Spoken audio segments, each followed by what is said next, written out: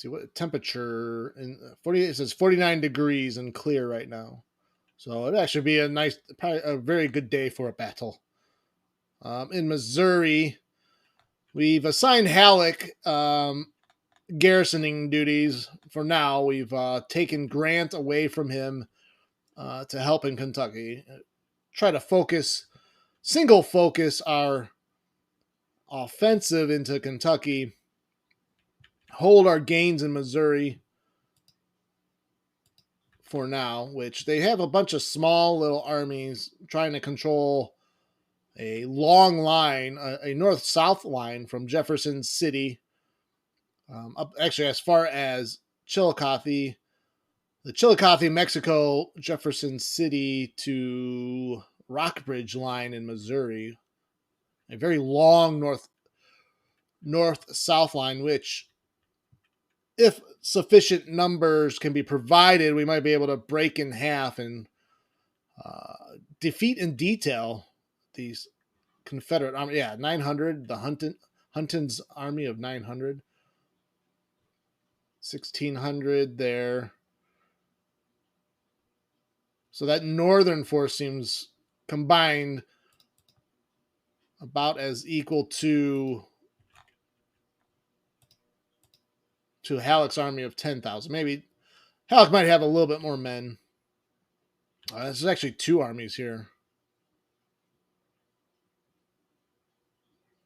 If Halleck is quick, he might be able to strike. If he strikes into here, Warsaw. What's the weather like there? 47 degrees and clear. We would leave Cullum with his force. What's Halleck? I was thinking about staying on the defensive in Missouri, but now I kind of want to strike a crushing blow at least northern Missouri. It would be nice to consolidate to gain northern Missouri. Let's take a look and see if this is possible.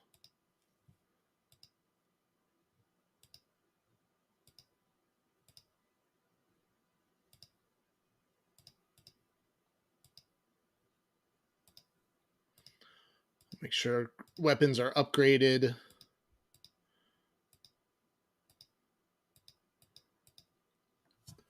I mean, I think we're training some forces, or we were under Patterson.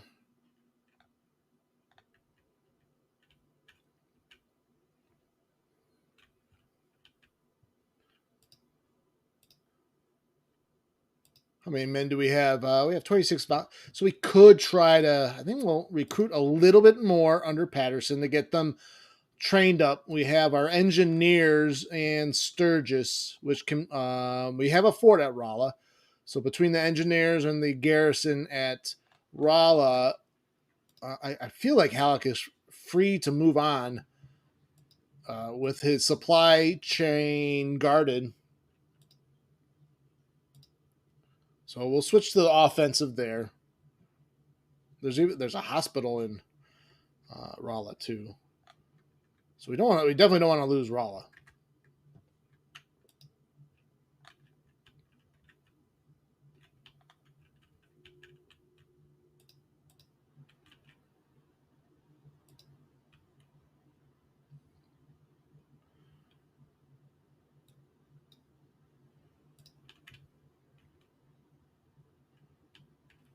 We have our river fleets basically acting as reconnaissance on the rivers.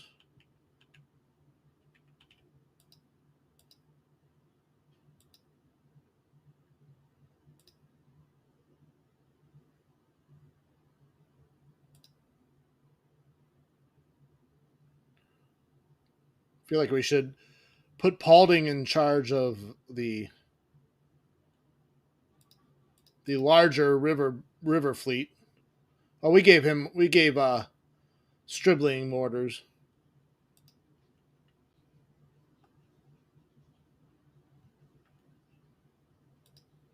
Oh yeah, we'll keep Stribling in charge of that river flotilla of 8 ships with 16 guns, firepower of 9. They're smaller ships.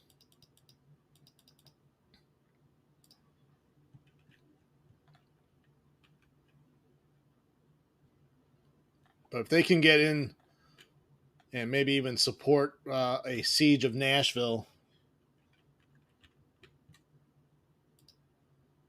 we do have projects available. Ooh, trade deals and market reform for sure. Market reform 2, markets efficiency plus 10%, and trade deals. Trade deal each level of this project further increases the profits from foreign trade deals. Might as well.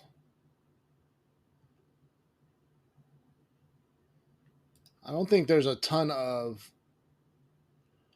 trade deal. Oh, that subsidy goes into um,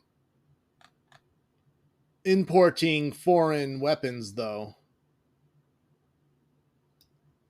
So if we want to save those subsidies,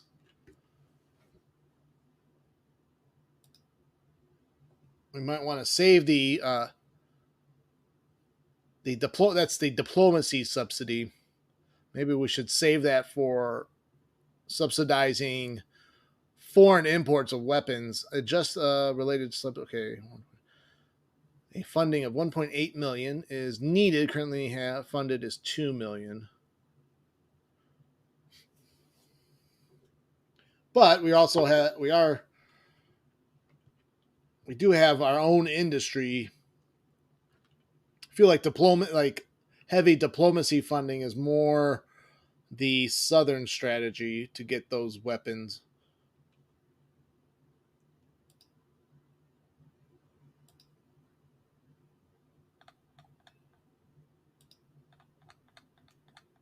But Prussian weapons, you get the needle gun.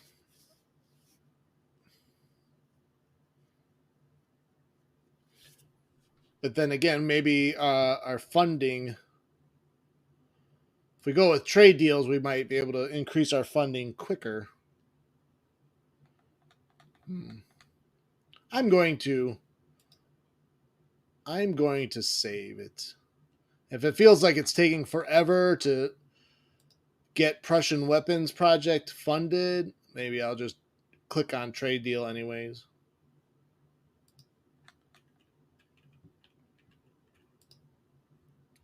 We're currently researching agriculture 1,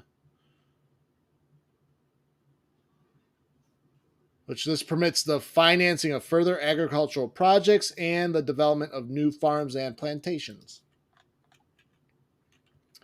And in the east, we are just trying to hold the Potomac line. The Confederates tried to, I think, engage Fort Milroy.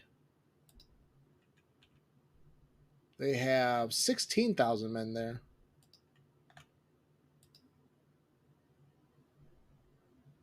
Oh, McDowell is engaged with. Oh, we just defeated the South Carolina State Militia at basically guarding the Army of the Shenandoah's flank. So McDowell will move on, and then both McDowell and Heintzelman we can maybe strike a blow against the Army of the Shenandoah.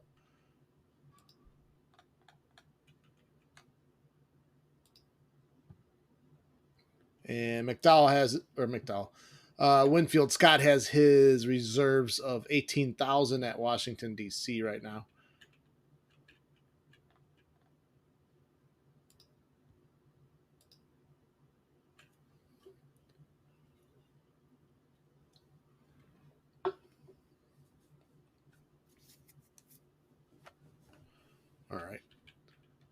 All right.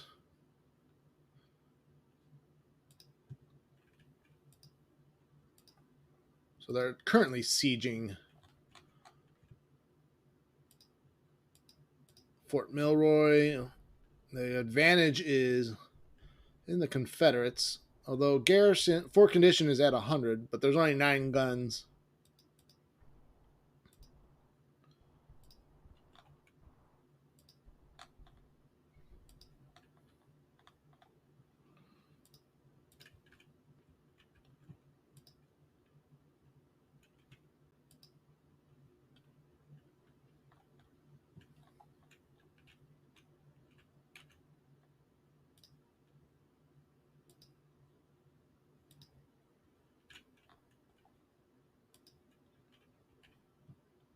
All right.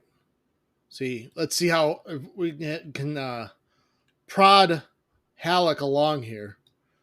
Get him moving. We're gonna strike out. Strike out after Warsaw.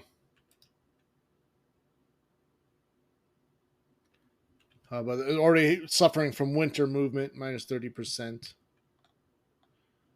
And we're technically in enemy territory. Officer rehabilitated. John Buford, that's good. We like Buford. Hey, welcome back, Pineapple. Pineapple Man.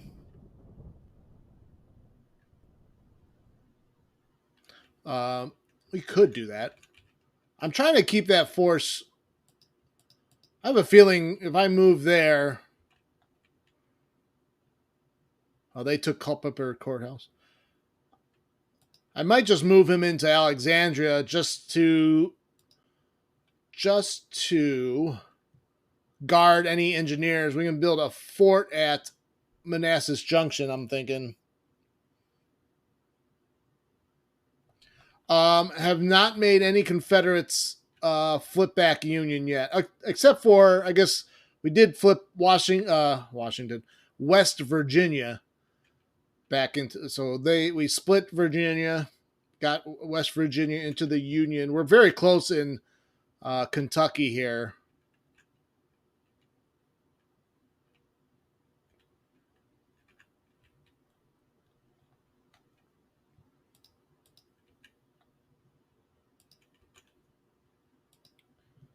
Yeah, we can.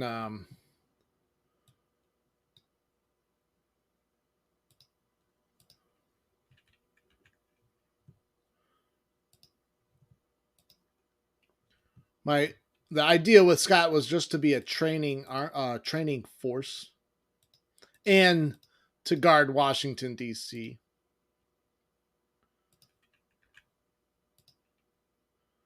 What we could do though is maybe create a third army / corps in Maryland and start feeding that army troops to do that very such thing of move on into Virginia. Because I would like to hold a line from Culpeper Courthouse to maybe even up and then up into the valley, a defensive line here, going into winter.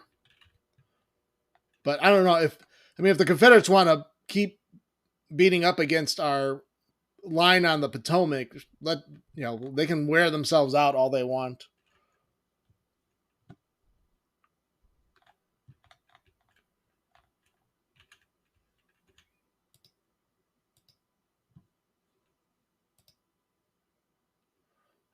Porter approaches. Oh, it looks like there's even an army of Kentucky, 12,000.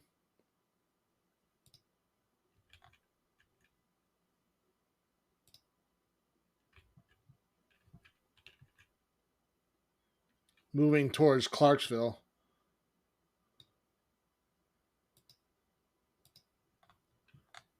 Sherman's going to block that army of Kentucky.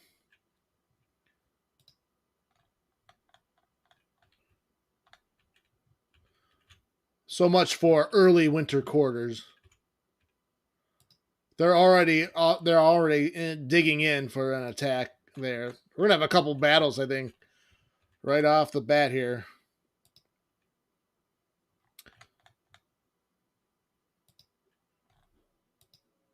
Yeah, I want McDowell to relieve the garrison.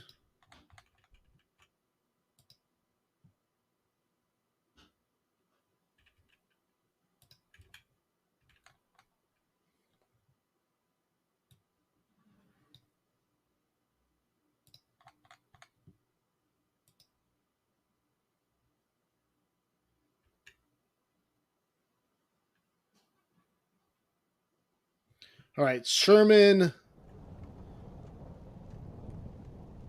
reaches their opponent first. William Gardner commanding the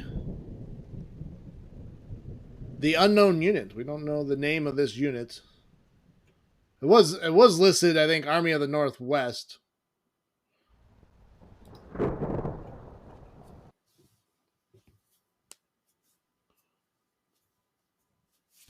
So we heavily outnumber the defending Confederates.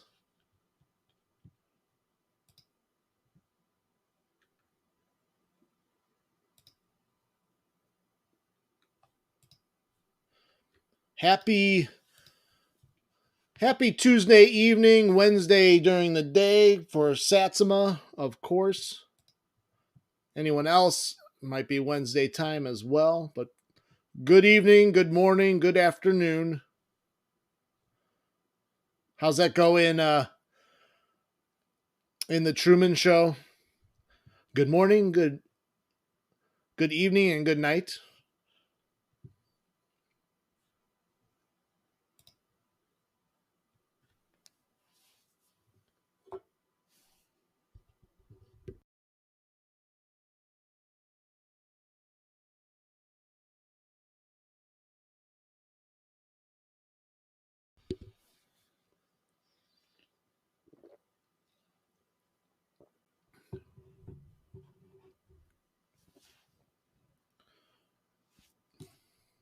That was an interesting quote. I don't know if you caught that quote from Sherman. I didn't read it in full, but I think I got the gist of it. It was a quote in 1864 about you praise me now, but in the future I may be insulted, which he kind of, some revisionists definitely, and some Southern sympathizers also rue the name of William Tecumseh Sherman. Almost lunchtime.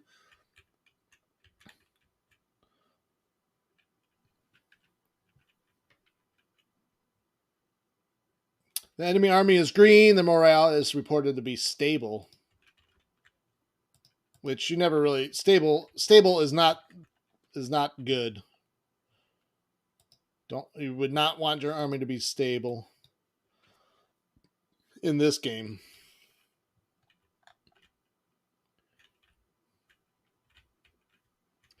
I think we'll march from the south here.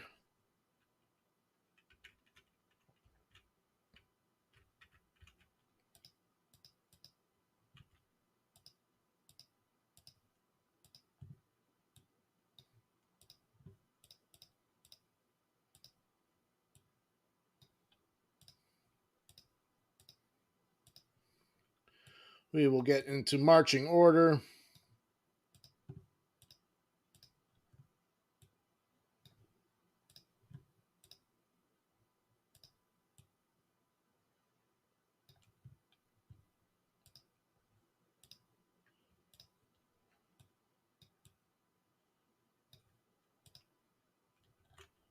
Nathaniel Lyon.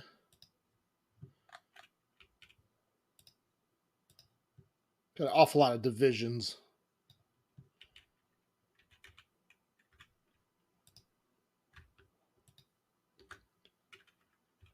Oh yeah, this is both Sherman's command and Hooker's command that we reinforced Sherman with after Hooker's defeat at London, Kentucky.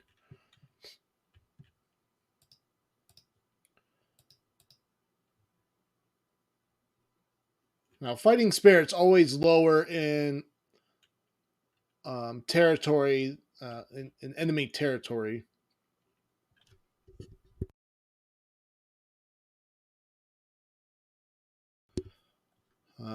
Training 22 to their 13.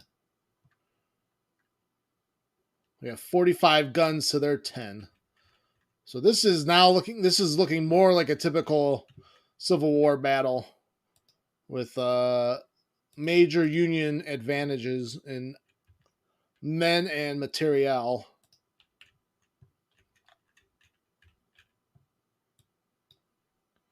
It will be nightfall very soon, though. So let's advance as far as possible to the enemy line, which I imagine they're somewhere in this vicinity around the objective area.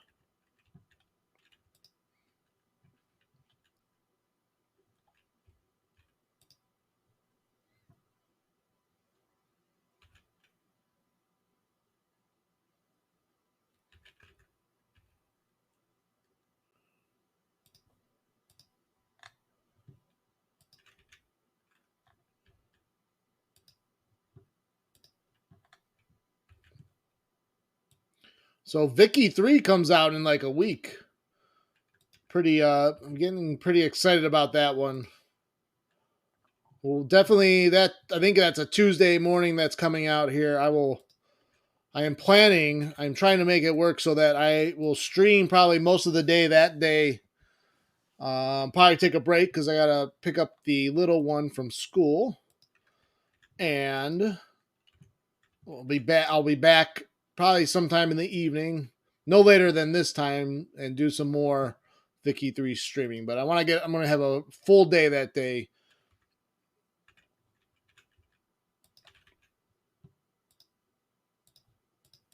That is my plan.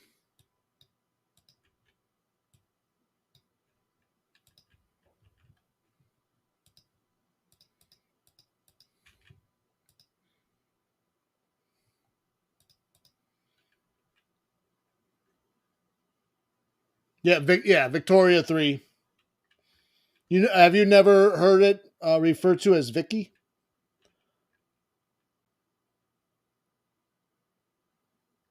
Yeah, I'm definitely looking forward to it.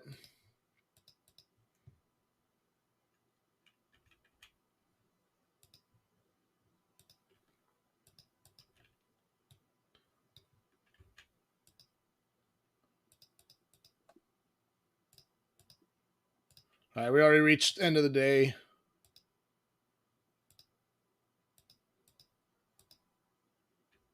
Oh, why?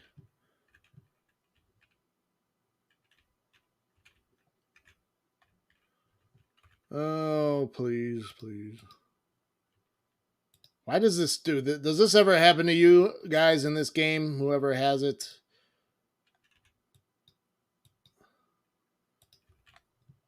Um. So it stopped in the middle of the night.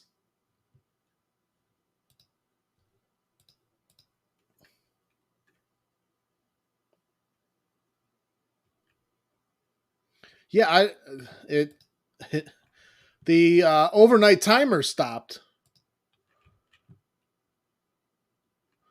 So yeah, I don't know. Should I can probably save and reload.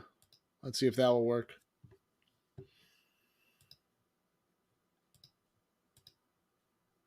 We'll save it on their new save.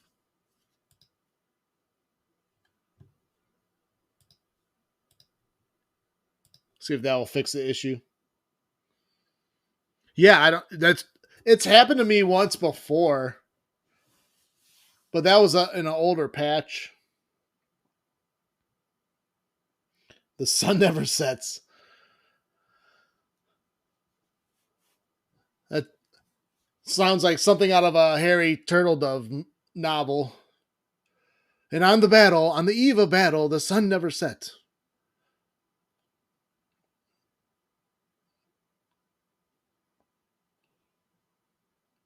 Some Game of Thrones type shit.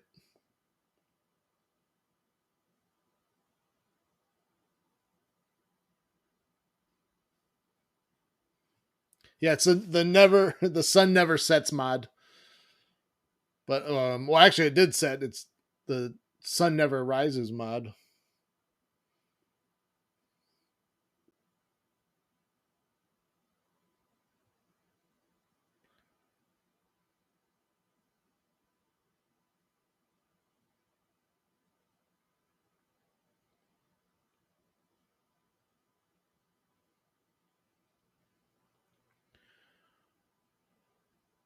Okay, 7 a.m. Cool. It worked. At least the reload worked. It doesn't look like it's going to let me redeploy, which I'm fine. That's fine.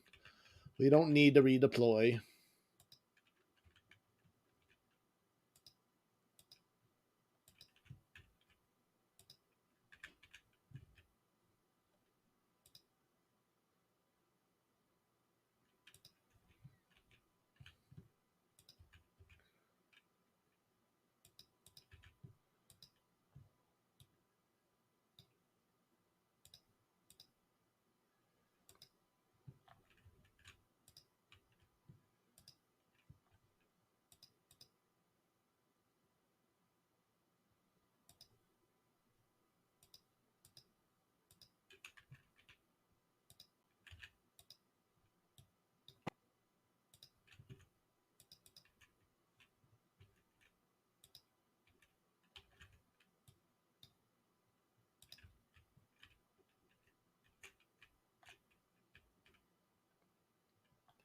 Let's get over this ridge.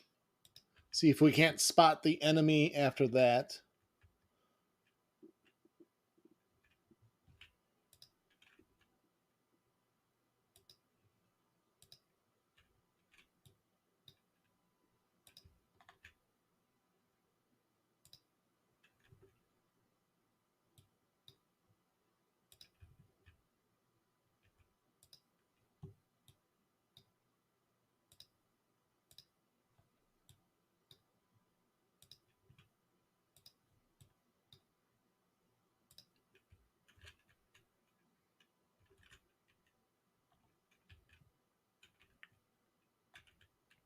Nope. Must be on the other side of the next ridge. Or we just haven't spotted.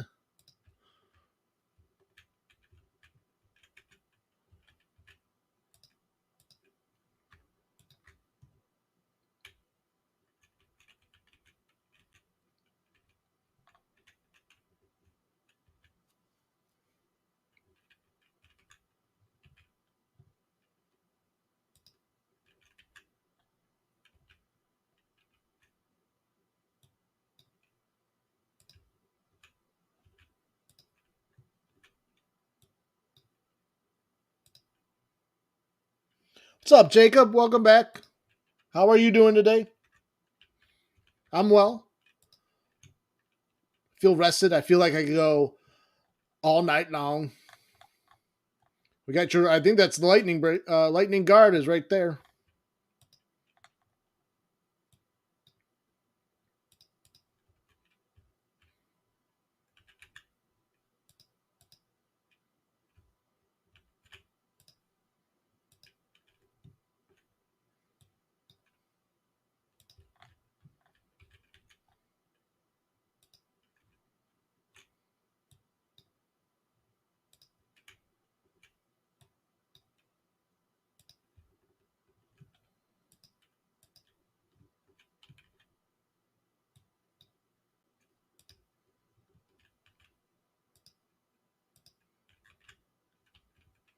War is about the same as just picked it up from where we where we left off last stream.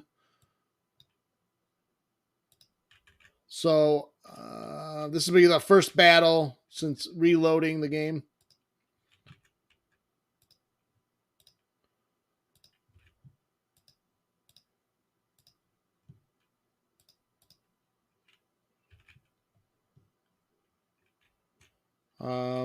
We are now November 27th, 1861. So was thinking about hunkering down, but I'm going to try to make sure the Confederates don't counter offensive in Kentucky. So this is part of the mopping up operations in southern Kentucky.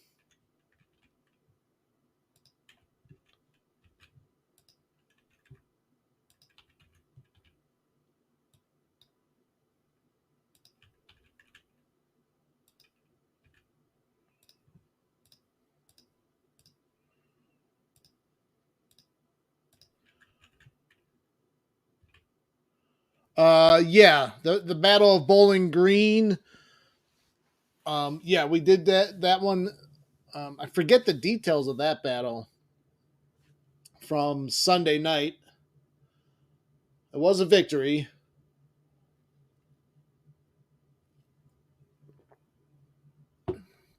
There's been a lot of battles in this opening year.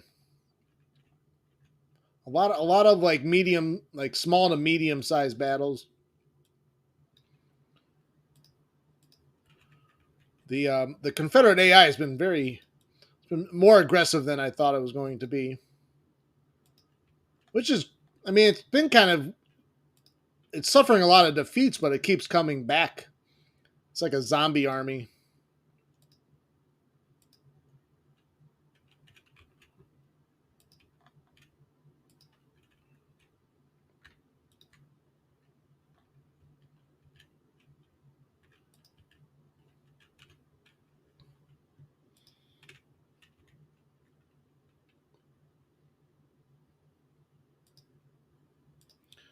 All right, we're going to move forward with our front line and kind of probe their line as I see elements. I don't know if it extends into the stony bluffs. They're on the. It looks like they're on the reverse side.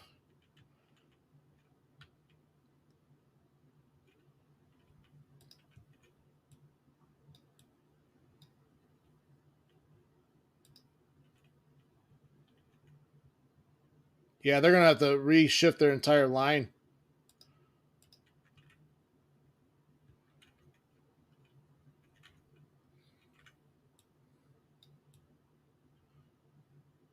You can probably go down to speed 5.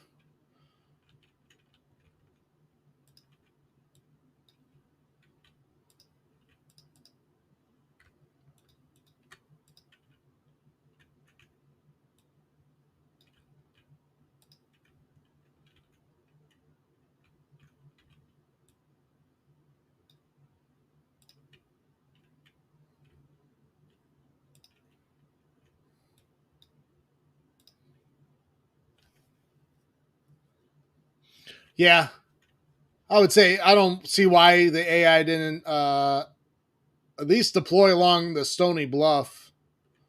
I mean, I don't know if they were thinking I was going to come through Springfield, I guess.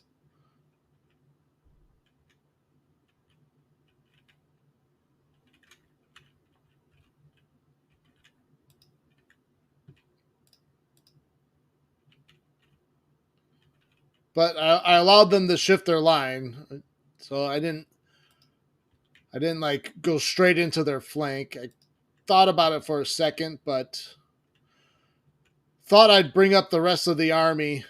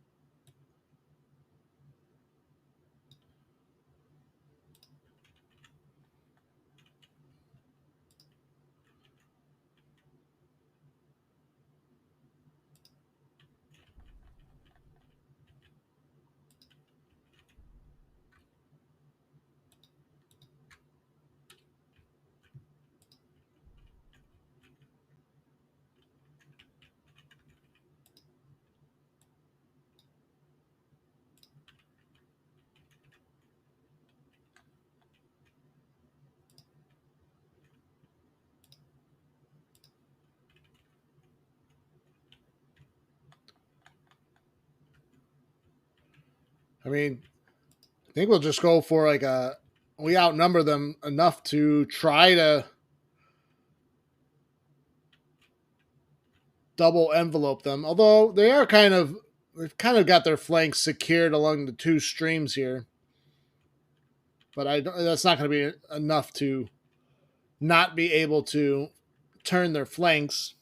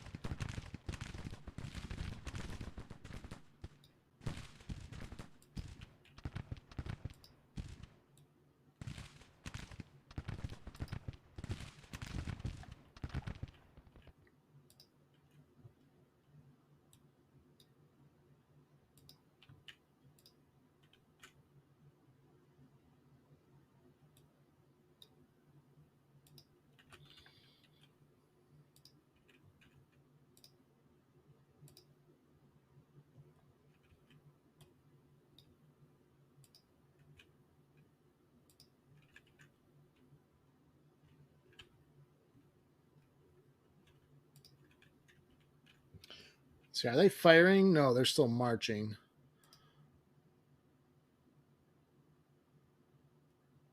Let's do counter battery fire against that. That's only 3 guns, though. They have 15 guns there. Meade doesn't have any artillery attached to his division.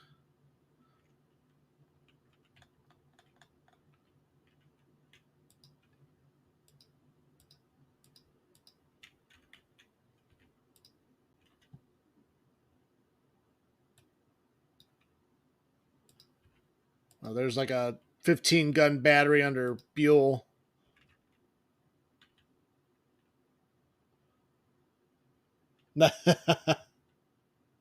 Nightbot spitting facts.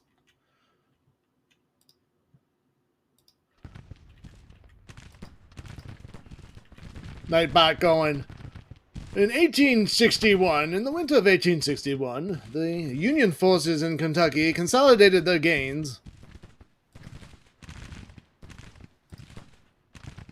The Battle of Bowling Green.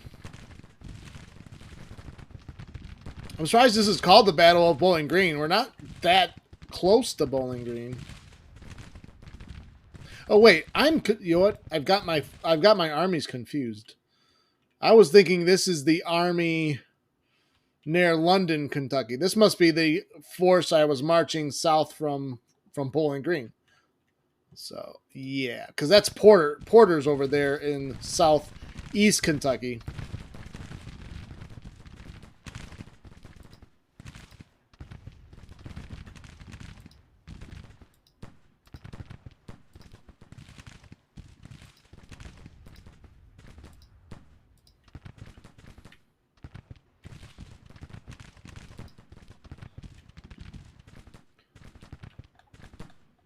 Oh, they've shifted their forces to meet our attack on their left.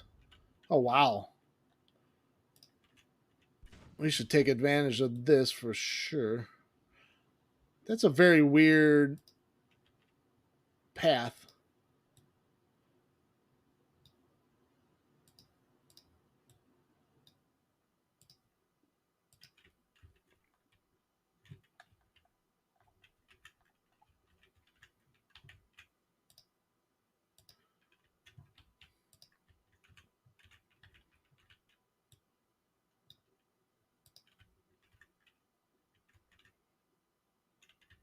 Those secessionist bastards.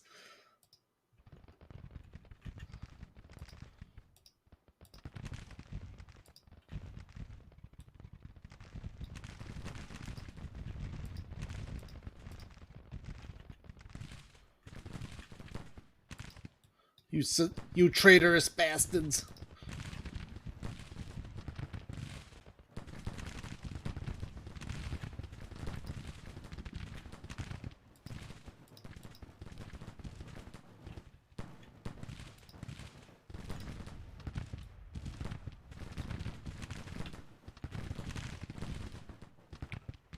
Although they probably have local superiority of numbers against Meade. All right, his division has lost 170 men though, so I think he's doing all right.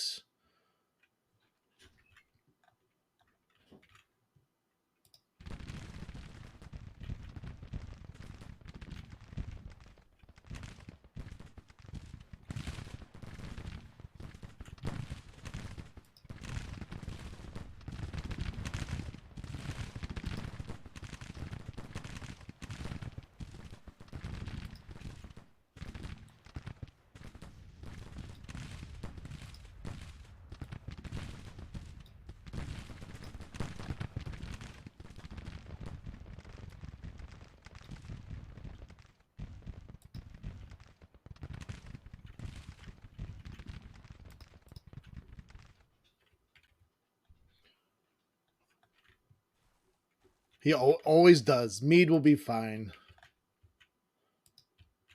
This isn't his first rodeo.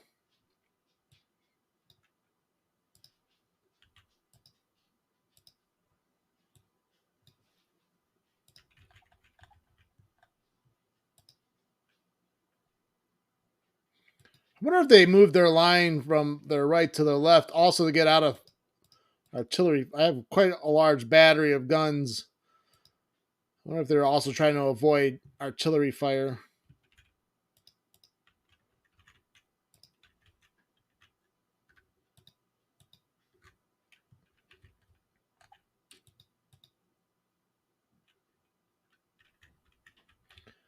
Goggly-eyed snapping turtle.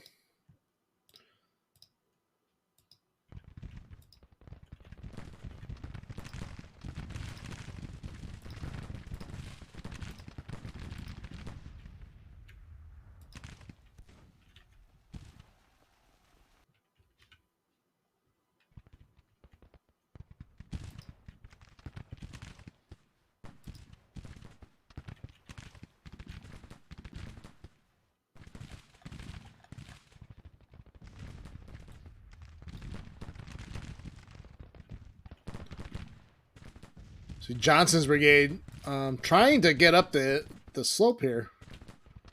Running right into Hamilton's infantry and rifles.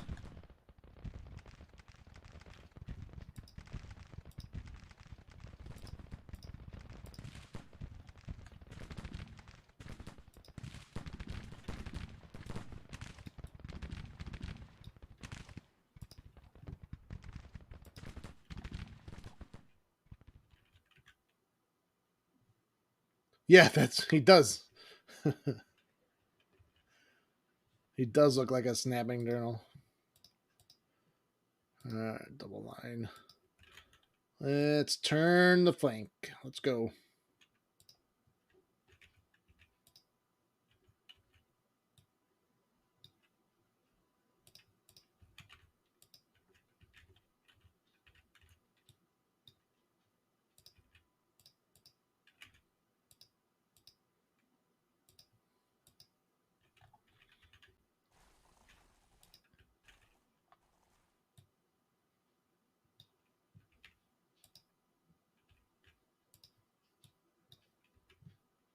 Get them in on each side.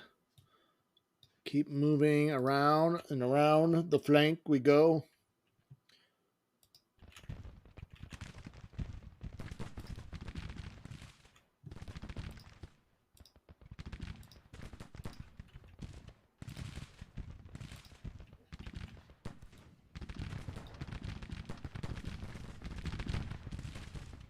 Let's make Johnson pay.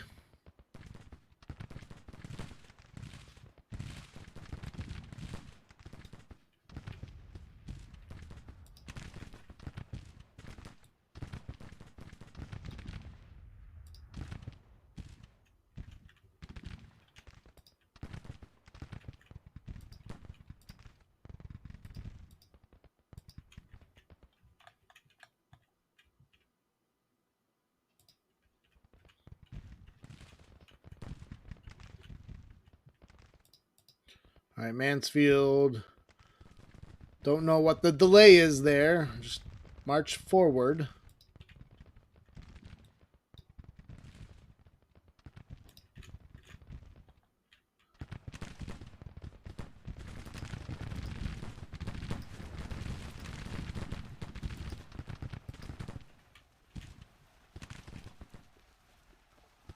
Why are you idle, Davis? You should start firing. You can start firing into their flank.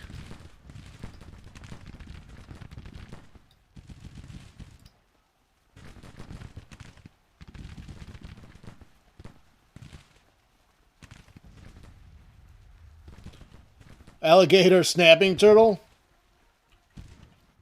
Yeah, I wouldn't want to be around that if he was snapping at you. Sounds a little dangerous.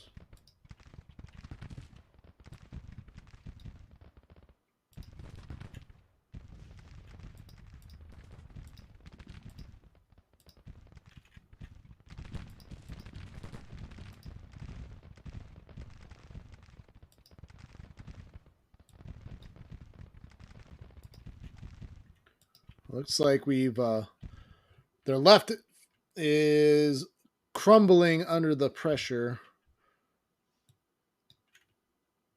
So now we can get into the rear.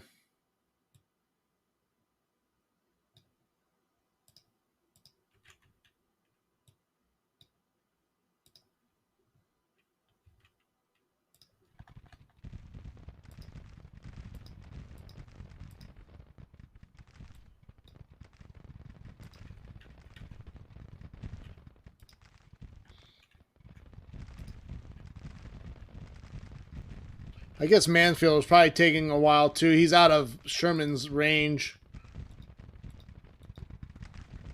Probably should have detached Mansfield.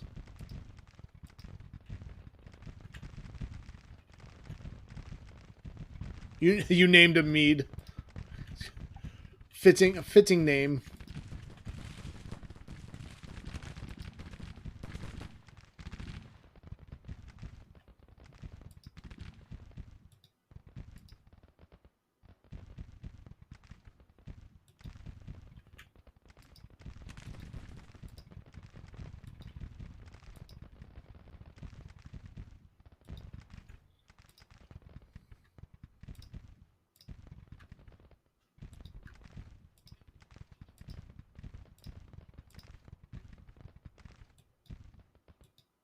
Let's take that artillery battery.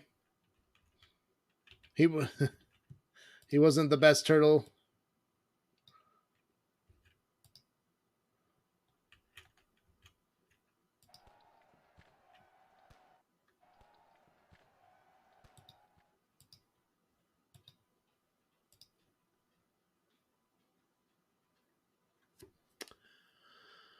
All right, 1900.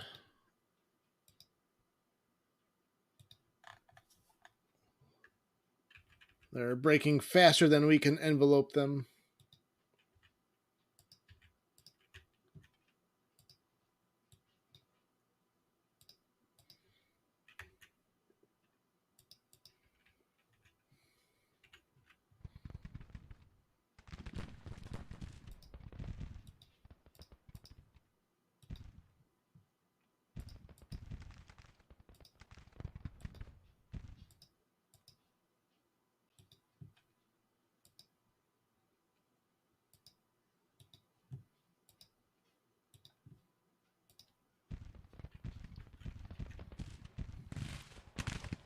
All right, enemy is calling for a retreat as most of the units are breaking and running.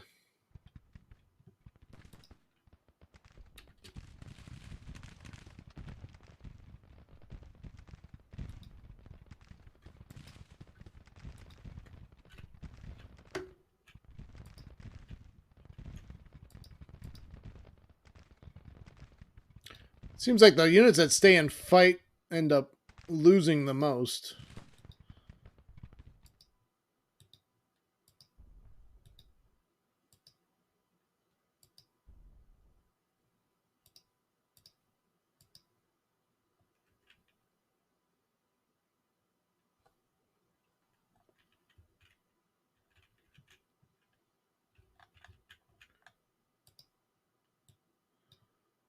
They'll have a hard time getting across the stream.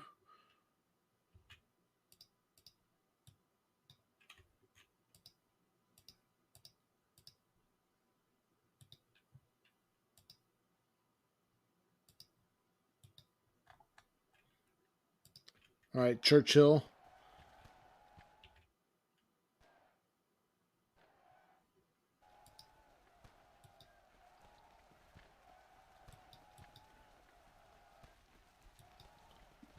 Why aren't you firing?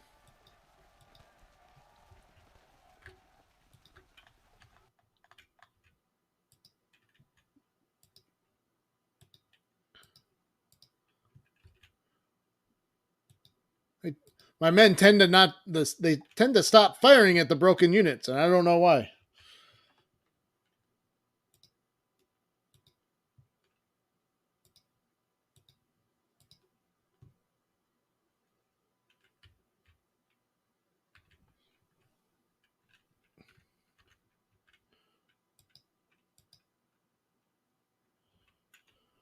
They were. They still just get through them.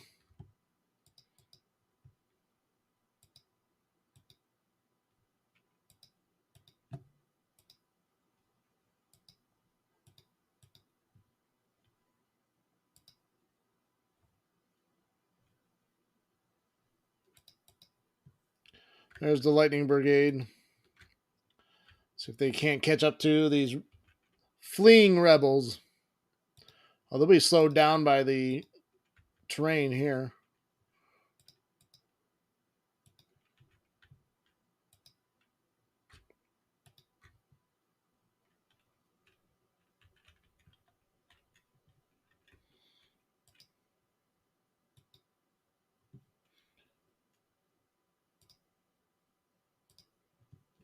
double time it. I guess I got to double time it.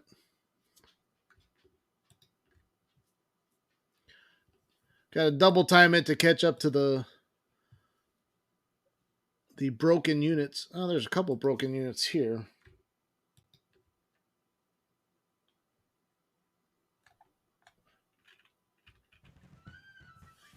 Can't believe that wasn't a major. We lost 2% of our force to their 23%.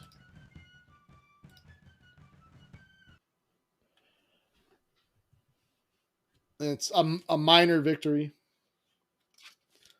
Ridiculous.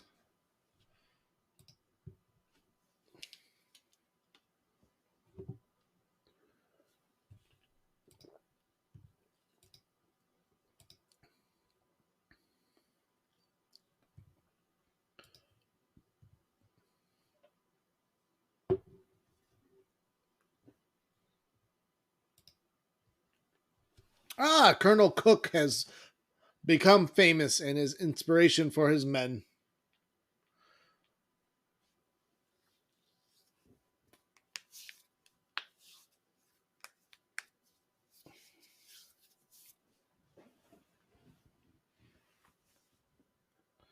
Yes, that's a very ominous number.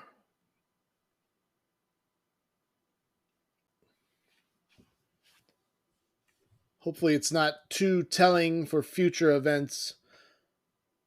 753 enemy soldiers have been captured, taken to our POW camps. We have captured 1,500 rifles and 4 guns.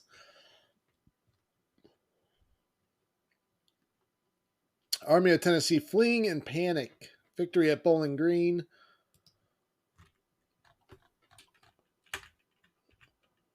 We will march to Nashville before Christmas.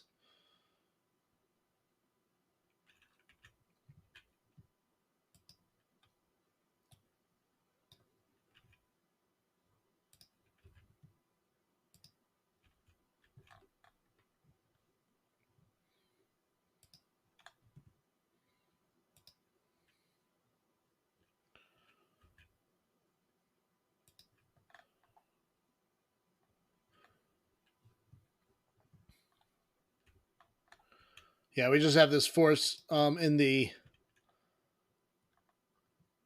southeast. Porter's readiness has hit the orange, so I don't think he can advance any further.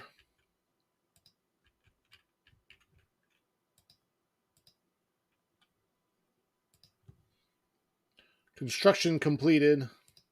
What was it? Oh, construction of Fort Milroy in West Virginia.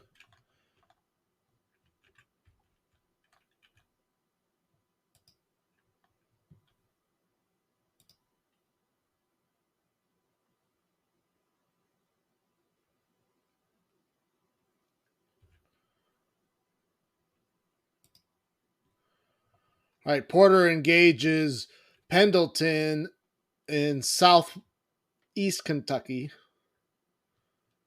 This is going to be a little bit closer battle.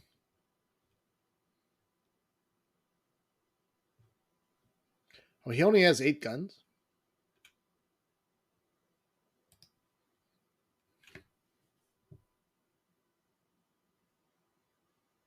No, he's kind of my training officer in Kentucky.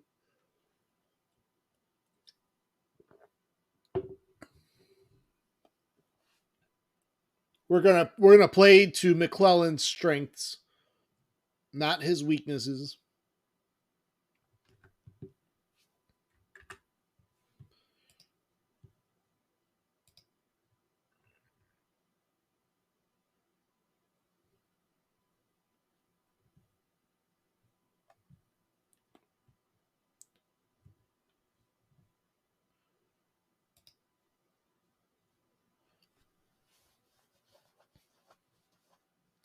So pretty even fight we got here.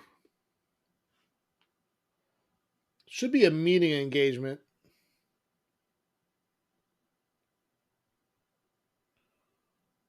His carelessness. But he wasn't careless, though. That's the thing. He was too methodical.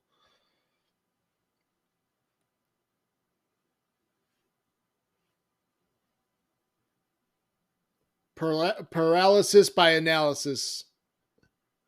It was probably one of his um, problems.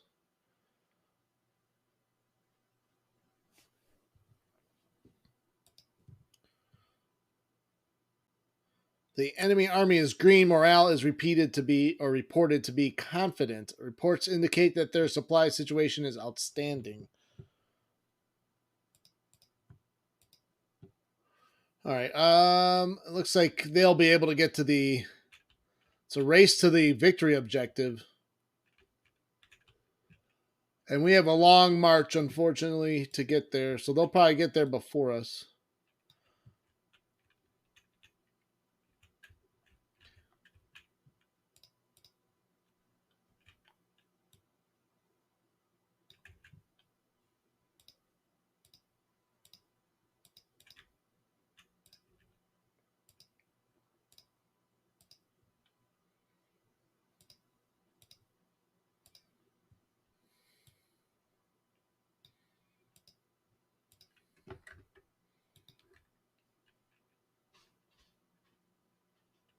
Who was the most horrible?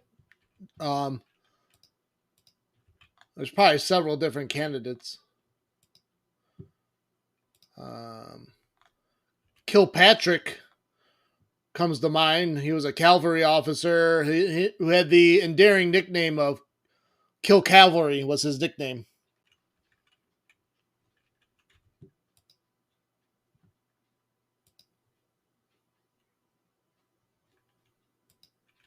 So that tells you a lot about, with a nickname like Kill Cavalry, tells you a lot about what kind of officer he was.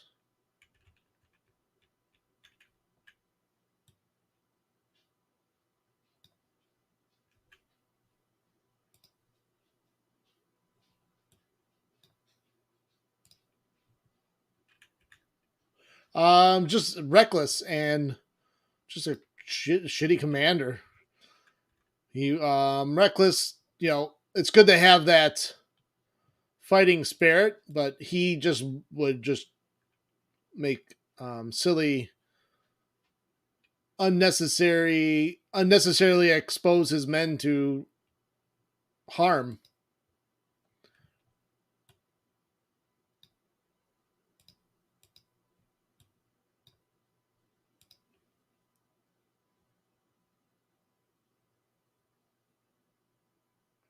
No, he got his own. He got the nickname from killing his own cavalry, getting his own cavalrymen killed.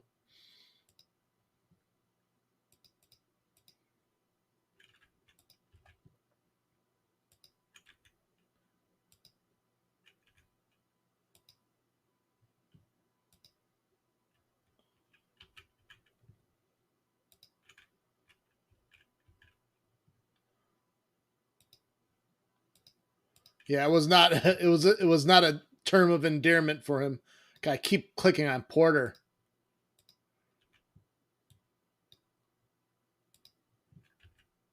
Um, although I think Burnside gets more of a bad rap. A lot of people in the higher out of higher ranking officers, a lot of people would say might say Burnside was one of the worst commanders. I don't think he was that awful.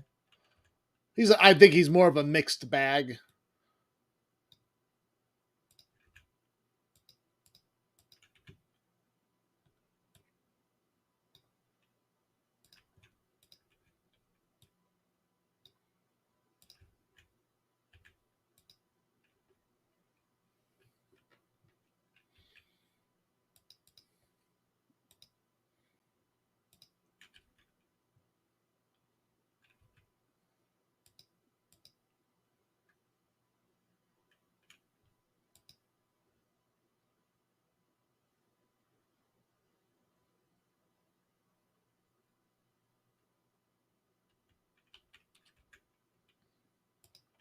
Burns, it's in today's language, yeah, because sideburns is named after his facial hair, which he happened to have the name Burnside. If it wasn't for sideburns being named after him, I think Burnside actually the name actually sounds kind of cool. I think Burnside. What's up, Hoffman? How are you? Welcome to the stream.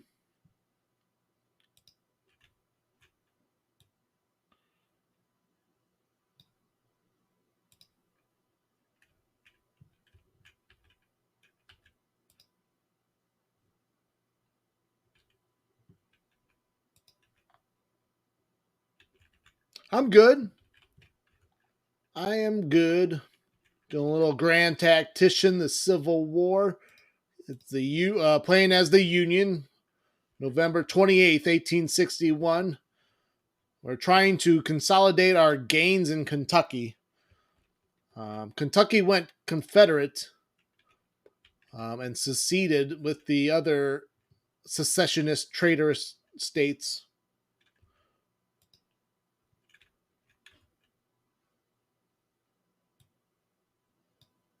So we're trying to flip them back. We're trying to talk reason to the Kentuckians.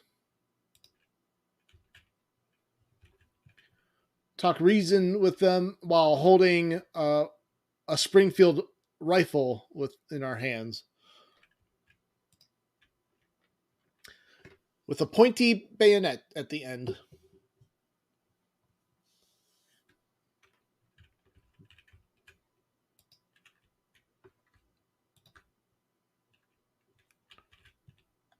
Right now, we're trying to seek and destroy the rebel army. They have not taken the victory objective yet. This seems similar to another battle we had on this map.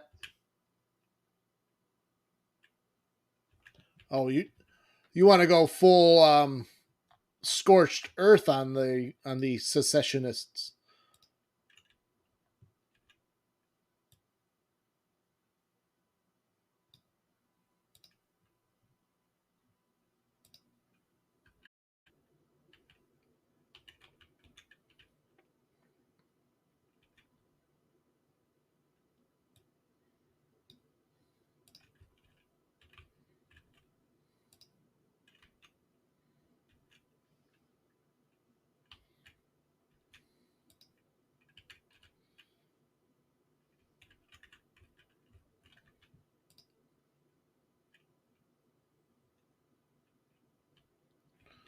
Well, they did not start burning things down until later in the war. They did not take that policy of total war to the enemy until later. Now, it was a strategic decision. I mean, there were definitely instances of destruction in earlier campaigns, but both McClellan and Robert E. Lee tried to restrain themselves. But even then, with them trying to restrain themselves, there is documented instances of brutality, but not to the extent of where by 64 Grant and Sherman kind of made it like a policy. We're going to bring the war to the people of the South.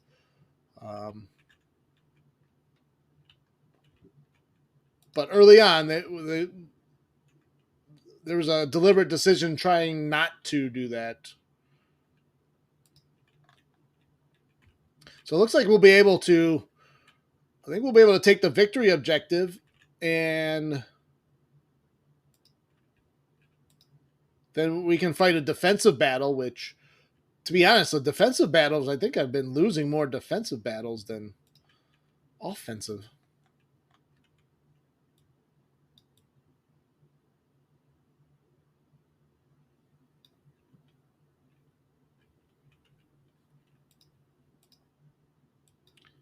I think we'll just dig in on the ridge here.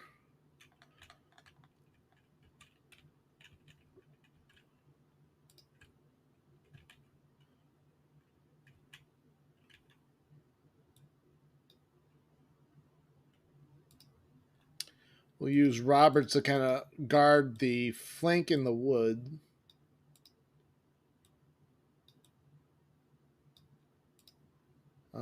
Scammon will be our reserve brigade.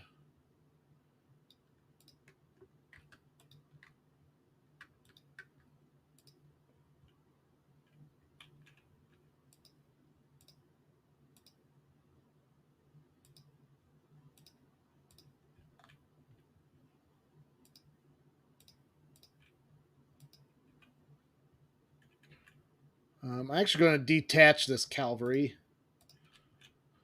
from Kearney.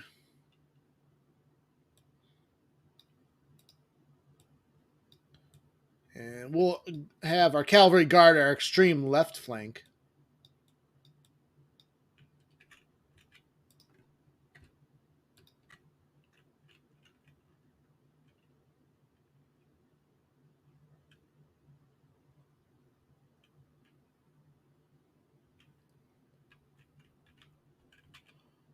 I mean, if you participate today in today's terminology, like everyone's a war criminal. If you fought in war, you're a war criminal. Like in today's like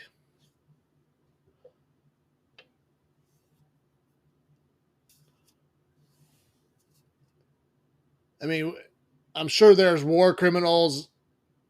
I mean, the U.S. has war criminals, like, and just because we win, I mean, it's what What do you want? It's a war. Like people, uh, bad things are going to happen.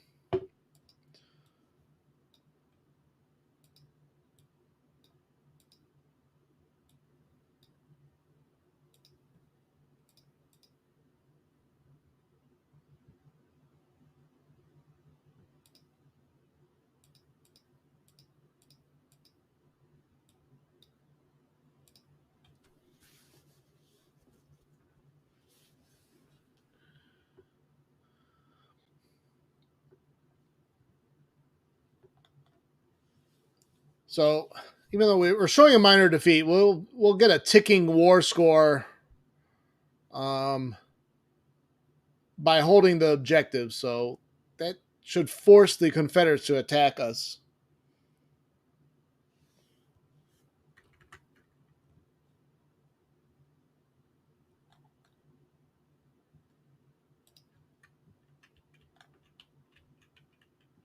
So we will wait for them to come to us. Maybe I should throw Plummer over here to guard the road.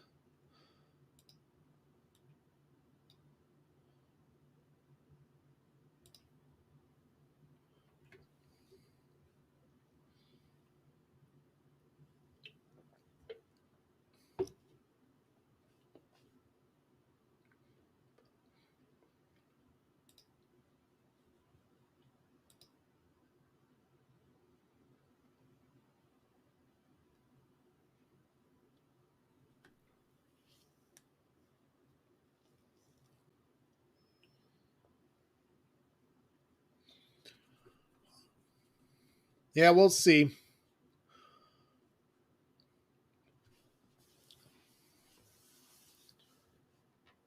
Also, the thing about Sherman,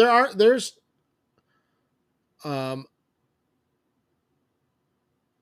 there's debate on what to the extent of what he ordered and what was not ordered as far as the march to the sea.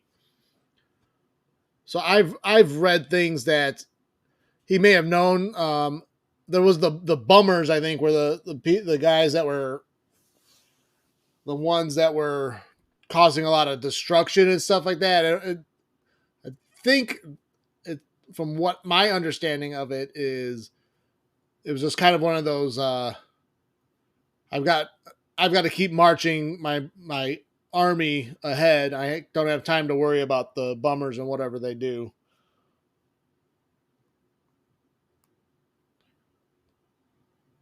Like he was really annoyed with the all the freed slaves coming into his army camp because he felt like it was slowing him down.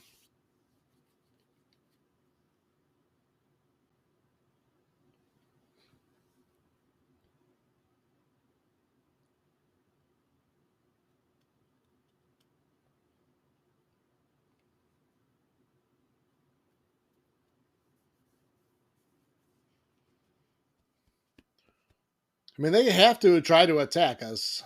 I'm. I hate just sitting here waiting for them. But we are now in the defensive.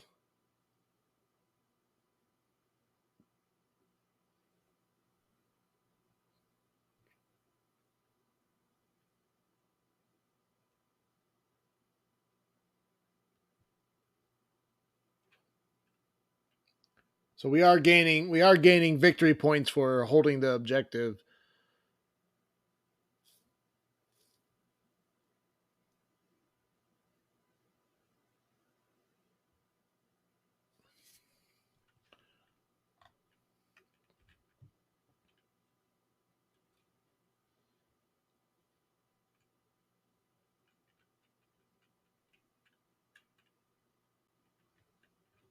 Yeah, that's what I said. He was for several reasons, but for militarily reasons, he felt they were a liability for his operations in the South. There he could he was trying to live off the land. He couldn't feed an increasing number of people.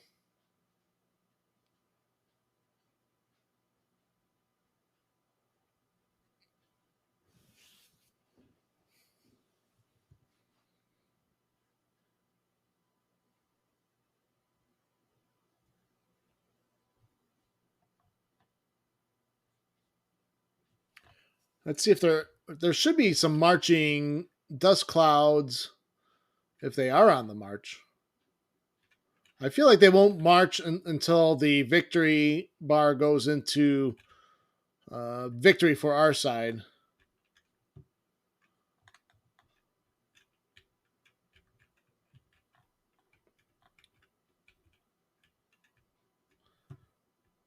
Which again, I wish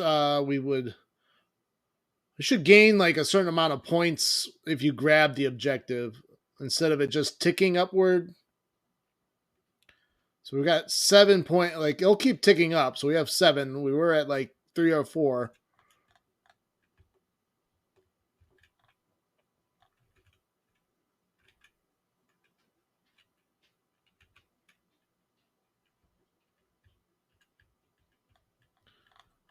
Not really, because at that time Grant was overseeing the command of the Army of the Potomac. So even though Meade was leading the army in Virginia, Grant was there.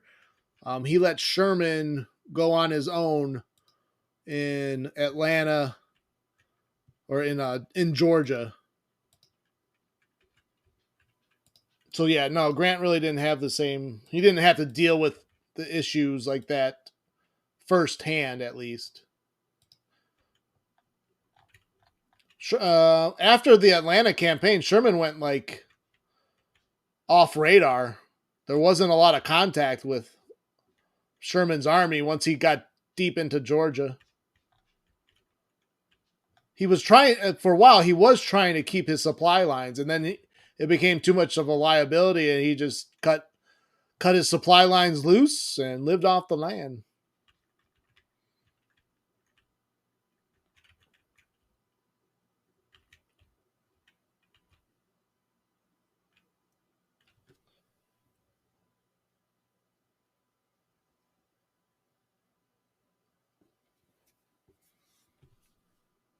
Yeah, so we have 9 points from holding the objective. So yeah, we'll keep ticking up. We're not losing morale points, so that's good. But I do apologize about the weight on this battle. I have a feeling they will go on the offensive once a minor victory is declared by us. Though I almost positive that's what's going to happen.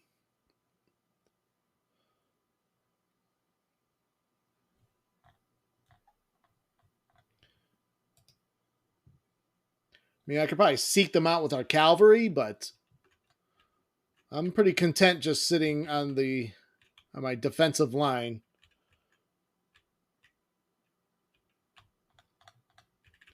So I do feel like they would have came from Parksville.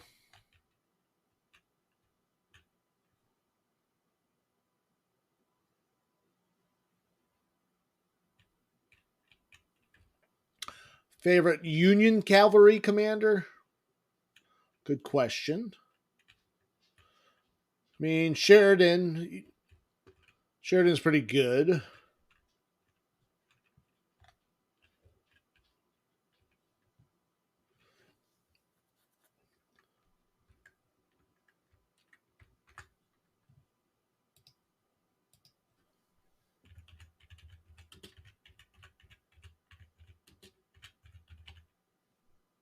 Let's see. I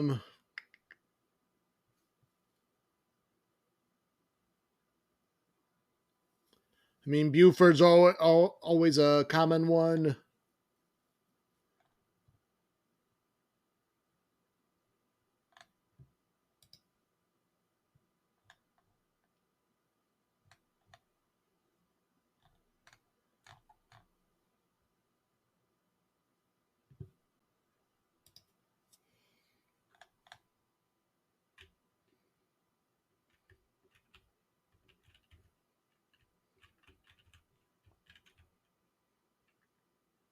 All right, we have 12 objective, now 13 objective points. It still looks like we got a few more points to go before it flips over to a victory on our side.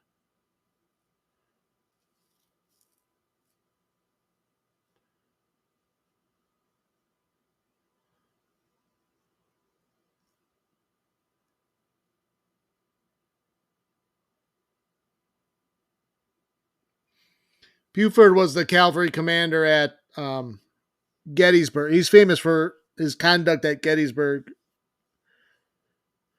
He was able to fight the lead rebel infantry columns at Gettysburg. He helped ensure that the Union would hold on to the high ground around Gettysburg by basically fighting a delaying action. Dismounted his cavalry. Even though the infantry had more firepower, he was able to hold them off long enough to get the main Union army to arrive at Gettysburg. Basically, the first corps under Reynolds was marching up.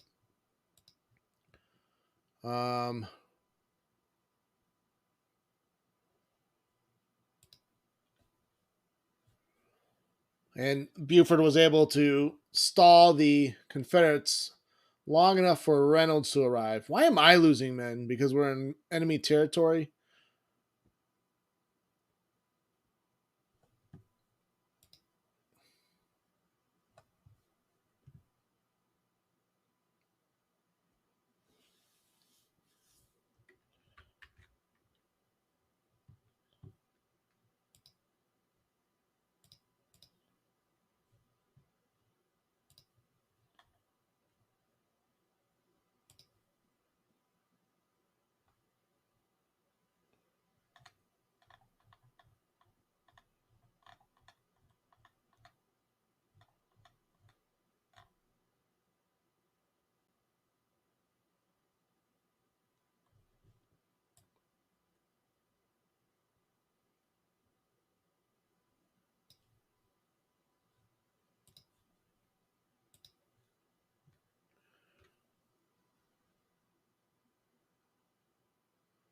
All right, getting closer.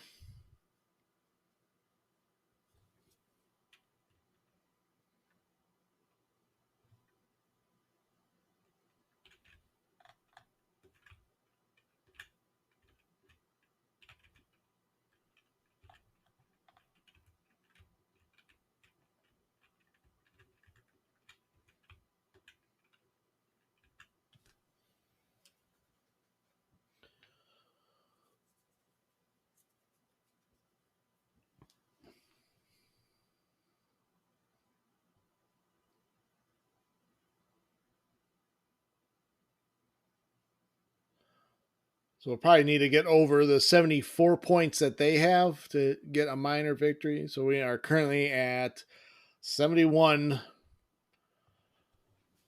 So 3 more points. I think we'll be over we'll have enough to switch it to a minor victory. And I think that will trigger the Confederates to attack us.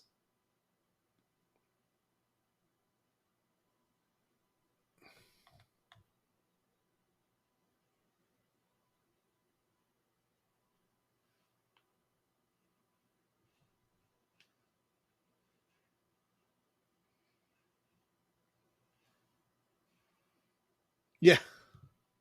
Yep, the British joined the war.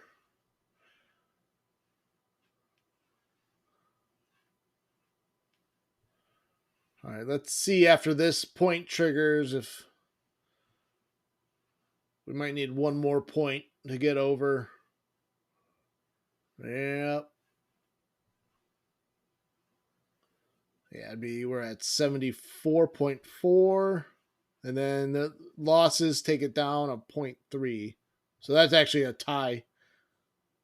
Should be a tie.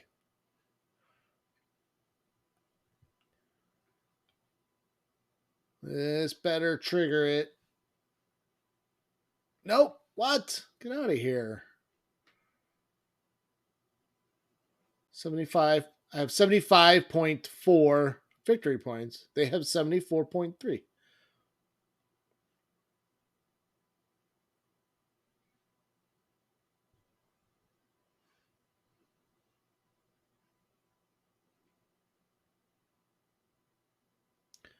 Oh, how many more points do we need?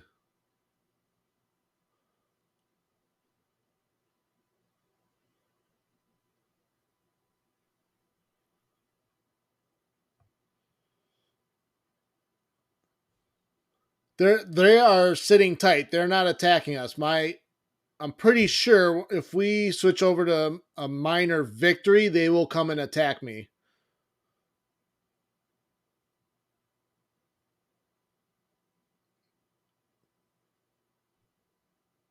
Which I think one or two more points.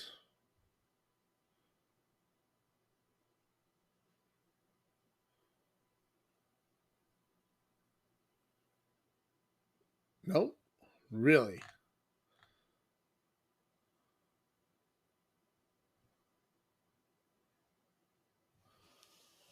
Really fool.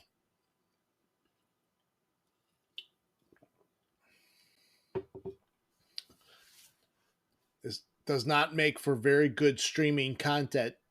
Grand Tactician, I have issues with you right now. There we go. Minor victory.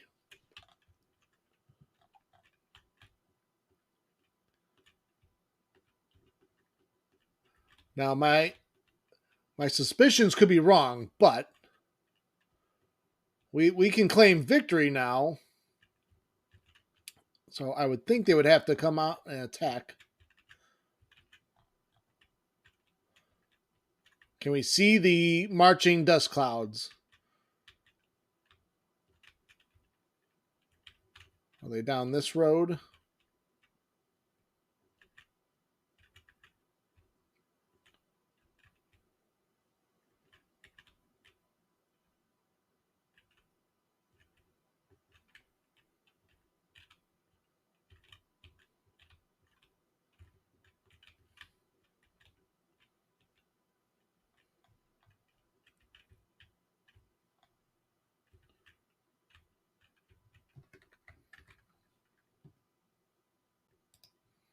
Let me turn this music down a little bit. See if I can't hear them marching.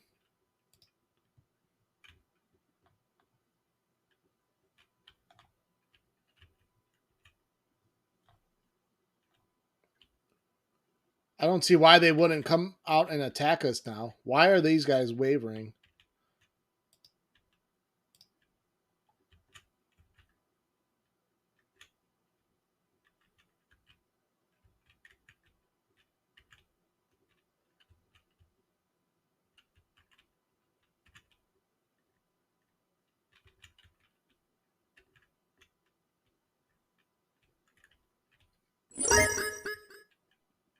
Hey, Black Tiger. Oh, thanks for the bits, man.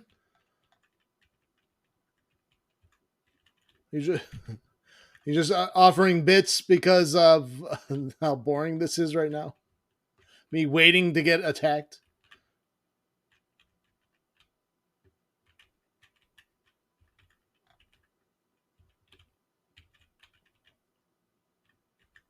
I know.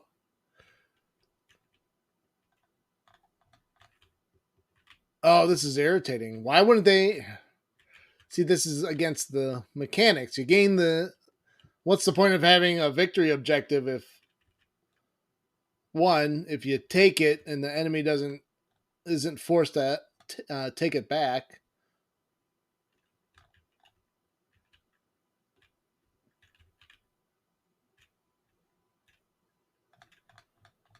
Okay, let's see.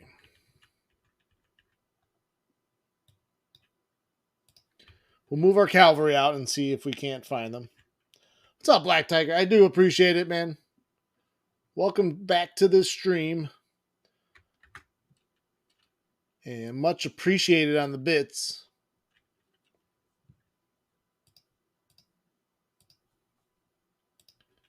A good song for the cavalry to march out to gallop out to.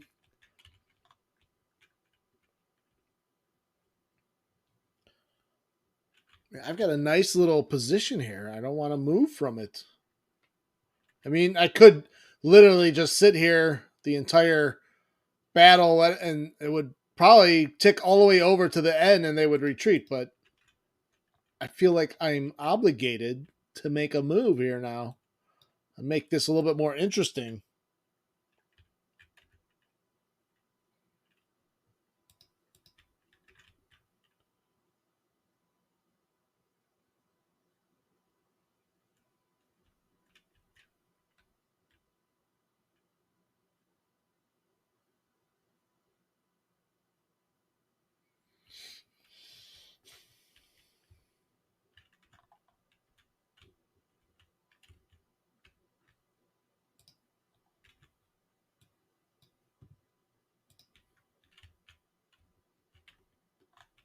And wherever would they be?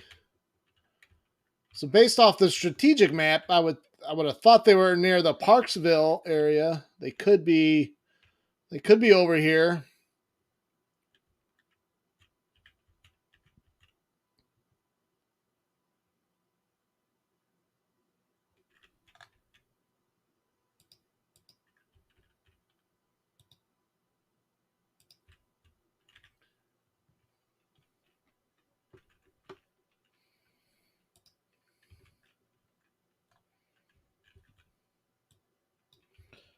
Nope, they're not dug in around Parksville. Ooh, what if they're behind me?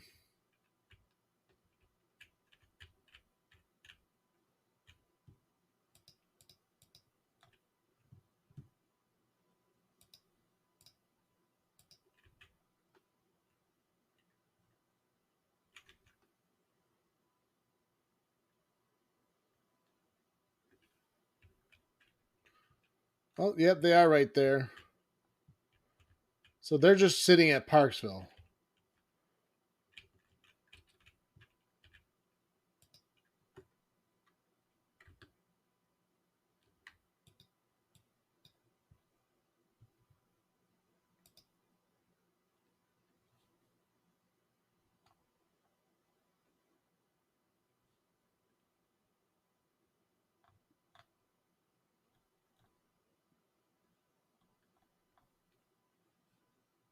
Yeah, they're dug in right in the corner of the map. Well, I guess if you're just going to leave your guns there.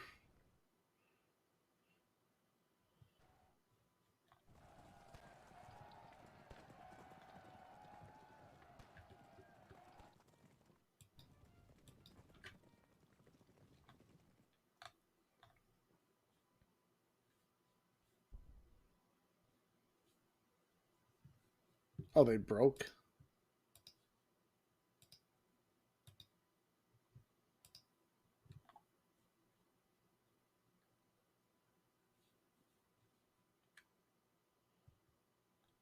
Yeah. Yeah, they are.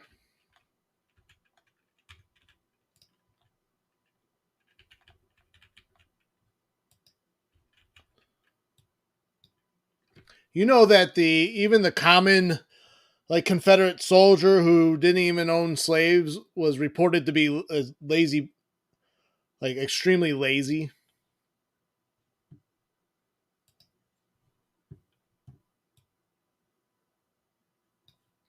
Lee complained incessantly about the common soldier not, especially early in the war before he was able to get them motivated. Like they didn't want to dig in. They felt like it was all beneath them.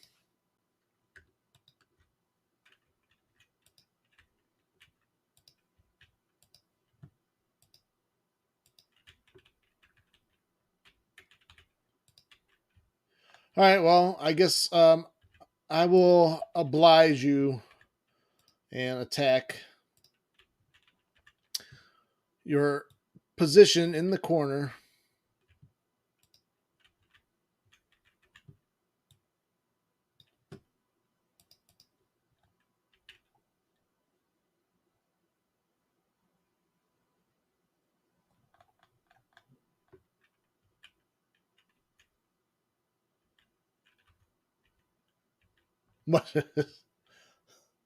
Sorry, Dragos. Yeah, I was not going to sit here the entire battle.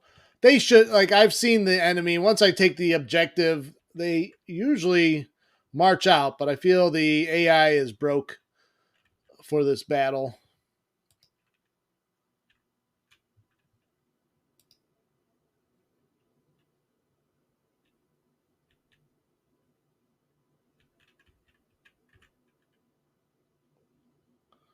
Better to be on the offensive.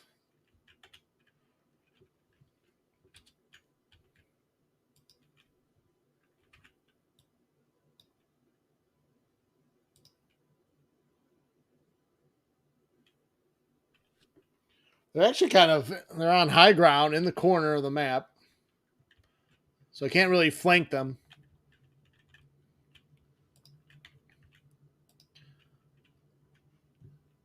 Actually might be smart of the rebel AI.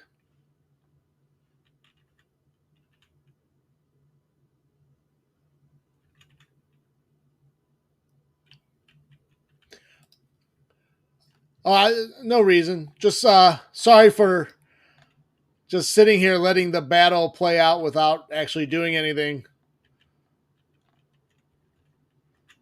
If I was viewing this, I'd be, what? Nothing's happening. What's going on? That is all. That is all I meant. You're much obliged that I actually moved out against the enemy.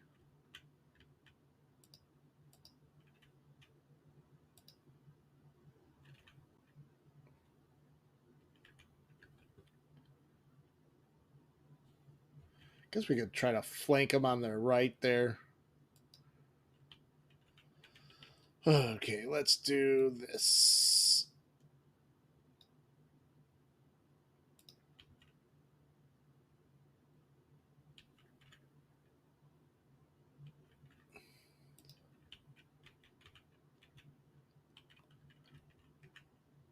Much more common expression in the South.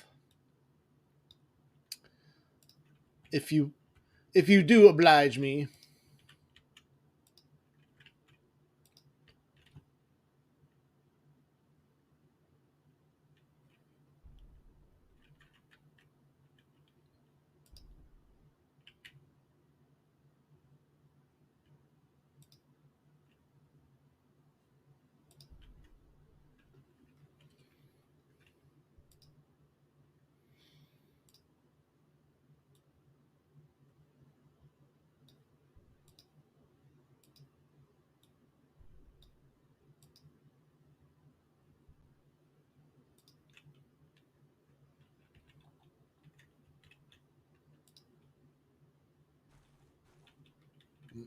They look pretty well dug in here. I mean, I guess they didn't build entrenchments, but they are in the wood. Yes. Yes, the brutality of this battle will be brutal. The brutality of this battle will be brutal. Yes. Good improvisation there. Excellent.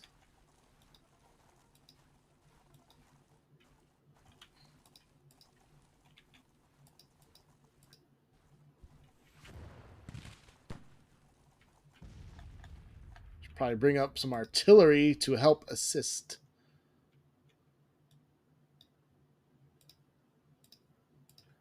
Oh, they're falling back. That's interesting.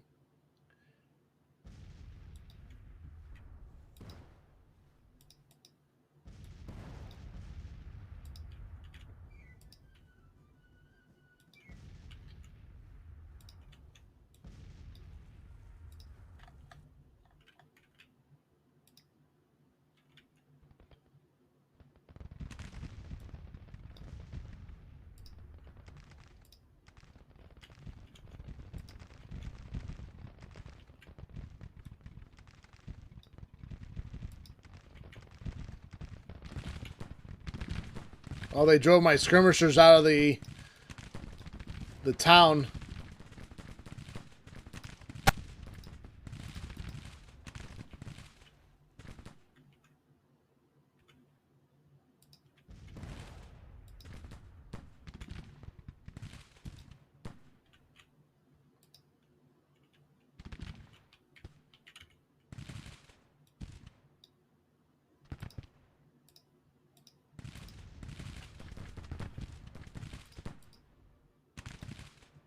I can get flanking fire on from my skirmishers there.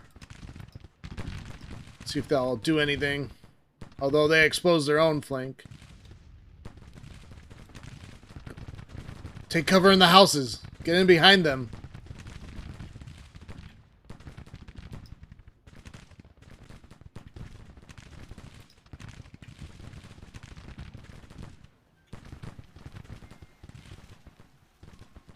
Yeah, B's brigade is pretty... We've got them in a little bit of a pickle.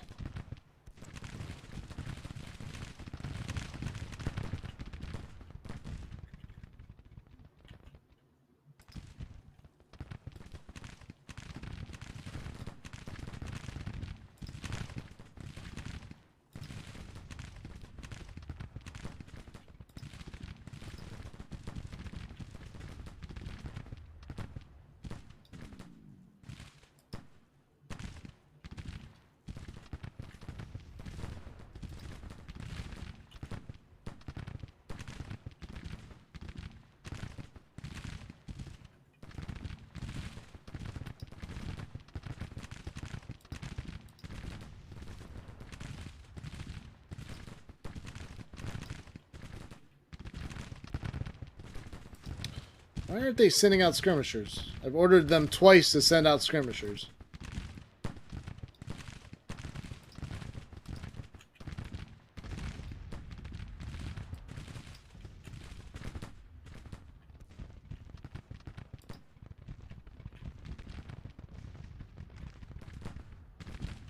Oh, I still have skirmishers in the town. They are still in the town.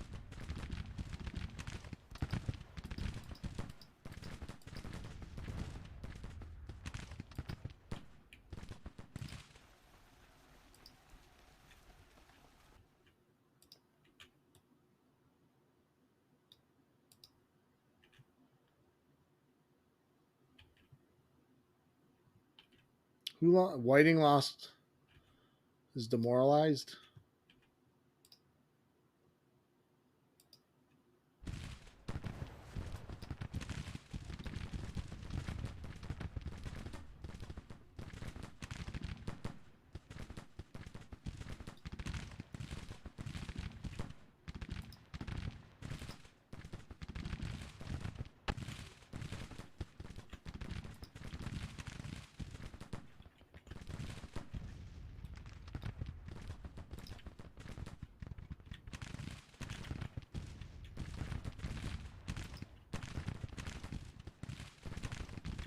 Yeah, they are inflicting more casualties than we are.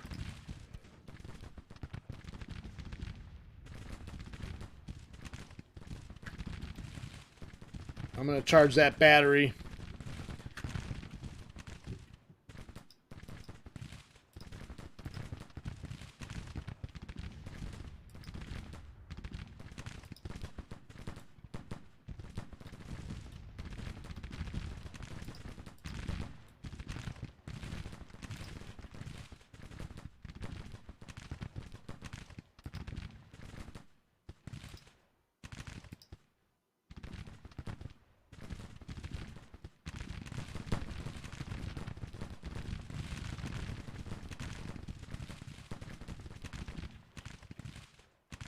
Although, even, as long as we get the victory, I won't be mad if we lose more men. Considering they decided to dig themselves in the hills of London, Kentucky.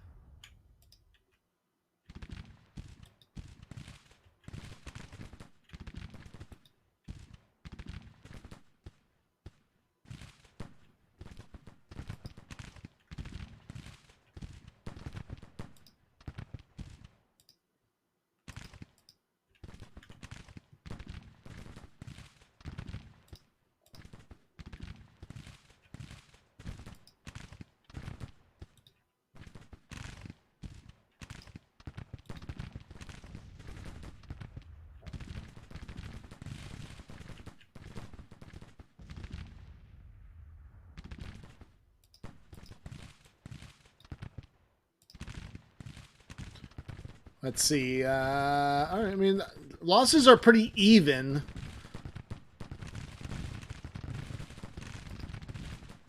But they did send a brigade to try to counter 3rd Brigade's attack on the artillery.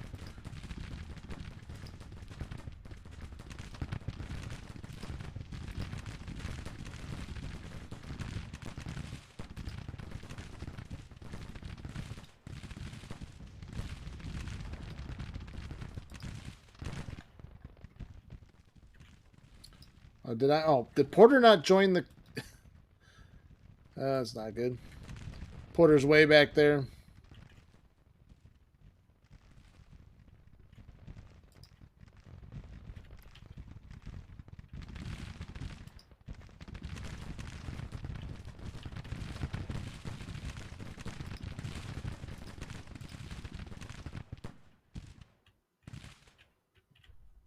Oh.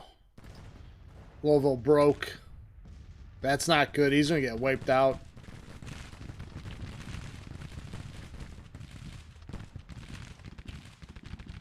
He was doing a pretty good job, too.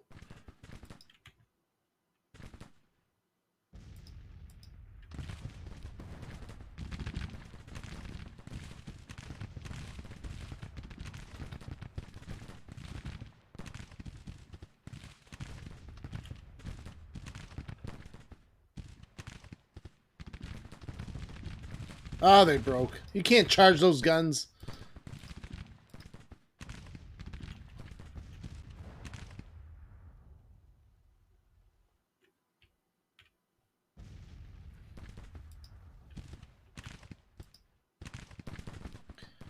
Kearney, get your command together there.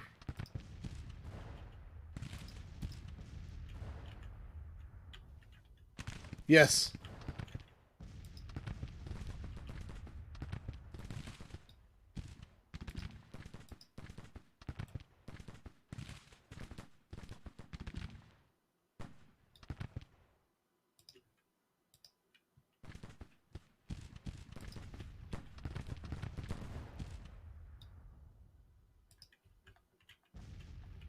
I have no other reserves other than Cameron's cavalry.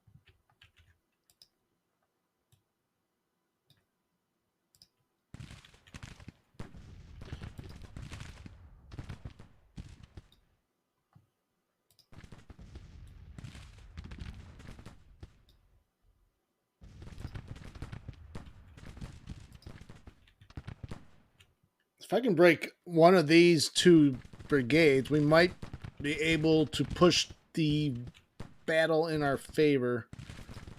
Or claim at least the minor.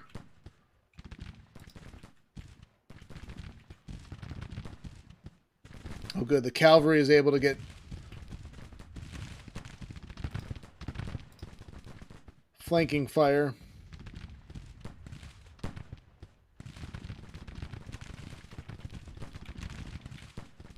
So we got them covered on all three sides.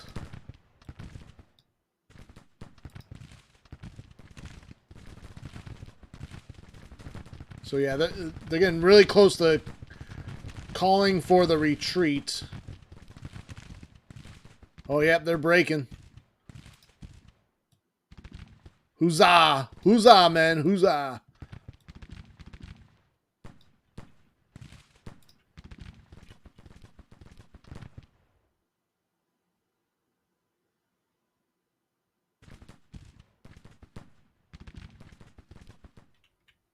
Have a picnic to watch the men fight.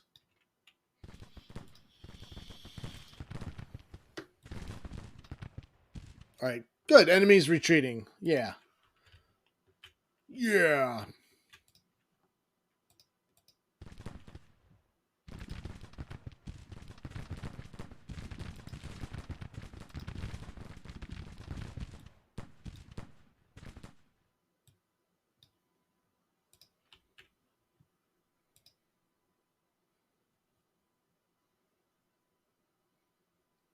We could get a... We're close enough to a major. Let's get a little bit closer.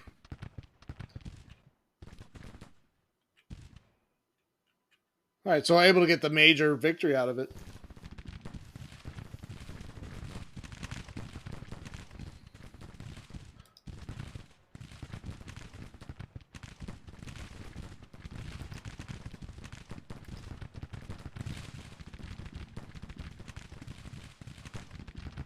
Oh, wow.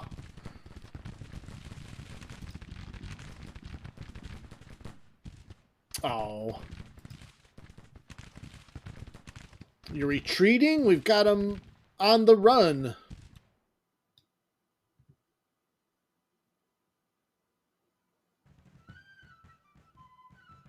I think they should be able to go off map.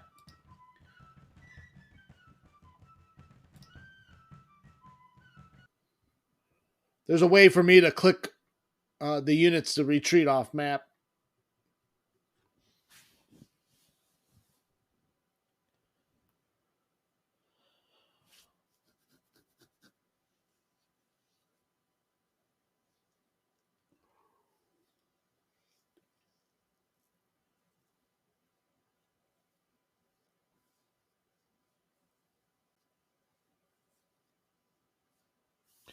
Due to his bad performance, Colonel Lovell has fallen in disgrace. But Colonel Plummer has gained fame and inspiration for his men.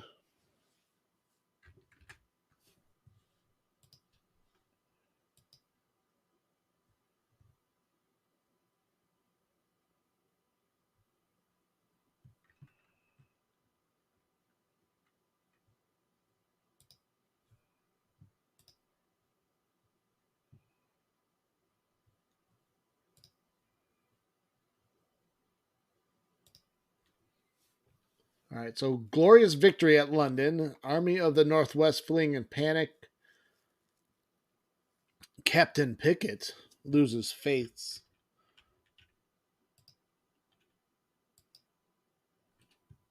Corn is king. Each level of this project further improves relations with European nations.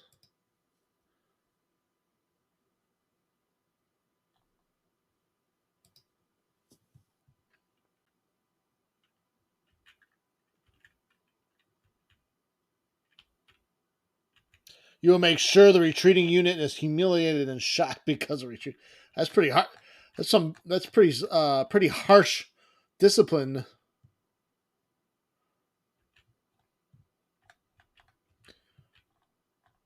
Halleck on the move.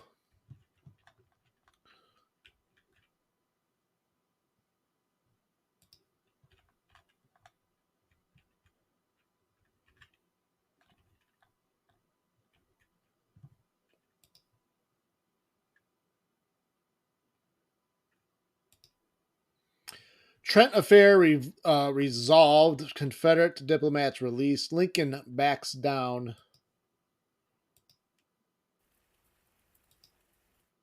Disaster at Fort Milroy.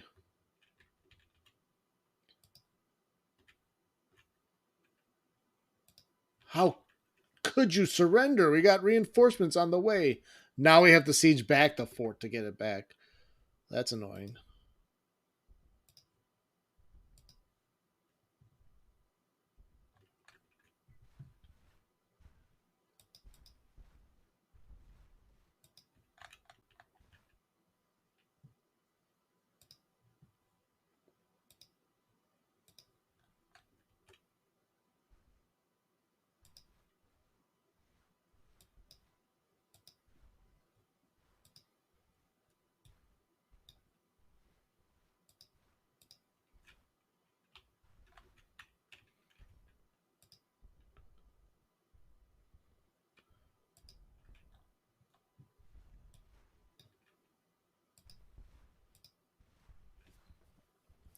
We'll order Heinzelman forward too, so he's a little bit closer to the battle.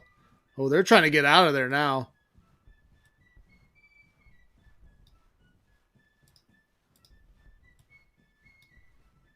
They're going to get away into West Virginia because that fort's going to stop us. They encamped. You bastards.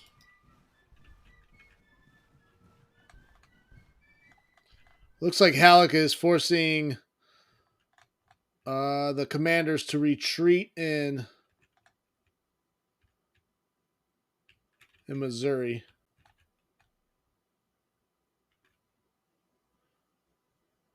See how strong they are. 1,100, so that's about 2,700. Got over 3,000 men there. So we still outnumber them in northern Missouri.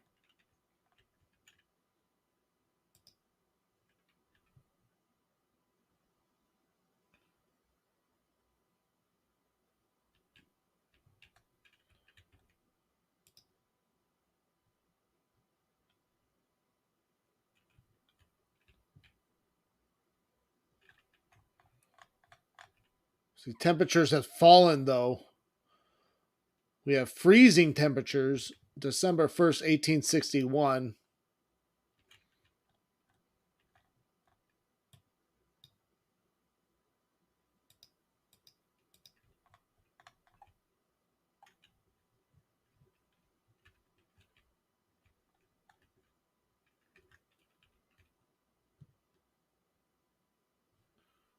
All right, let's look at the being a new month. We'll look at the overall strategic situation. National morale is down to 52 for the Confederates. Morale of armies is about the same or similar.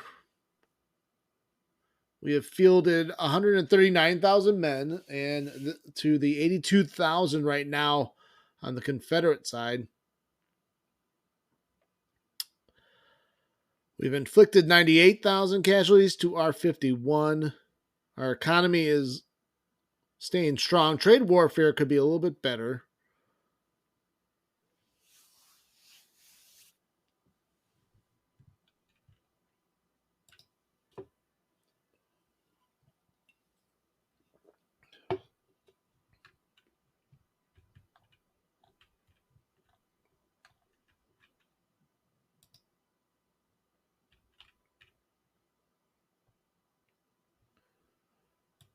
Let's see. Sherman will try to move to Clarksville.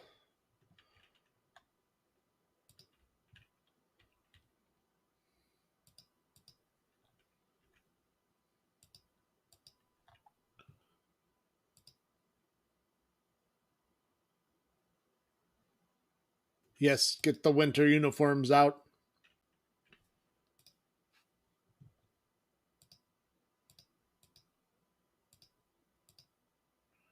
There's unhappiness with someone in Sherman's army.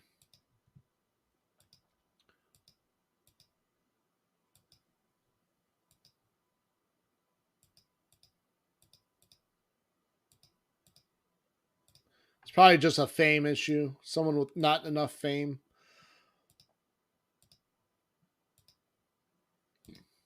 I don't see any wounded officers.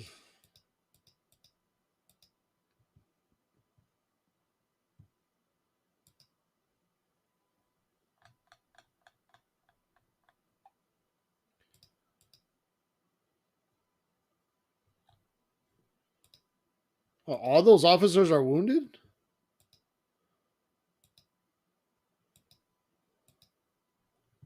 I had no idea all these guys are wounded. How did that happen?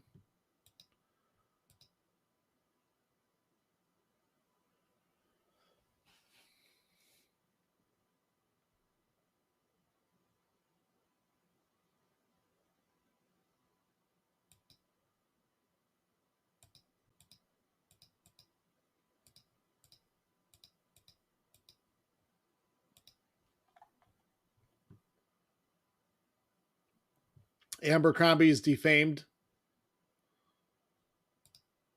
Yeah, I missed that. Good eye. Where?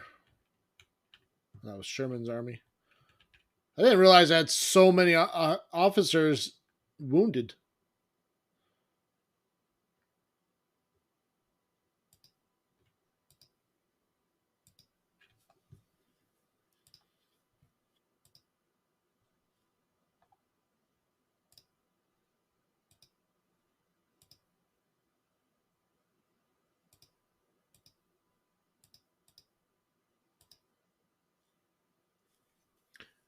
Signed John McDowell.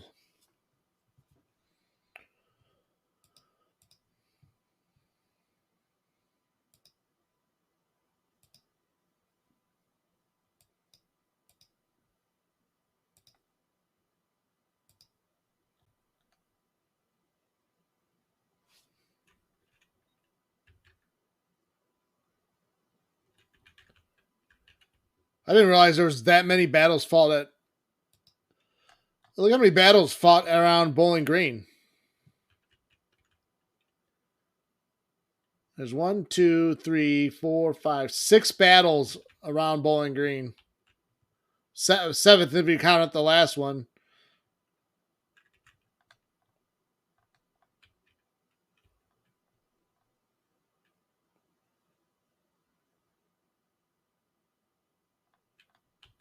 Now, don't be so hasty. Can't just go shooting officers left and right. Is this the Stalin purges?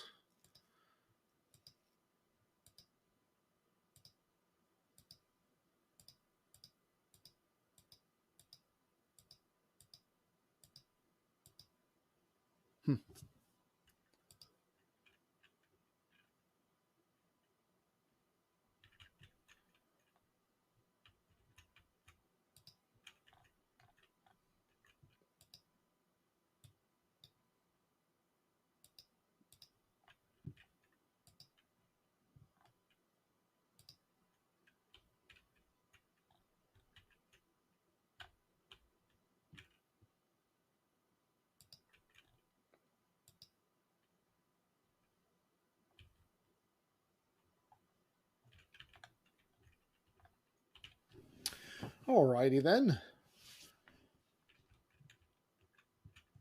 I mean, I think we have everything to flip Kentucky. So I think it's just a matter of time. But of course, now we're trying to run down this Confederate army.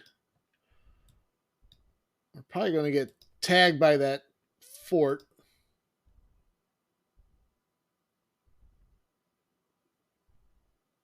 Yep.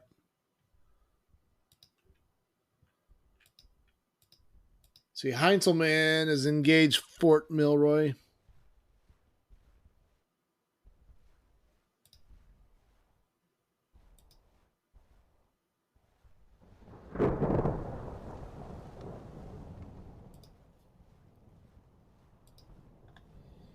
Of course.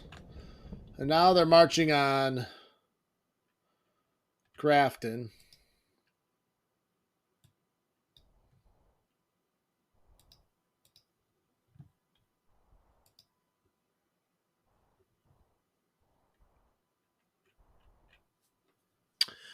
Wheeler, the aggressive Wheeler, attacks Sherman, or I mean Grant, while Sherman is still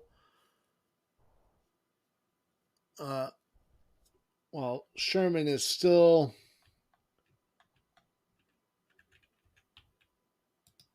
getting himself ready to move out. So we're trying to get Sherman to intercept Wheeler before he was moving on Grant.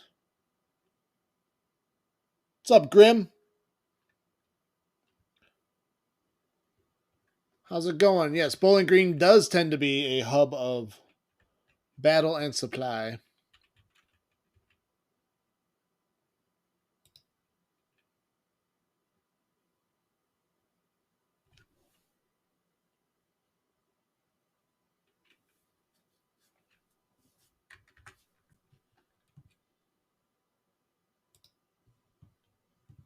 Union forever.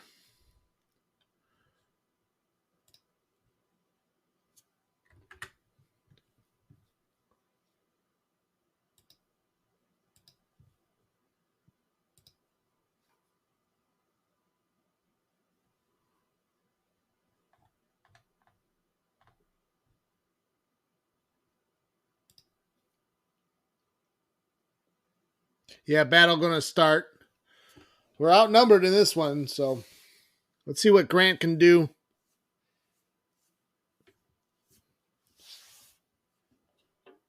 So much for hunkering down into winter quarters.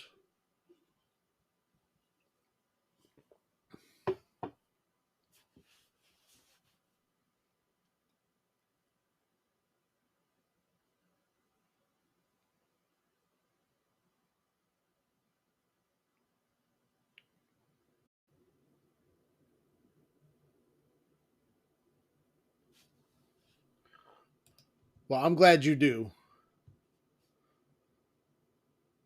Their army is green. Morale is reported to be confident. Their supply situation is outstanding. I feel like their morale. I think that maybe probably they get the morale bonus, but it's giving them too much confidence to attack constantly.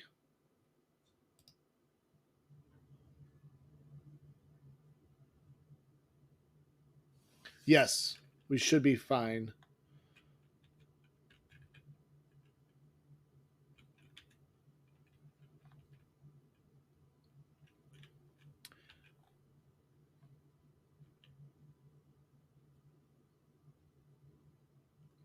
We start off with a minor defeat.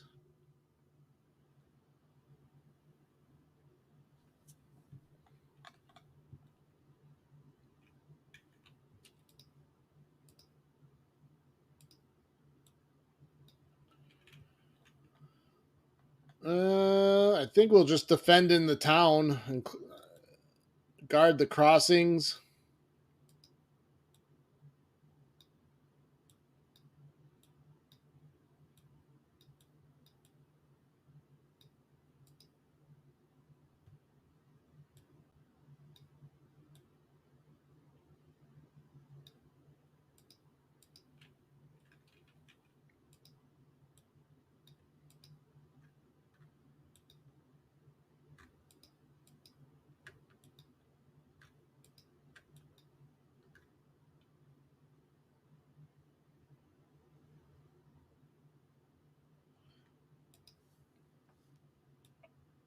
Yeah, good defensive terrain, that is for sure. I wonder if we actually maybe we can line up against the rail cut.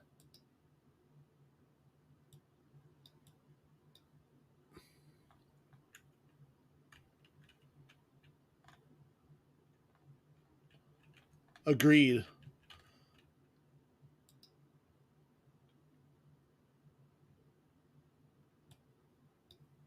We put our guns right there. If they try to cross here, they'll get pounded.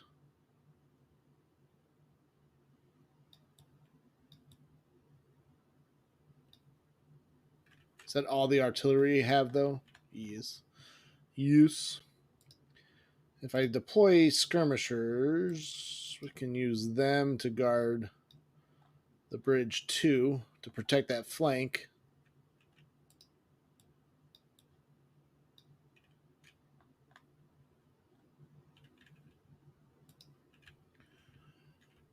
And watch the enemy just sit and not attack me.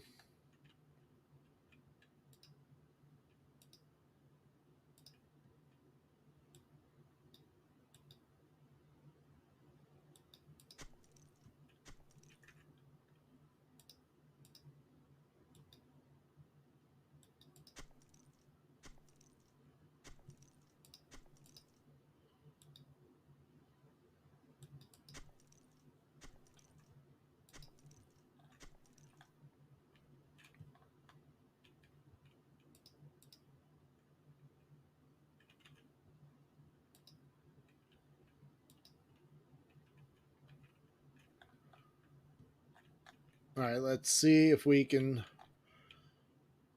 see if they are marching towards us this time.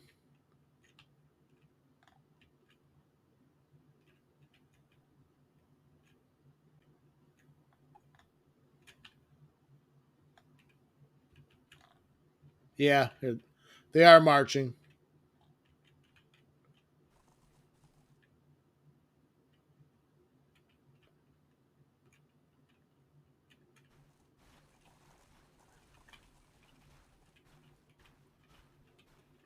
It's like watching a ghost.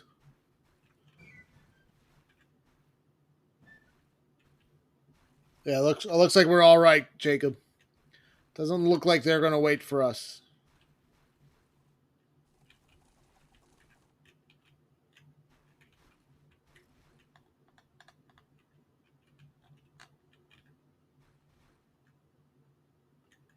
And they're coming straight for the bridges, right? As far as I can tell.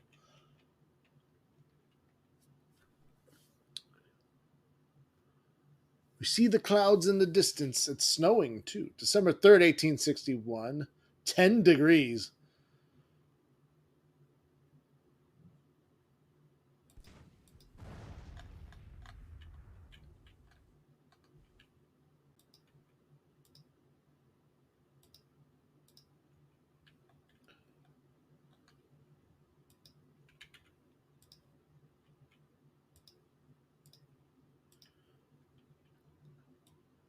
We'll shift Buchanan over. It looks like they might be just going straight across this crossing here.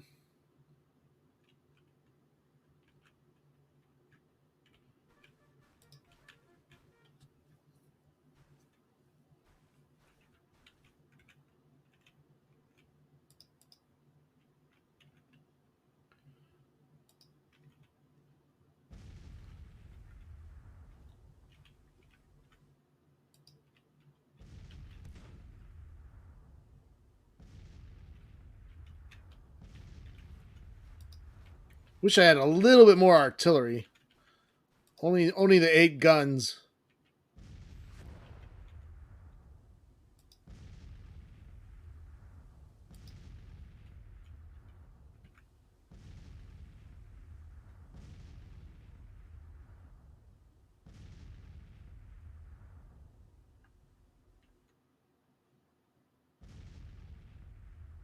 All right, we still get to defend our position.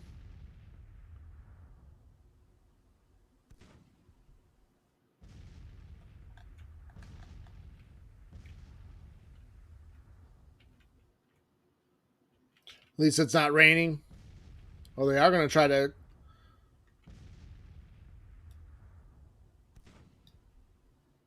They're going to try to cross the other bridge too.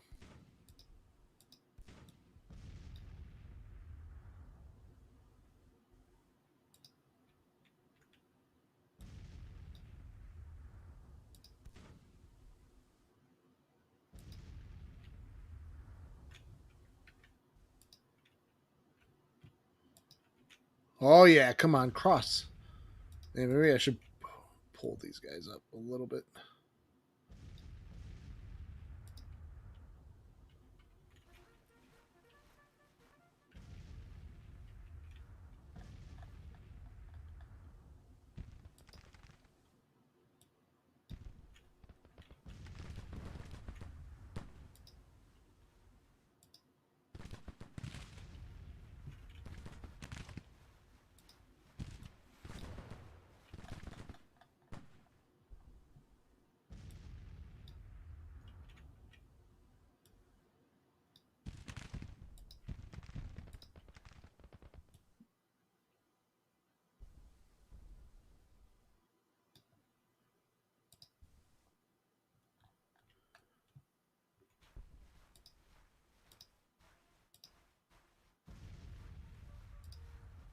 All right, drive them off the bridge. I've allowed them to cross. They only suffered 10 casualties. Granger, what are you doing? Why are you turning your back on them? That is so stupid. This doesn't make any sense. There you go.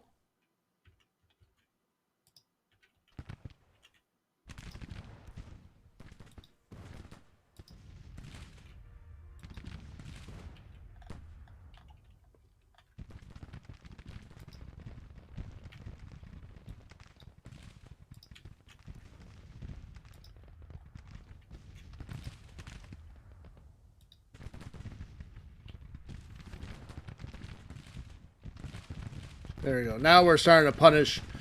Oh, they just lost 50 more men. They went from 100 to 150 in like a second.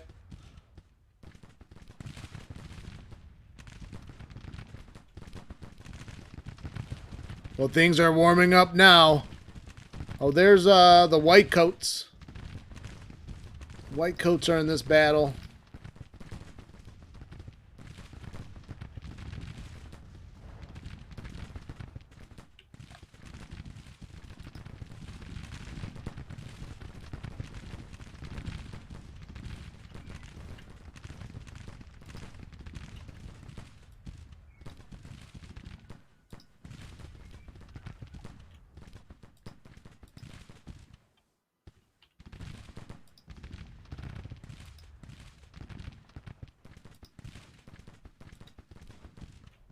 Oh, they're wavering. That's good. Jackson's brigade is wavering.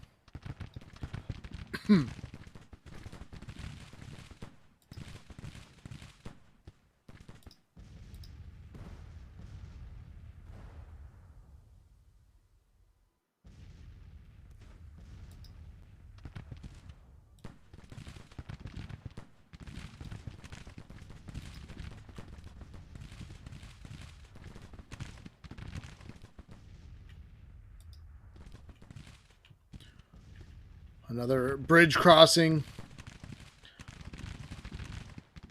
Gabriel Paul's men, the 2nd Brigade, holding the Ford crossing.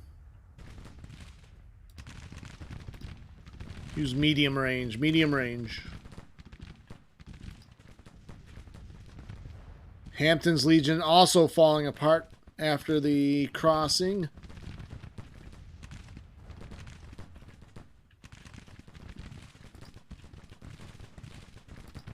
Grant does have the command of like some of our best men in the army right now.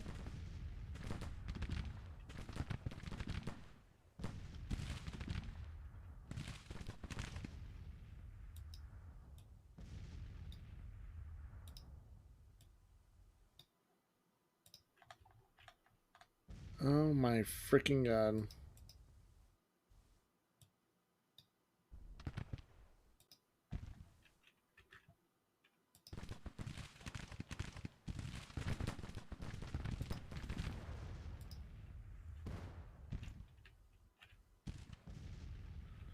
Looks like they're attempting to cross again. Let's move the white coats into a fortified position.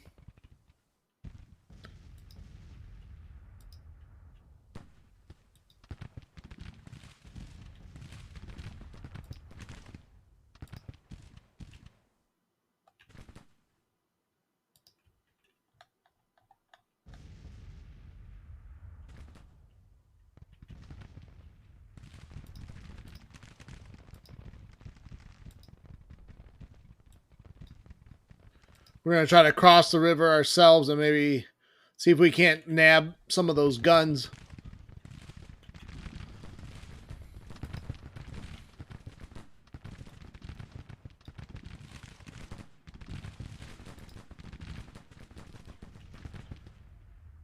All right, the white coats now in defense of the bridge. These are some of the best men you're going to find in the Union Army right now.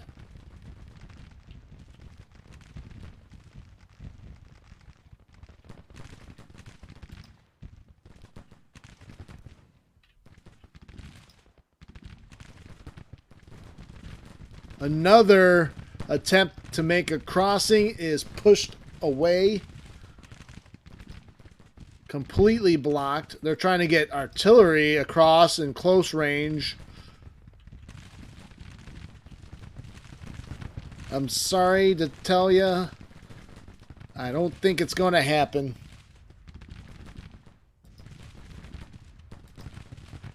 It's got a perk. Now they're just trying to do a mass attack. Maybe I need to move Buchanan over.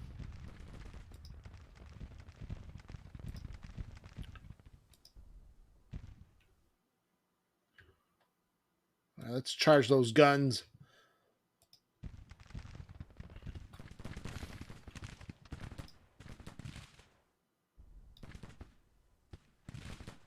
Oh, they're going headlong charge right into Granger's men.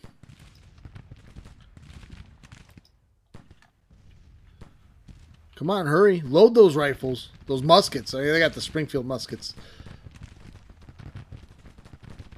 Oh, they get off a devastating volley. 55 men down.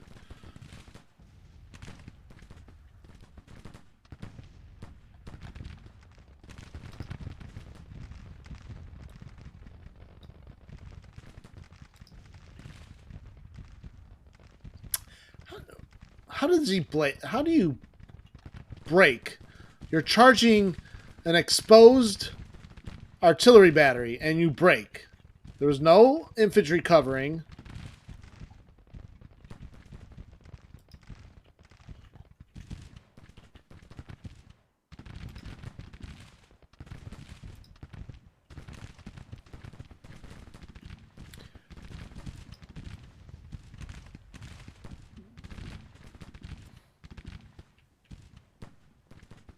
Of course, charged right into my well-formed line. That's the one last thing they really need to see is a bunch of cavalry officers, cavalrymen running away.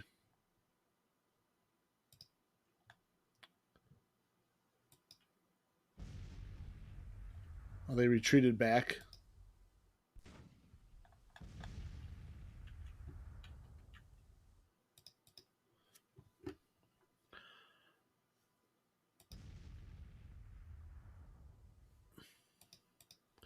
Oh, it's going fine.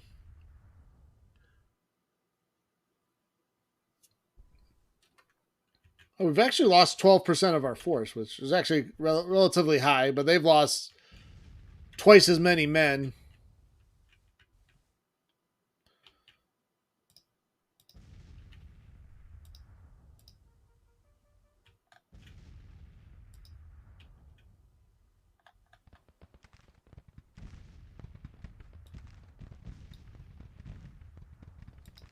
At least Blake did recover.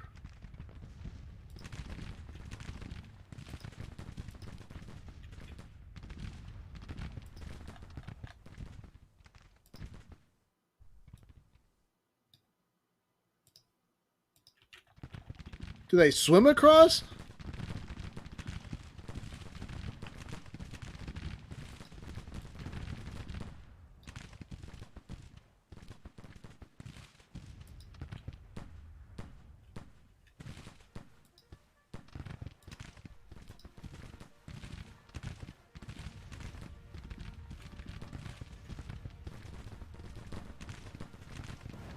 Oh, that was a neat graphic. I saw them climb over the breastwork. Those graphics look kind of slick, actually.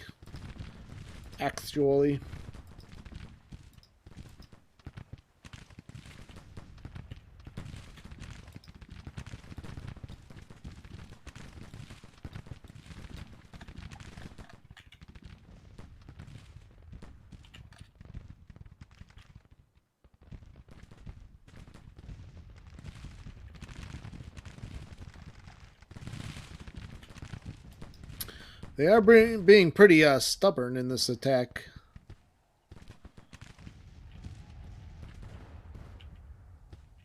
Oh, they attacked the Whitecoats. which for some reason that causes the whitecoats to get out from behind the breastworks to attack them in the river, which makes perfect sense to me.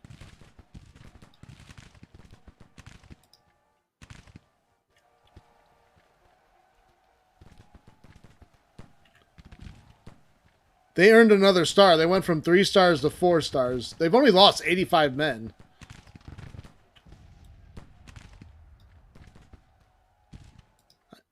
But I didn't want them. I wanted them just to. That must have been the Baker must have done the order on his own.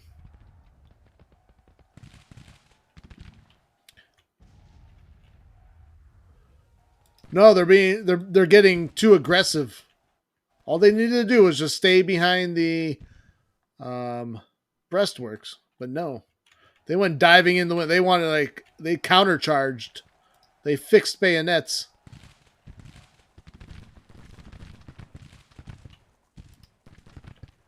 They're like, we're not going to just sit here behind this defensive position.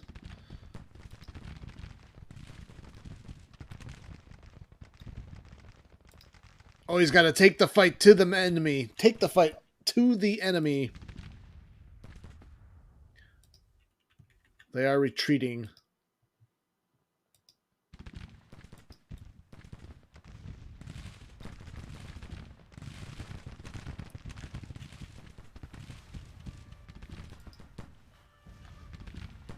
Huzzah, the whitecoats! Huzzah!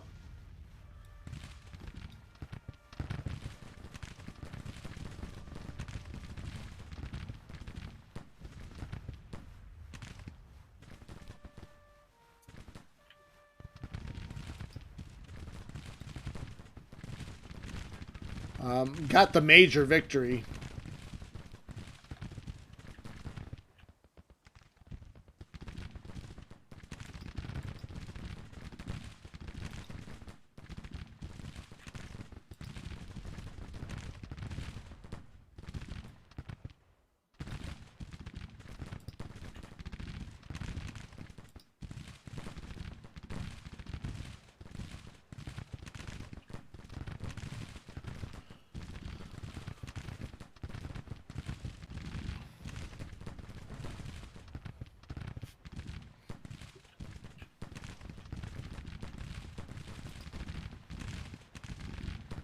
Who's losing? Baker's losing men?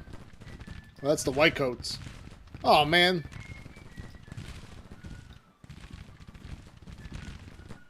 They were doing fine there for a second. Then they lost half their brigade.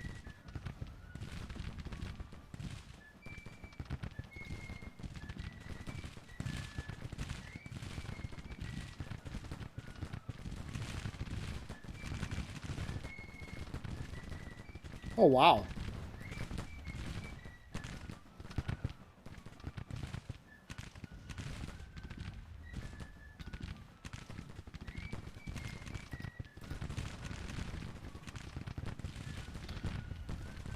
Oh, they broke.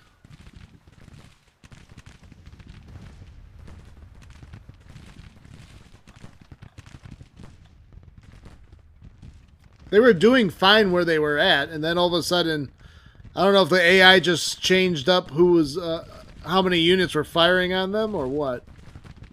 And they just lost half their brigade. They'll recover.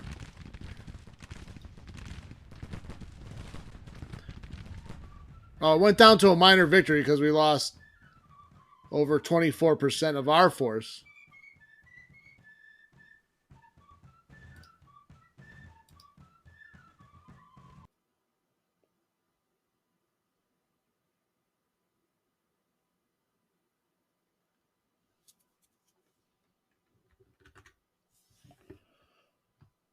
Major victory in my mind.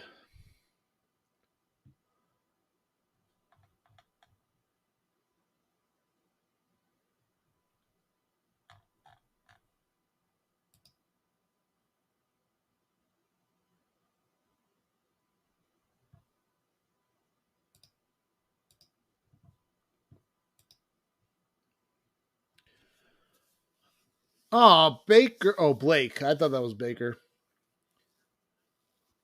Blake has fallen to disgrace. Battle honors to Lieutenant Green.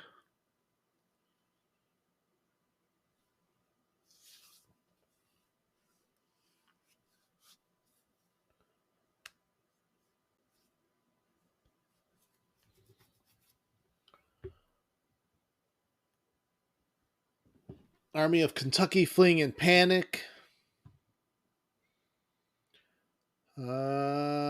2,000 rifles taken, 1 gun from the battlefield.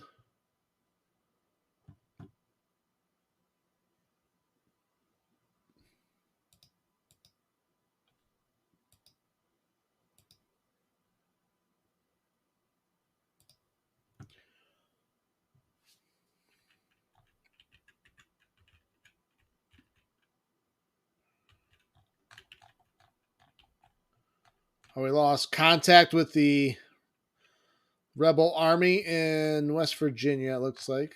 We did secure Winchester again.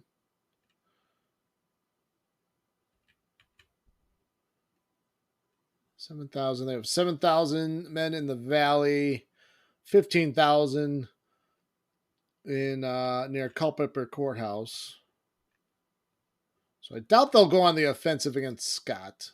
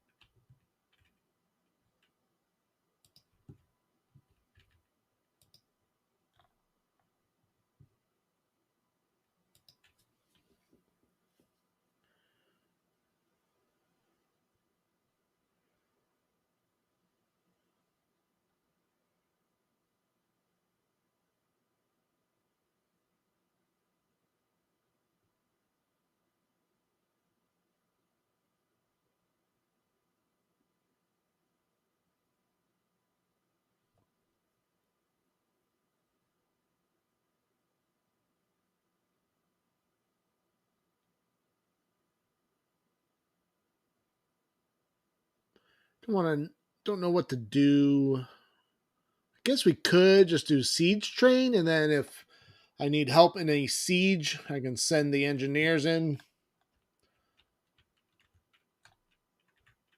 We'll go with that.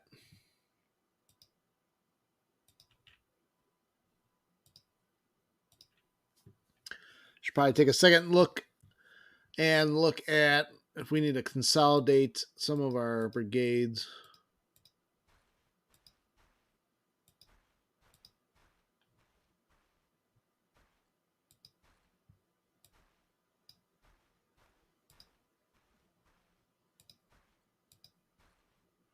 Oh, why do they have mixed muskets?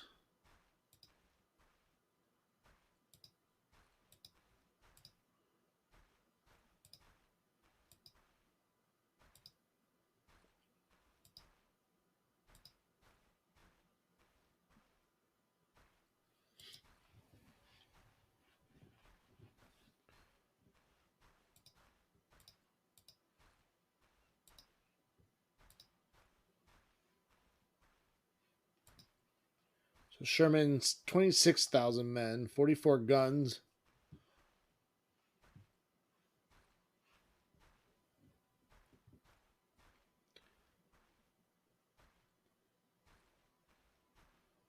Actually, I'm going to do this.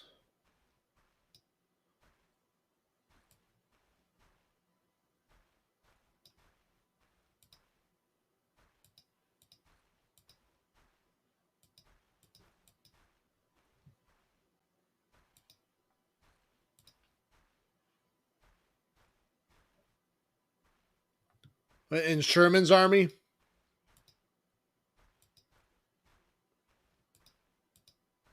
Yeah, it's pretty good.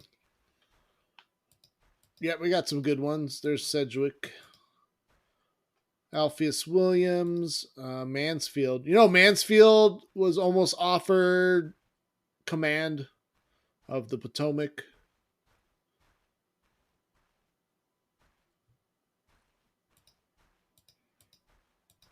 I don't know if he declined A lot of people were offered and they declined. Everyone knows about Robert E. Lee being offered the job, and but then Virginia seceded and he declined.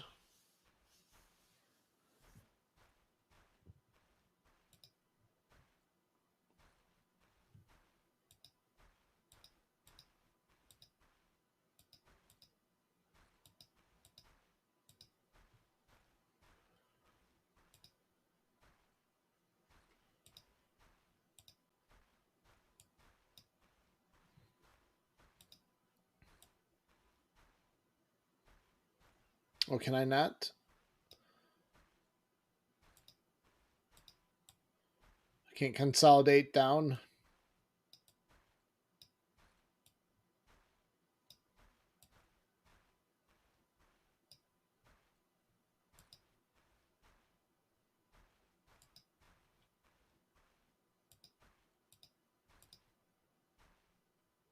Crittenden has a 2-star brigade.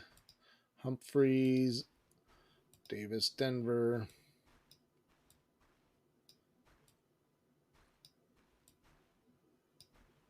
Trying to be careful to consolidate units that have some experience. I don't want to dilute the men too much.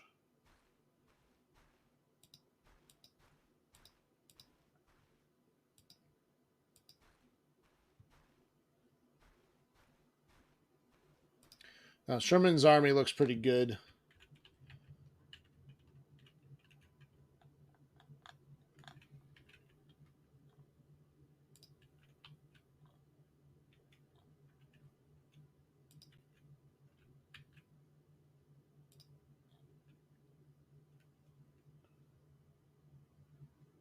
Yeah. Yeah, that's pretty good officer corps.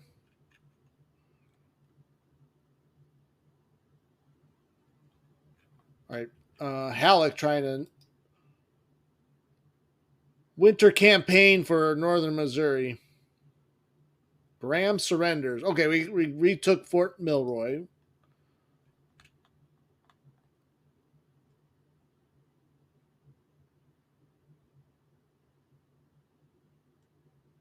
Do I ever send my brigades on furlough to recover their numbers? I no, I don't actually.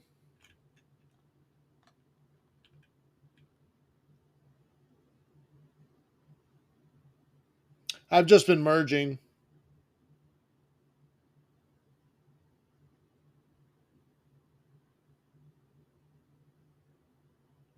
Gotcha. I haven't really used the furlough system that much since it's been implemented.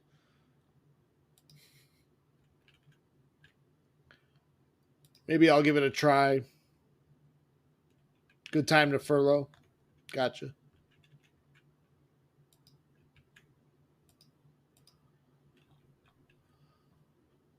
Well, if the Confederates quit attacking, though, too, they keep attacking.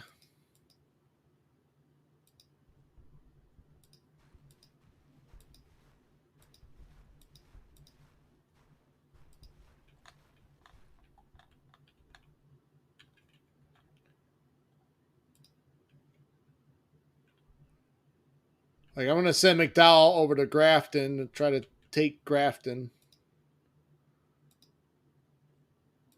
Let's re garrison Fort Milroy.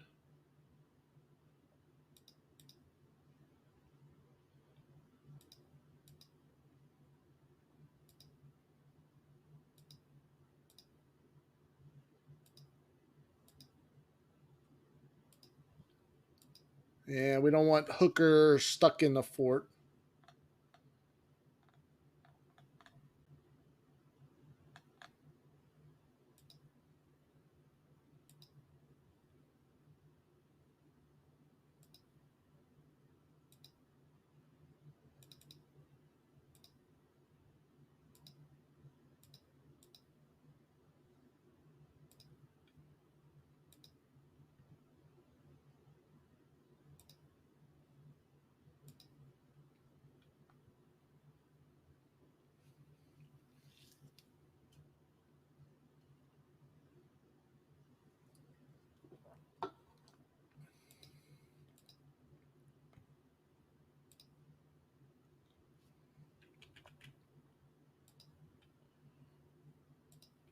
All right, forts are garrisoned.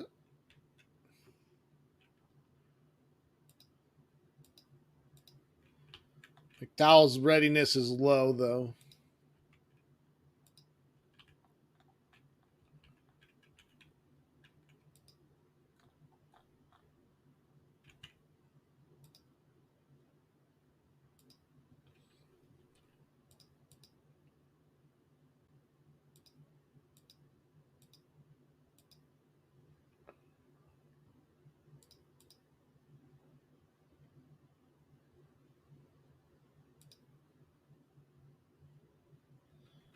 All right, so we'll try furloughing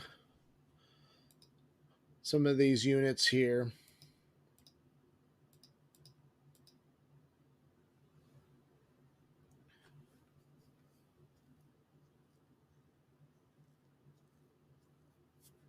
Gotcha.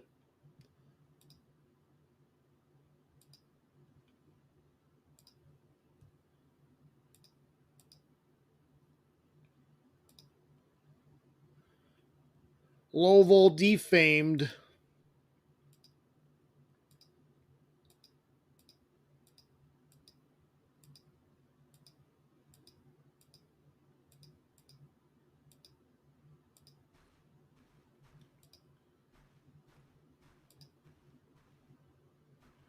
And we'll leave the one unit, not we won't furlough all of our cavalry.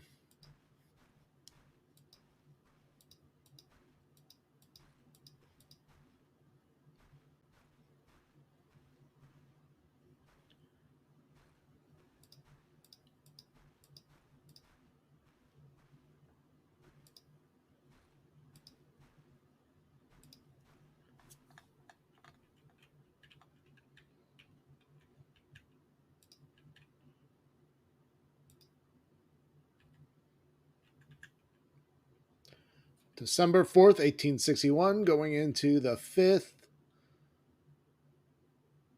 Confederates thoroughly beaten in Kentucky.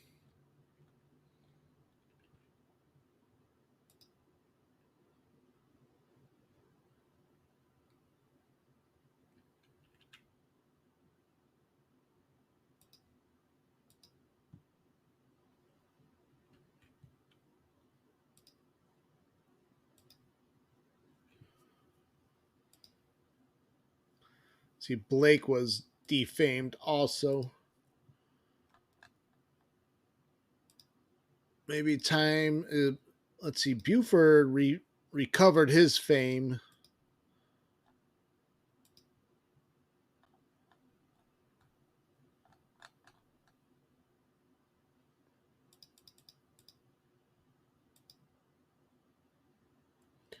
We'll assign Wesley Merritt.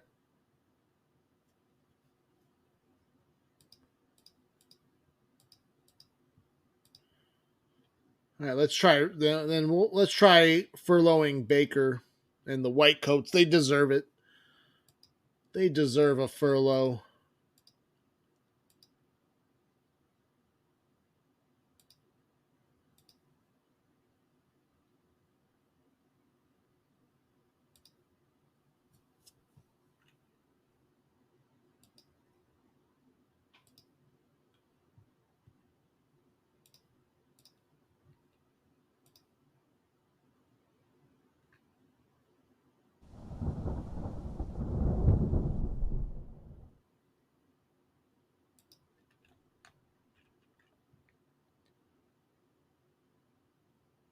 And Sherman has taken Clarksville in northern Tennessee.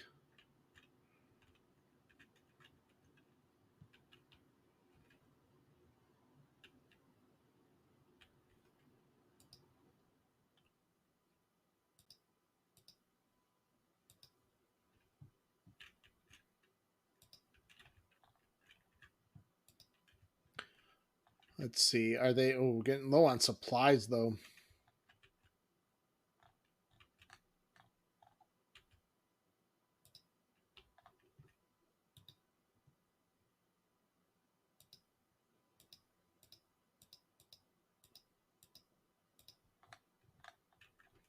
We'll send engineers to help build a depot for Halleck's army.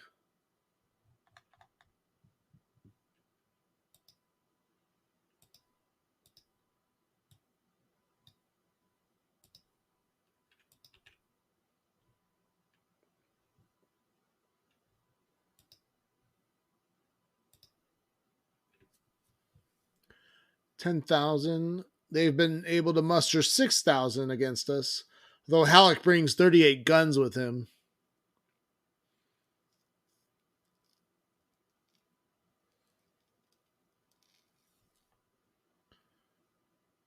All right, time to fight a winter battle.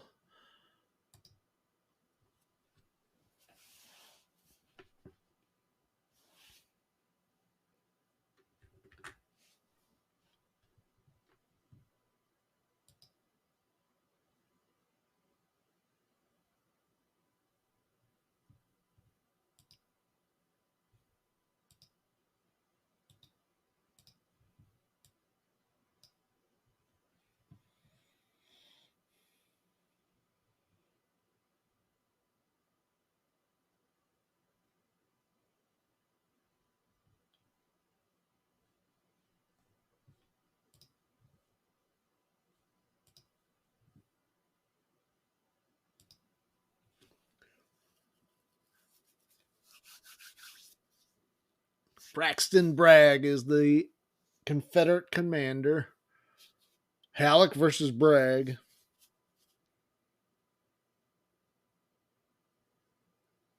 Do like it seems like they do historical quotes from the commander that is commanding your army in that battle, which I think that's a nice touch. Enemy morale is green and eager. They probably have supply issues of their own. Oh, their training's not bad. It matches up with ours.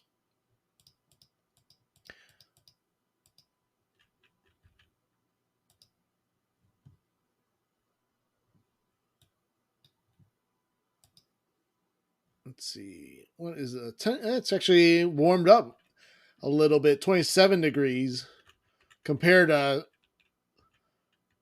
the 10-degree battle in Kentucky. Milder temperatures arriving in, although 27 is still pretty cold.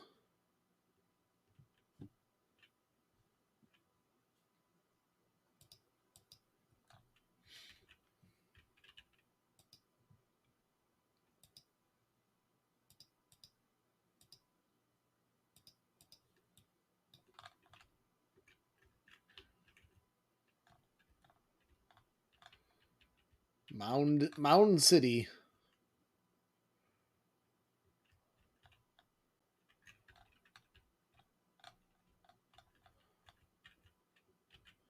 Very frosty battle.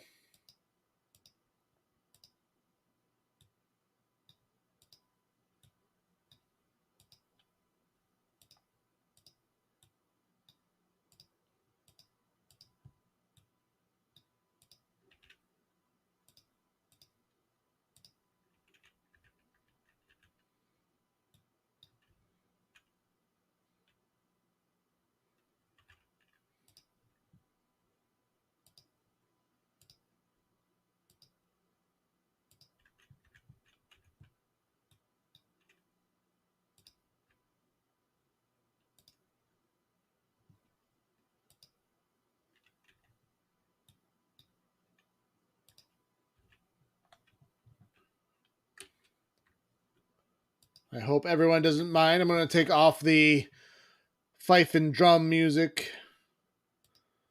And we're going to do something a little bit more contemporary.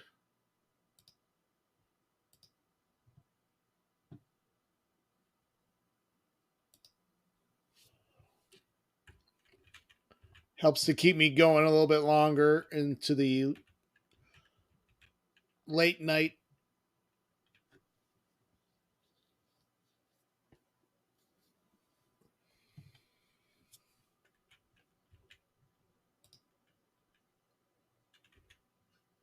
Thanks again, everyone, for joining the stream. I hope you're enjoying the Grand Tactician Civil War.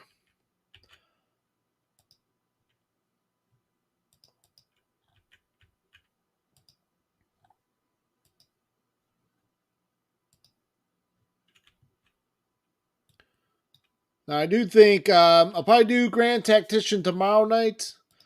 I may do airships though Thursday night. Just to do change it up a little bit.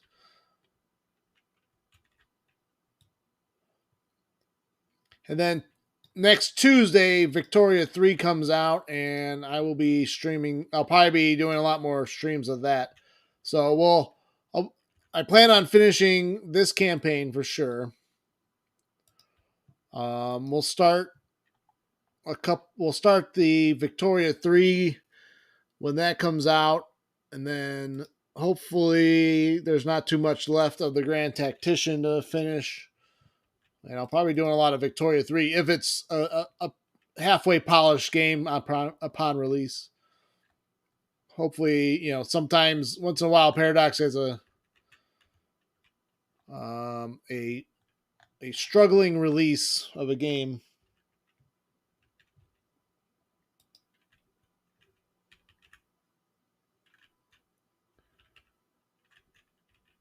Oh, they're along. They dug in near the road.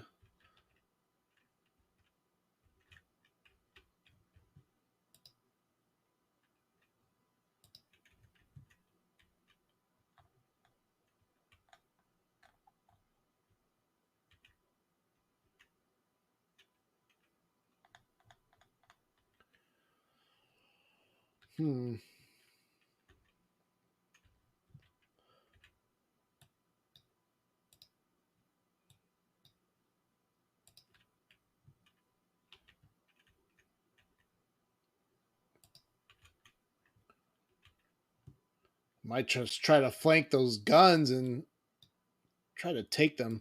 They've got all their battery right there. Oh, how? Should bring up my battery too.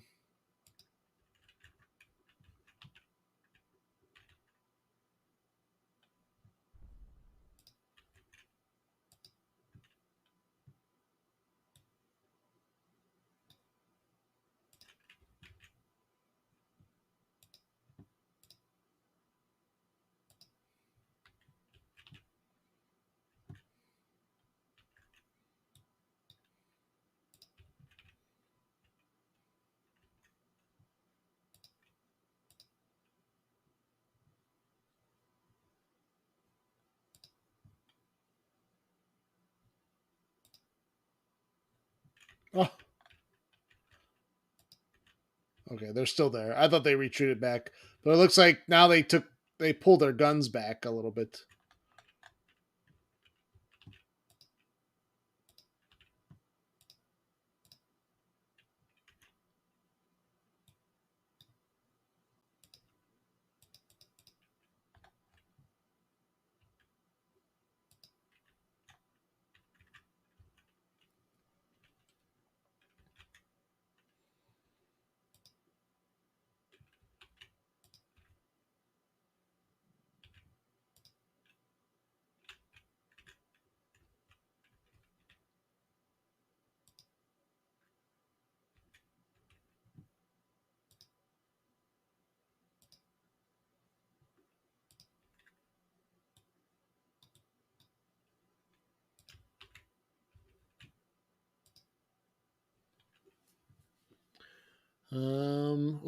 Colder.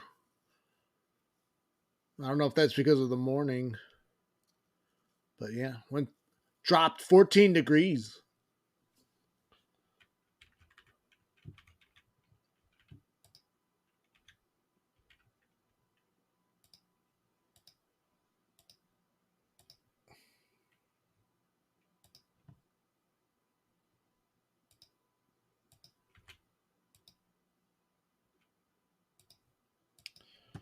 Why everyone stop?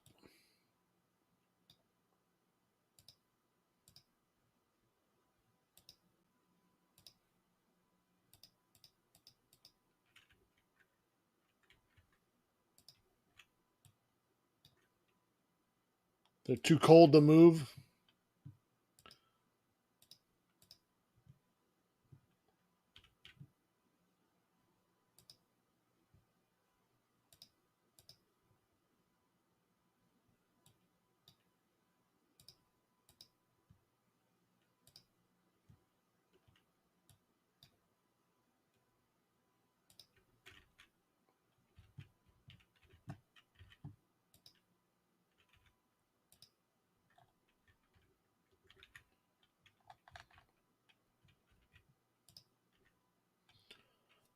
They're taking a while to get into formation. All right, there we go. Probably move them forward.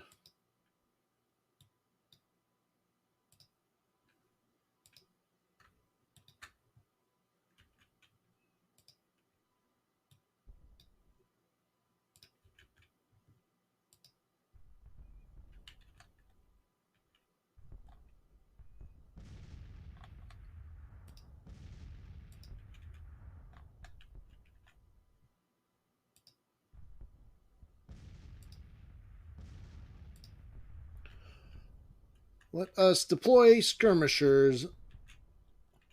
I don't see their formed infantry yet. I just see their battery. 3 artillery battalions. There's some cavalry helping defend.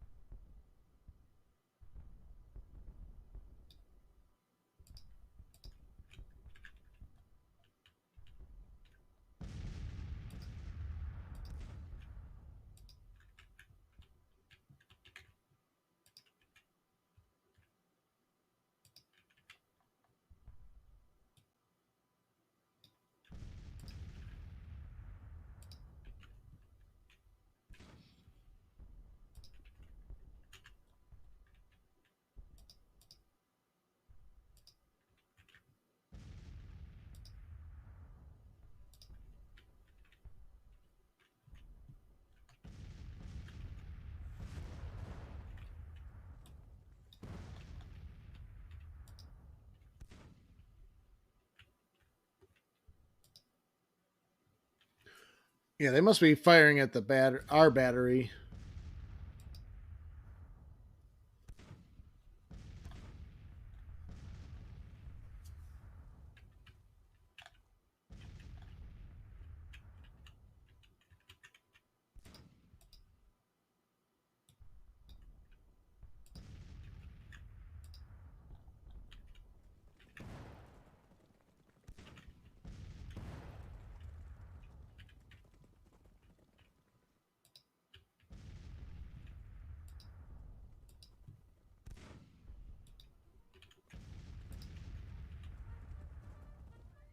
See if we get some flanking fire from our cavalry.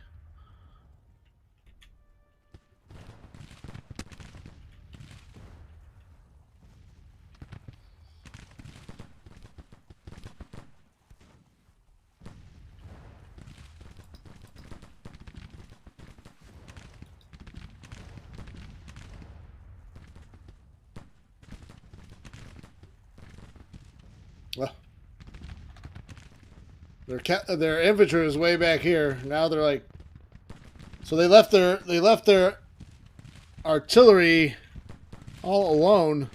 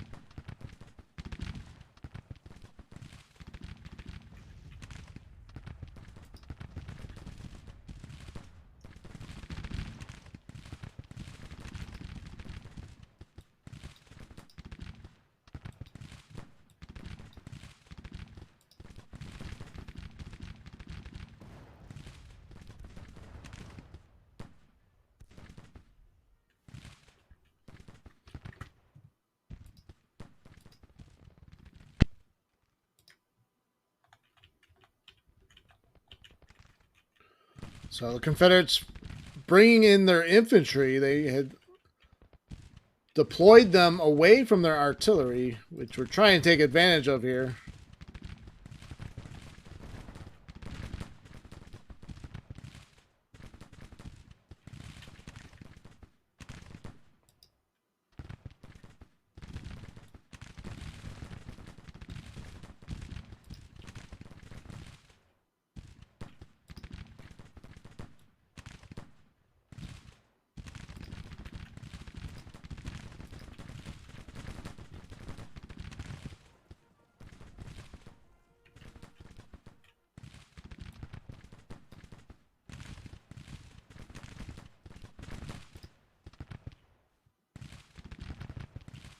Well, they're going to come after our guns.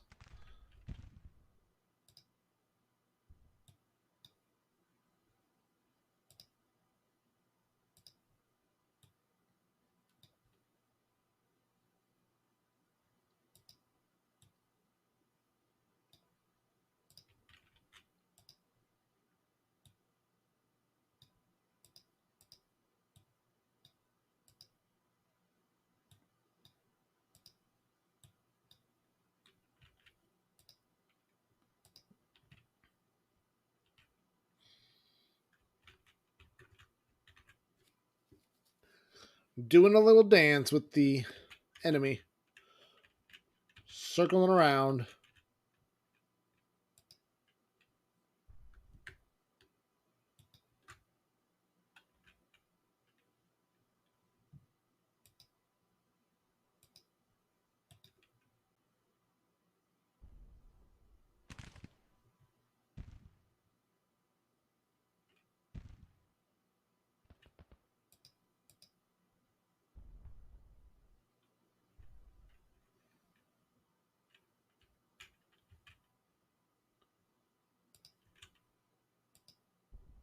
Talk about these guns.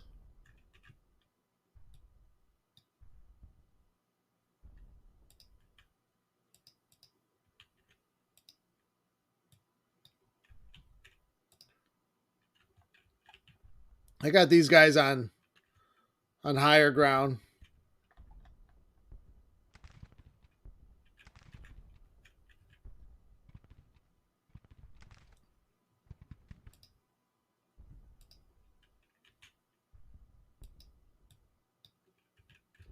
I think these guns should be fine.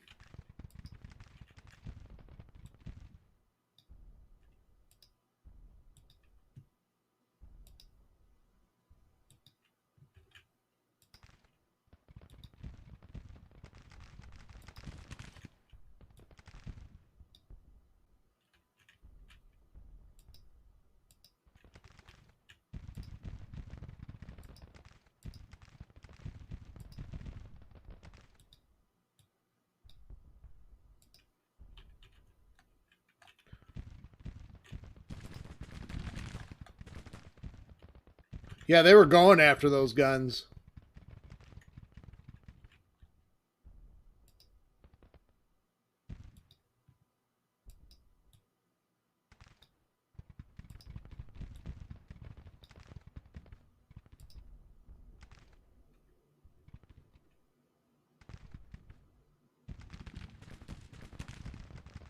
Why does it say Palmer on the top of the map?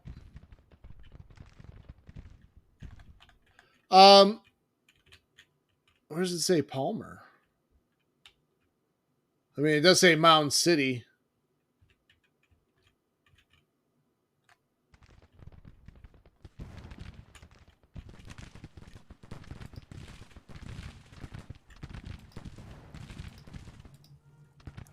I mean, it does say Battle of Georgetown, and then there's Mound City.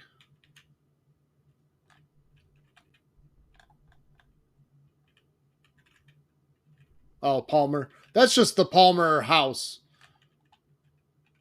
named after the owner of the house.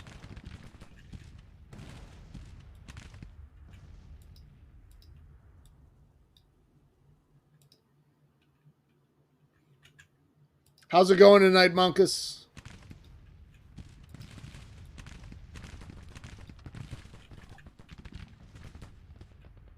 What's up, Jacob? Welcome back.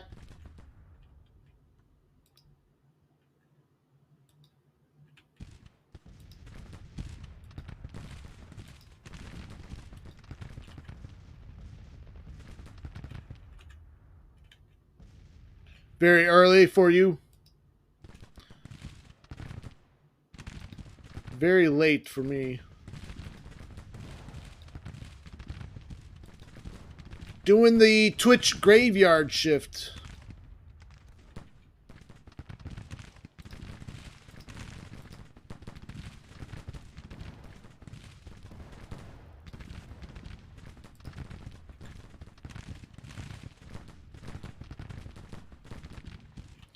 This battle's going all right.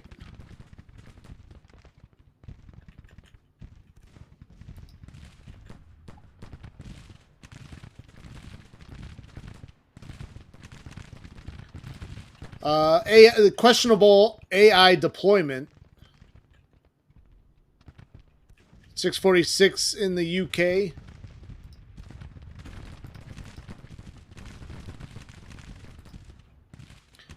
Yeah, I think 3 a.m. markets open. Or here, 3 a.m. my time. The European stock market's open.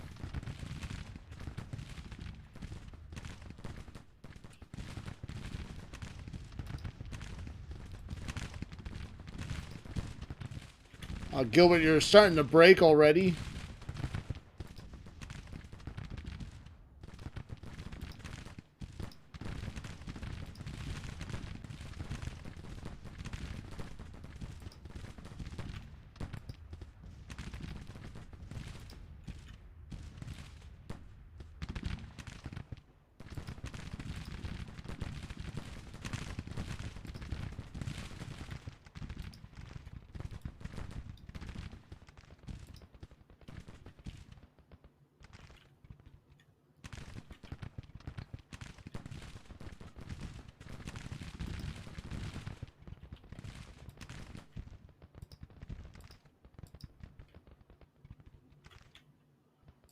Yeah, after I stream tonight, I'll take a nap.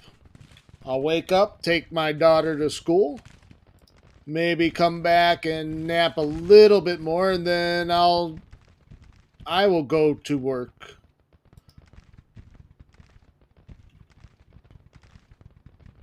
And then I'll do it all over again tomorrow. Actually, I gotta put in a new faucet. Gotta get that done tomorrow. I'll probably do it in the afternoon. Gilbert holding his ground.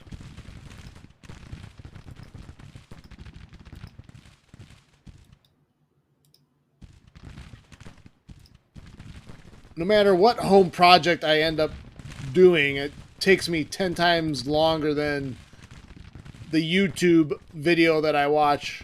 Oh, replace faucet in 30 minutes. Yeah, no, that ain't gonna happen.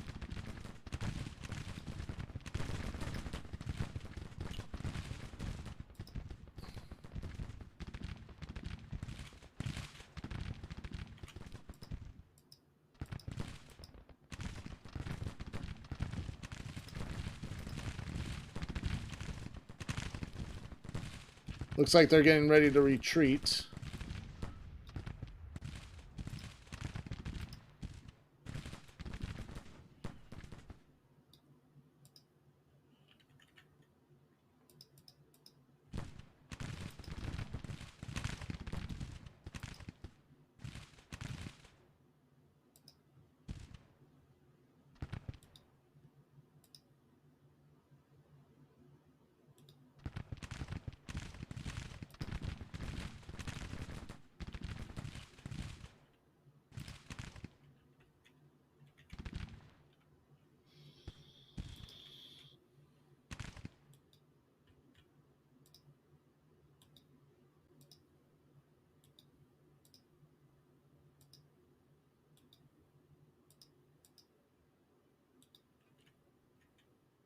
Oh, scored the major.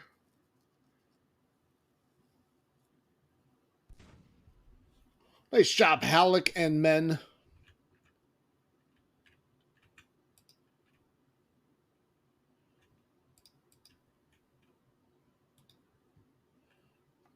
Let's see if we can harass the fleeing enemy.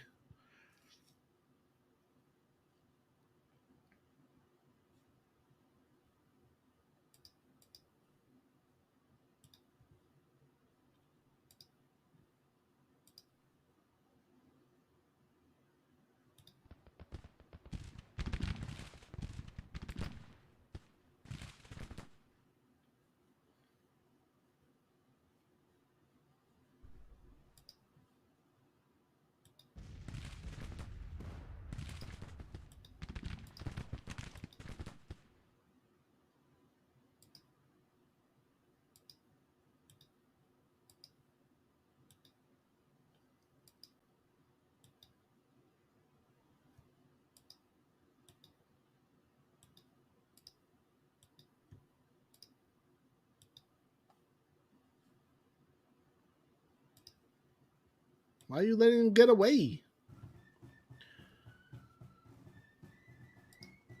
All right. Major victory. 1,900 casualties inflicted on their force of 7,000.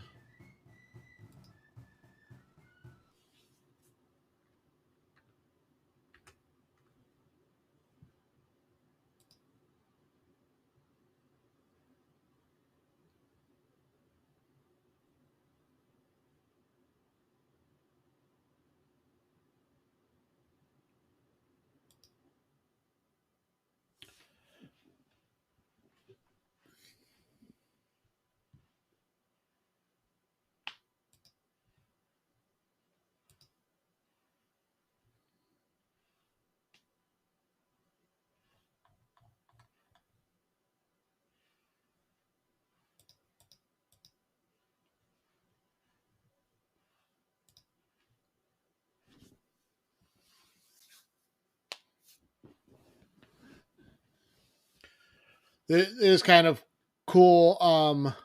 Due to his battle honors, Colonel Howe has become famous and an inspiration to his men. Do the CSA get replacements gradually as in realistic, or does the game instantly replace the? No. I don't know how it works on the AI. If there's like if the AI cheats and replaces them right away. Every indication seems that they gradually replace. Because his men are down to 72,000. Wow, they're down to 72,000.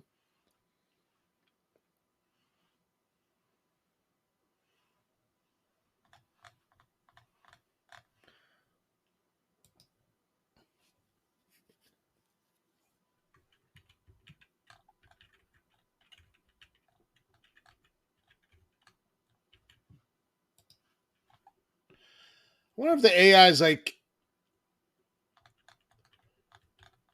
trying to defend too much territory. So because Kentucky flipped Confederate and Missouri went Confederate, they had to make sure they garrison both states, and that's why we have so many more battles the first year of the war. Because typically there isn't this much fighting in most of my, unless it's also the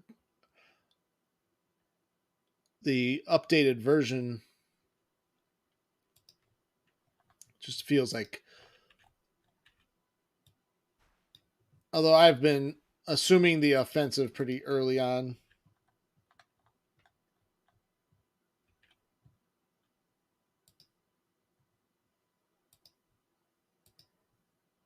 I should probably actually take Jefferson City so that I can get the water transportation. I think we can supply ourselves better from Jefferson City.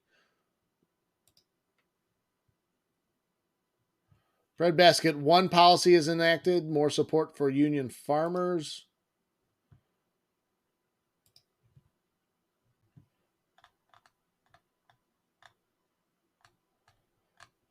Let's do diplomacy 2.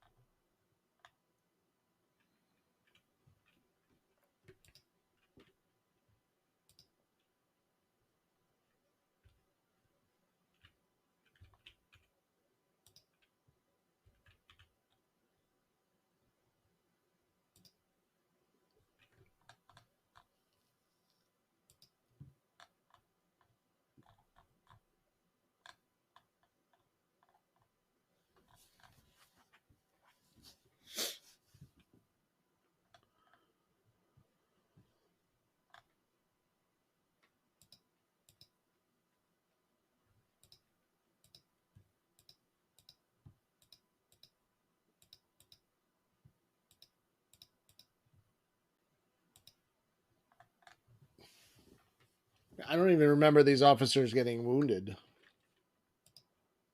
I wonder if it was some of them were in the fort also.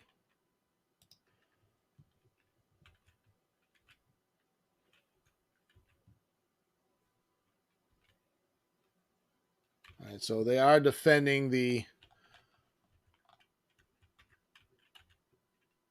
Cumberland River line.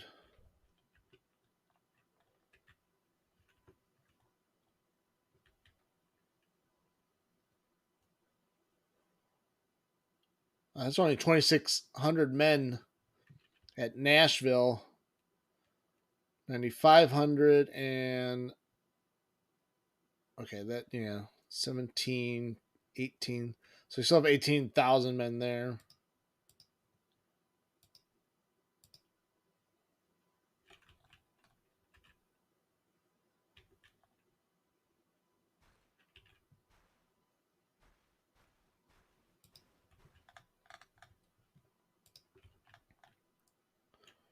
So we might fortify along the Cumberland.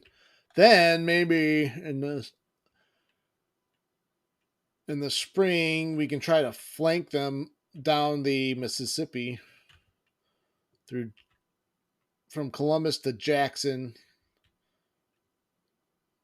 And then we can maybe try to flank them through Savannah, Tennessee, and Pulaski to take Nashville from the south.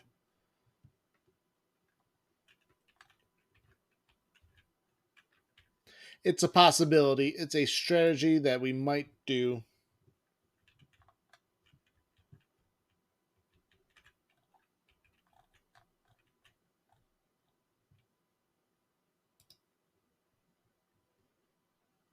Why are we sieging the army of the Shenandoah?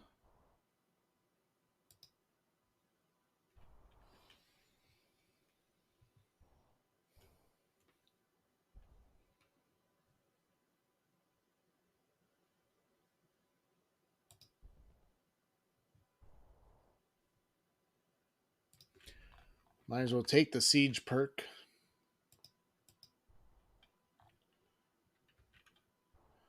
All right, we'll order Heinzelman to reinforce McDowell.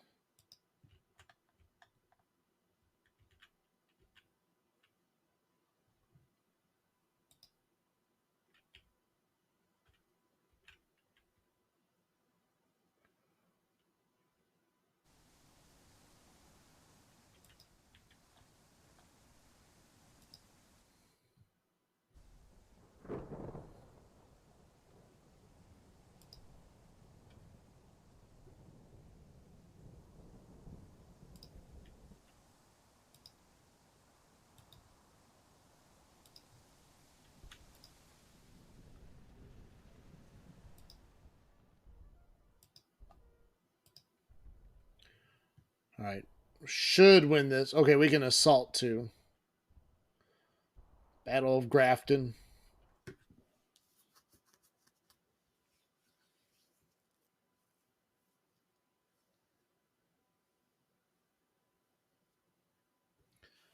Damn you, if you will not follow me, I'll die alone. A.P. Hill to his men at the Battle of Fraser's Farm.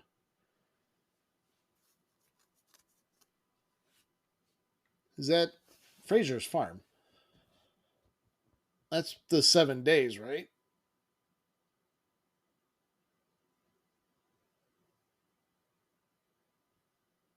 Is that the same as Gaines Mill? I know they have different names. That is Gaines Mill.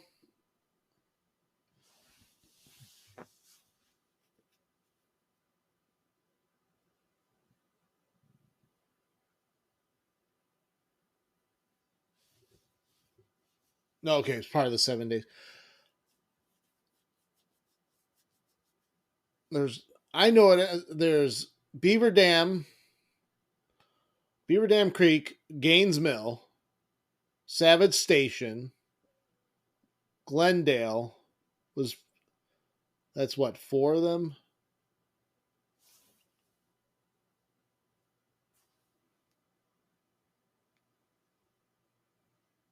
And then there was the very last one, which is why can't I think of the name of the last day of 7 days?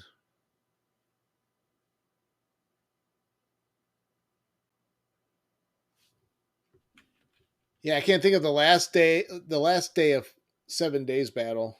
What that one was called. Yeah, December 7th. Oh, yeah, December 7th. Nice.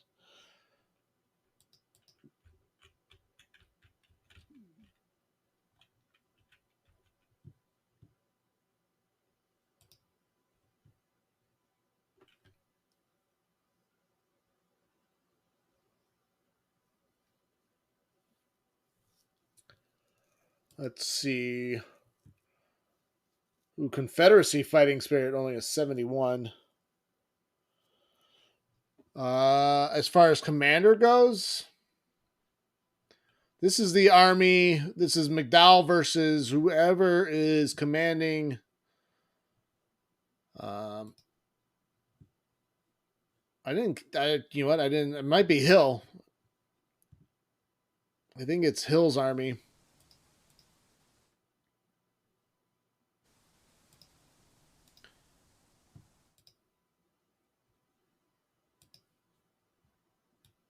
Oh, we can defend too. This is not fair.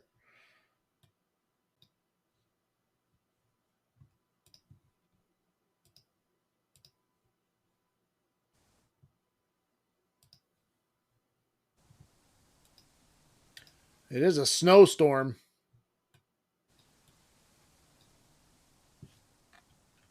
Hey, that's what they get for invading West Virginia in the middle of December.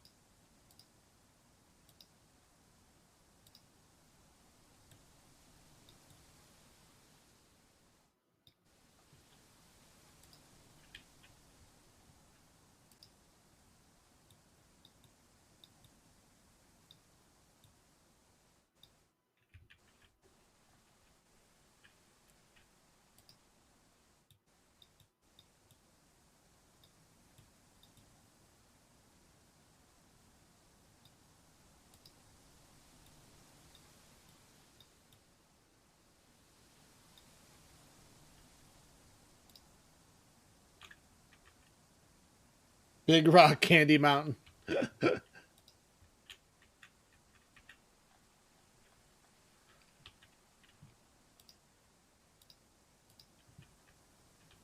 Big Rock Candy Mountain.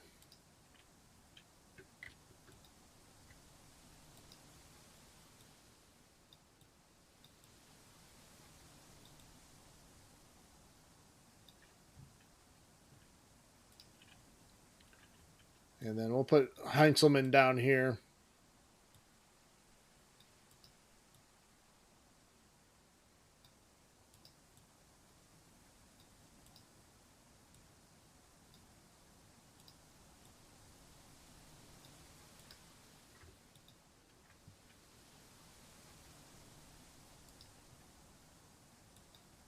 Oh. Oh, I hate when I do this.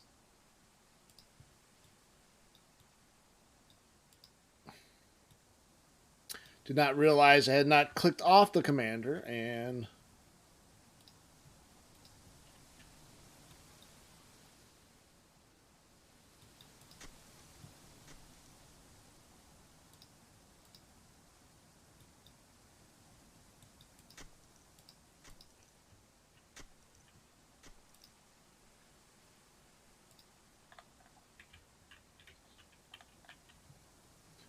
all right, the snowstorm. Unfortunately, the snowstorm gets super loud.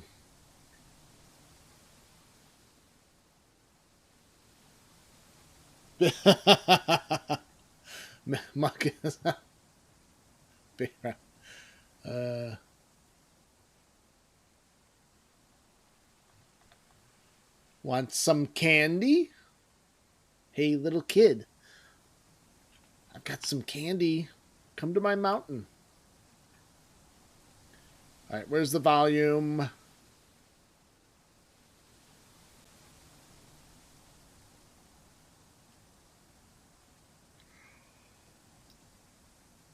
right, need to turn this.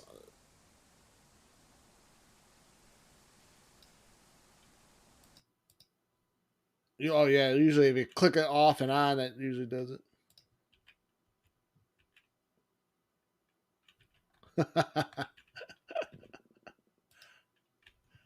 uh,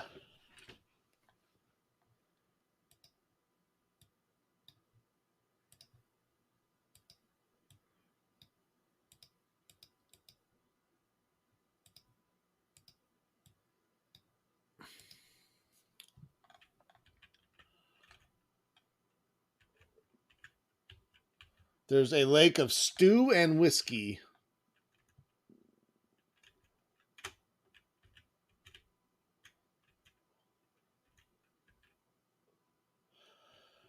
It's the Confederate fault because we are freezing our asses off.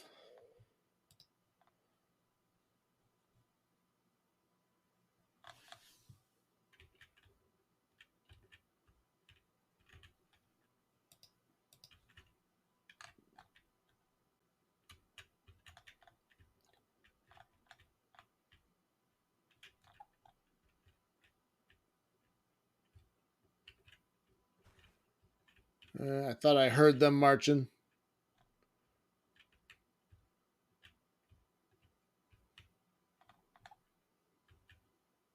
But they wish they had shoes now, right? Could you imagine all the stories I've read about marching without proper shoes? Even I think even in the Revolutionary War there was.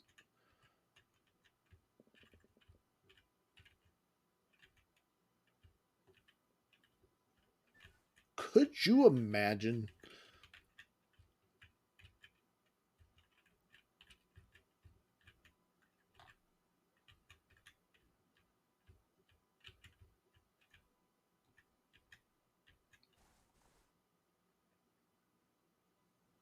I hear marching. I don't see the clouds.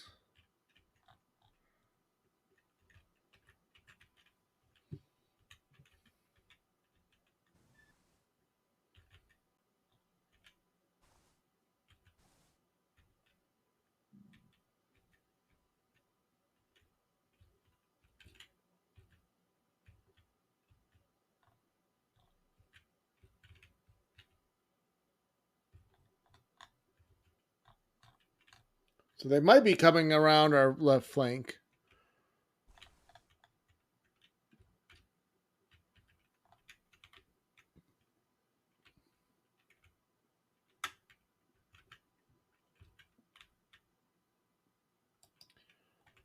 All right, black coats find out where they are. I gotta change the uniform colors.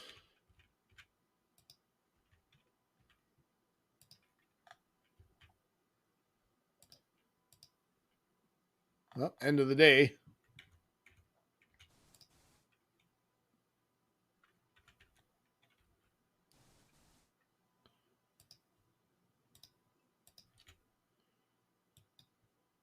Can dig in even more.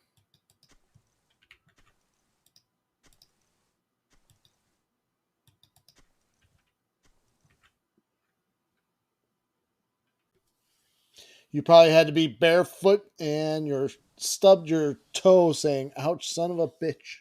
It's probably the not the only thing I was saying.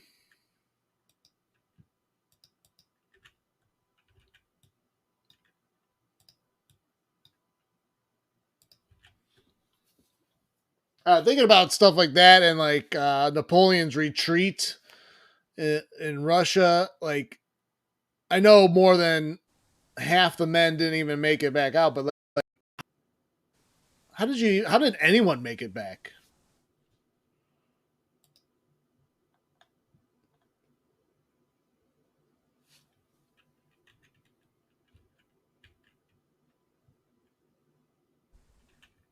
Oh, nice.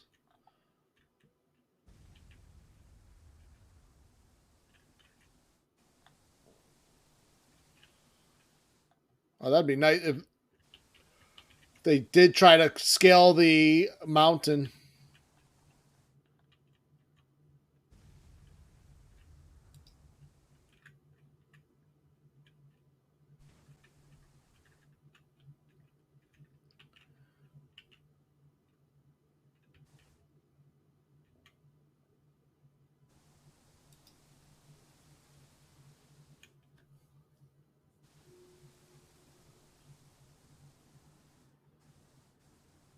Well, I mean, if I had shoes and a revolver, I'd be fine with that.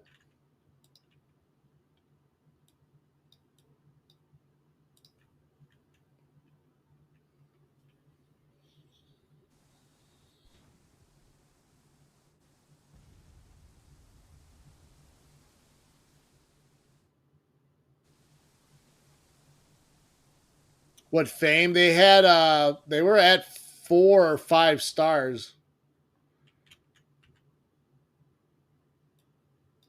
Yeah, shoes were reported to be in Gettysburg, but that's not. Lee did not order that, or he did. He didn't want a full. He ordered. Was it Hill? He ordered Hill to investigate for shoes, but under no circumstances to engage the. If he found the enemy there, he was not to engage them in a full battle.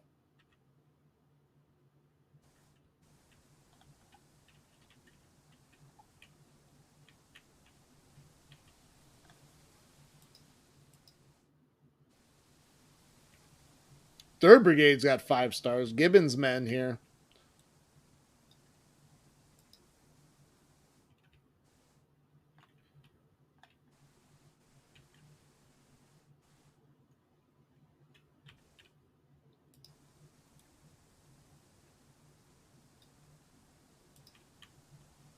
So it looks like they're just going to march around here, I think. Is that what they're doing?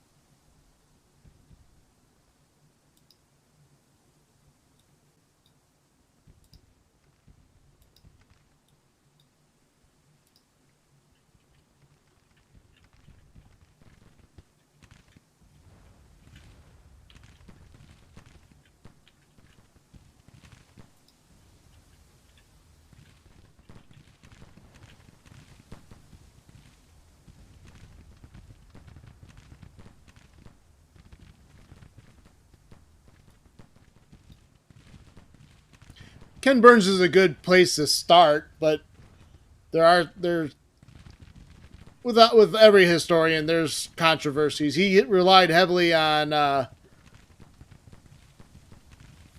god, I'm having trouble thinking of names. What's the one historian?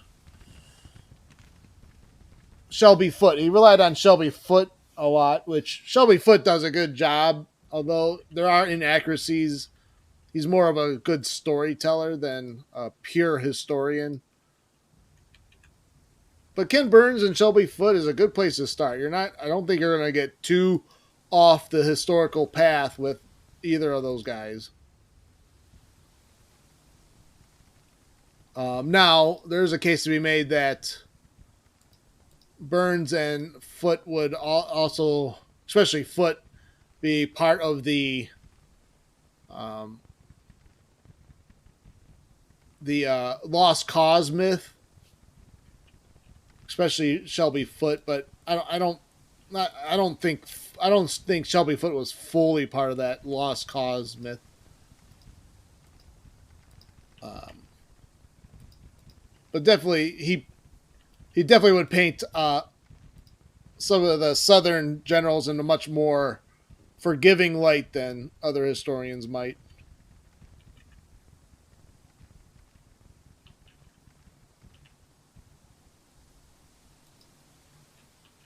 Yeah, he's got really good experience.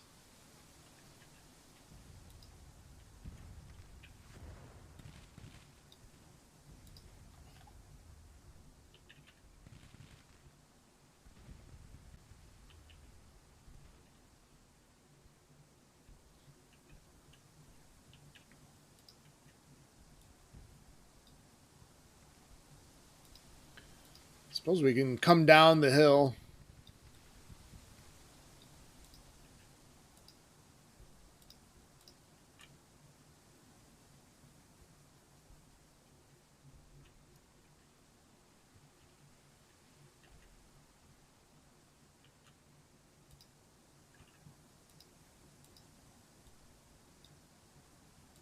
Well, they kind of did like a probing attack.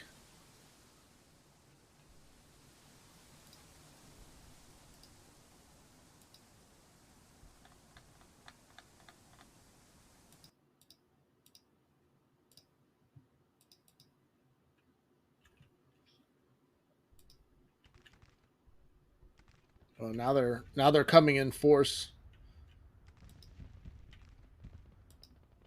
Should probably actually. I got cavalry that maybe help protect these guns. Doesn't look like they're going after them though. Oh, they're using cavalry to attack this infantry position. Interesting.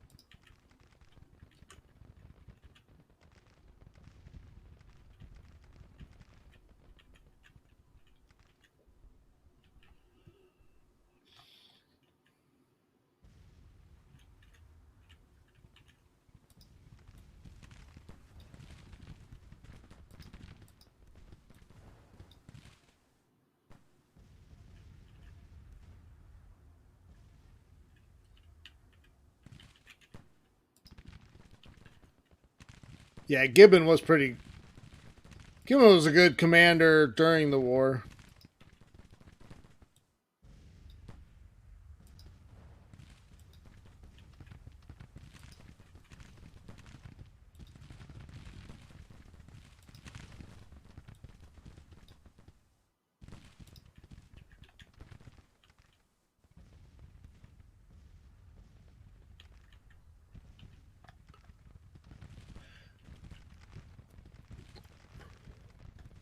Yeah, unfortunately, it seems like the AI. I've seen the AI make very solid flanking attacks, but they don't do it all the time. I think the AI is programmed to kind of look at uh, commander traits. They should probably. I would think they should just program the AI to just constantly flank.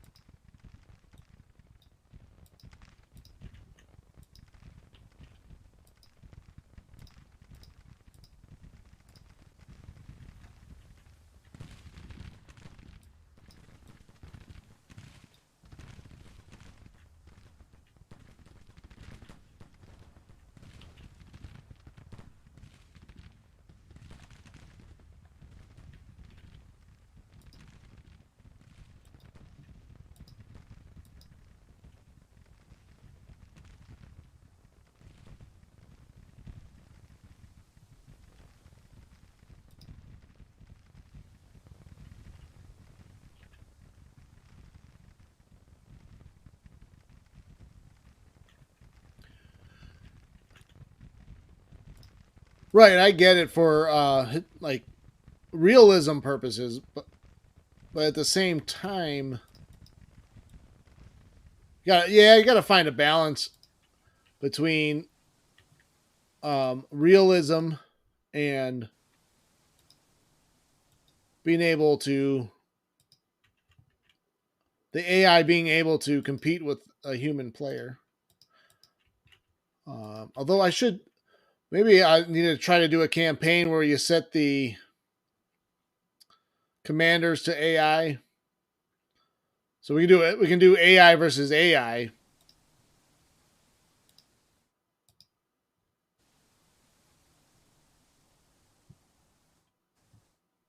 and basically just watch the battles. So there's the functionality to set your own commanders on AI. That might make for an interesting campaign.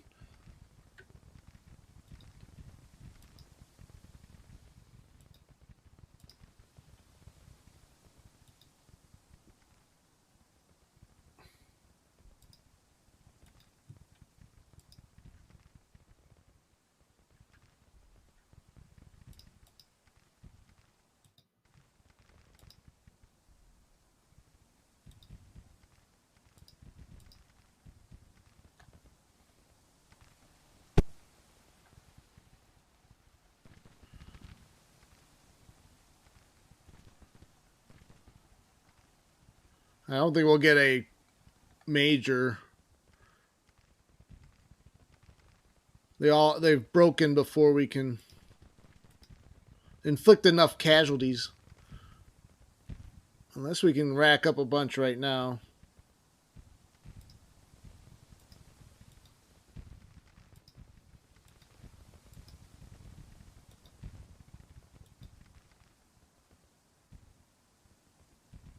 Yeah, maybe do it at the core level, core commander level. Maybe we'll do that.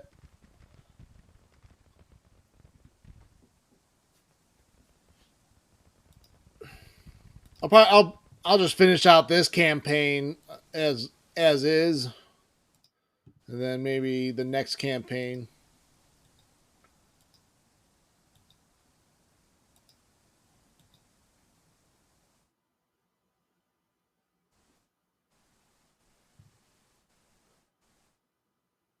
Major victories cause more national morale loss on the other side, which equates to ending the war quicker.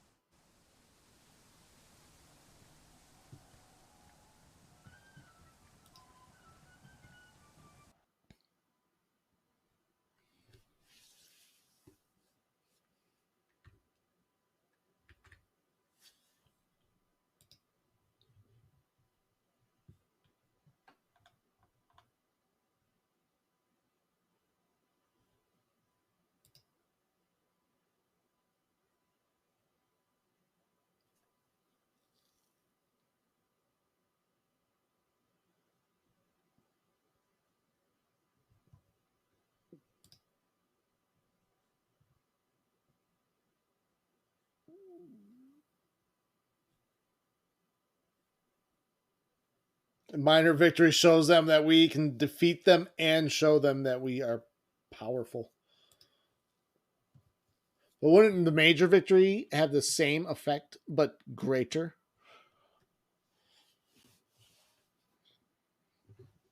Just saying. Forts that are besieged will not receive supplies. Long sieges will consume the stored supplies.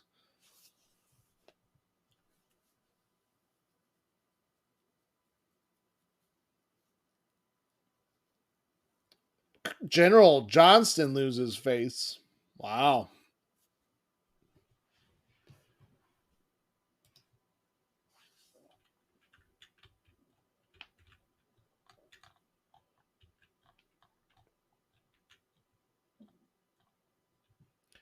Fortunately, I have to retake Grafton. It's all the retreating in the stupid retreating in the north.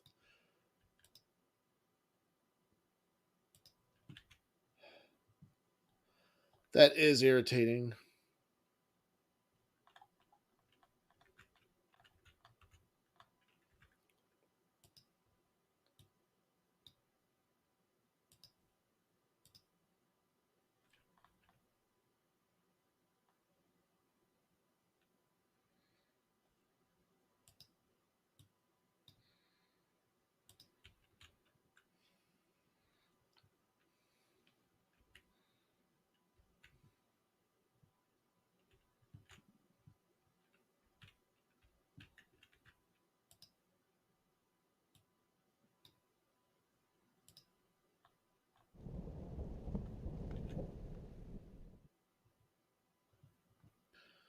Conscription introduced into the Confederacy already. Wow.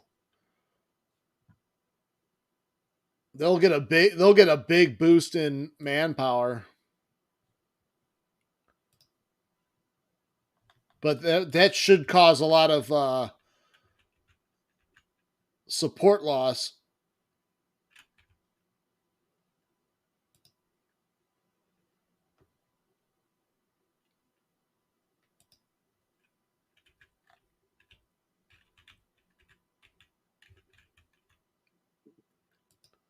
It won't cause a lot of support loss right now, but as they recruit as they conscript more men, that causes hits on state support.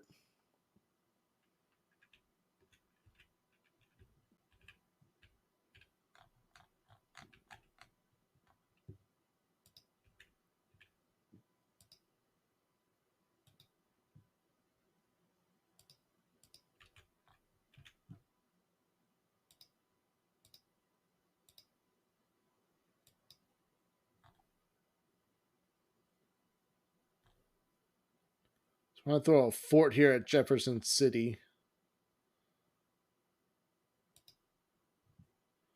and a depot.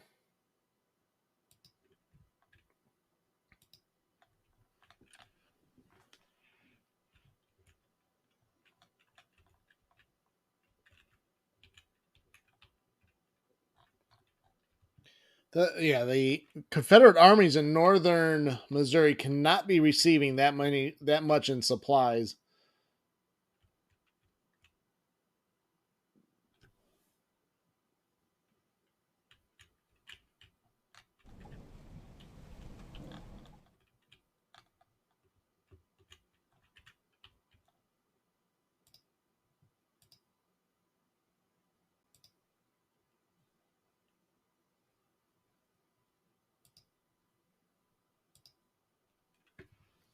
Yeah, look at George Crook. He's got 5-star. He could be a corps commander.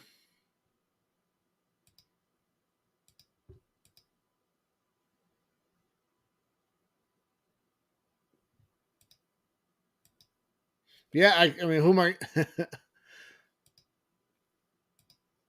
I don't want to replace any of these guys. Yeah, Gibbon's going to have to take a division command in another army.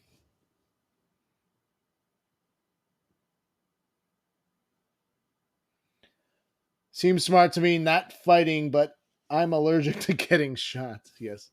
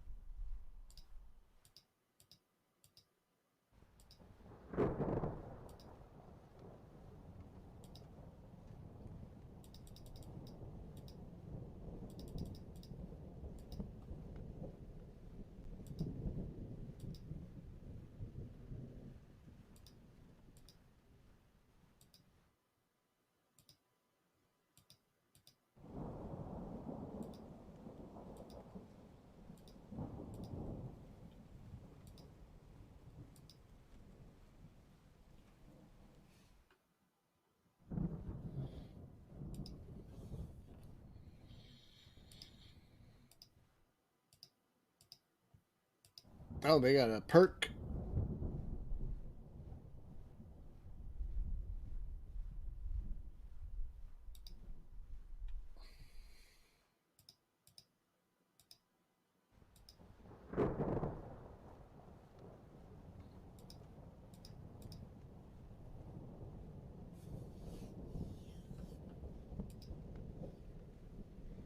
Yeah, McDowell's army actually has a lot of good officers.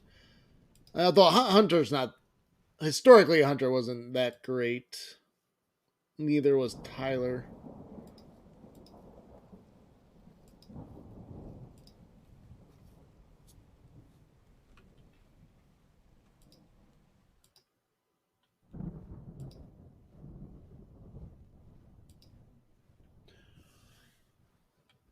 Civil Order. We got some weapons projects ready. Recruitment could do recruitment offices.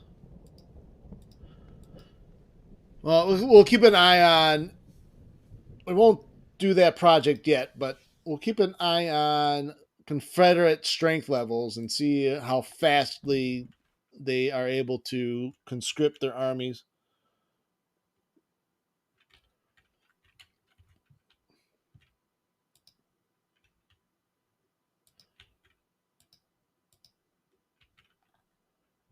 We got a Gibbon simp in the chat. Promote him. I do. I should. I was hoping to keep him in the army, but or in the Army of Northeastern Virginia.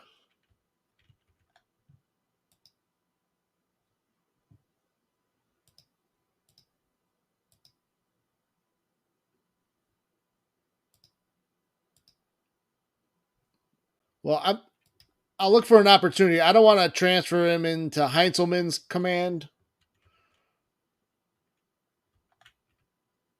If we form another army in the east or expand Heinzelman's um, role, we might do that. We might give Gibbon a division command in that. Well, they're building a hospital. Well, they're building all kinds of shit. I haven't really built much of anything.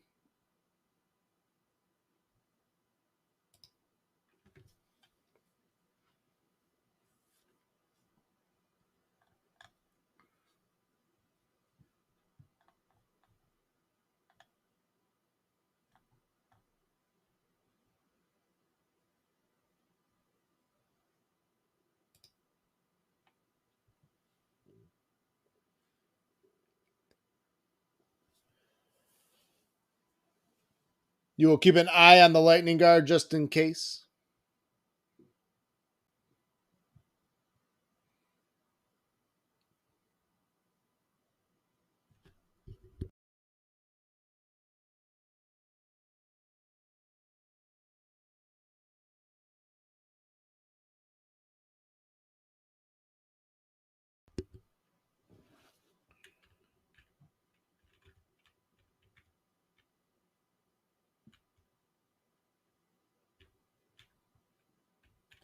Maybe we can put a lumber mill here.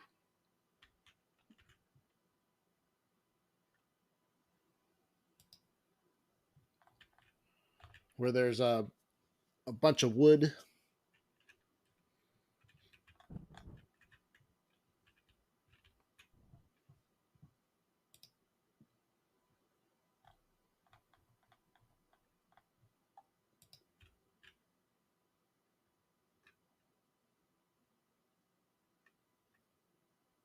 Thanks for hanging out, Monkus. Take care, man. Have a good day.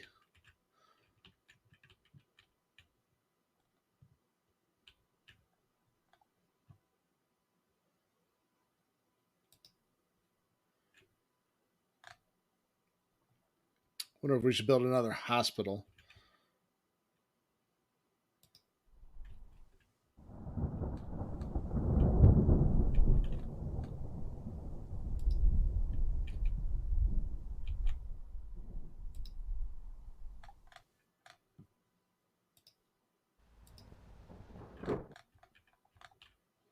We'll build one at Harrisburg, Kentucky.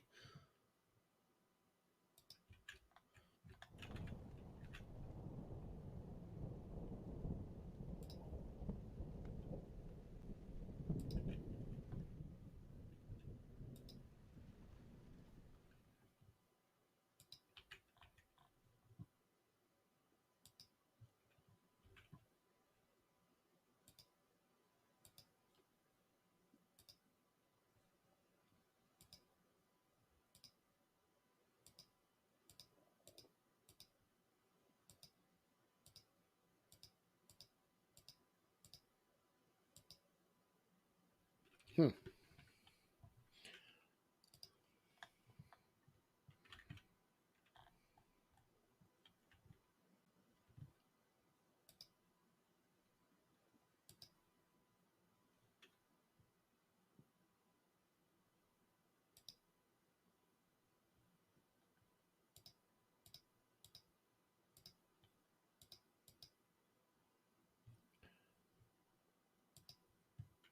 I don't see a way. We should be able to sort out or filter out famed and defamed.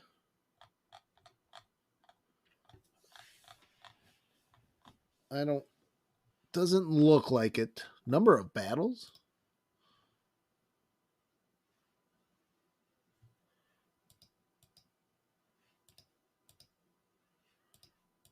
Oh, that's a good way maybe to filter out experience. Number of battles.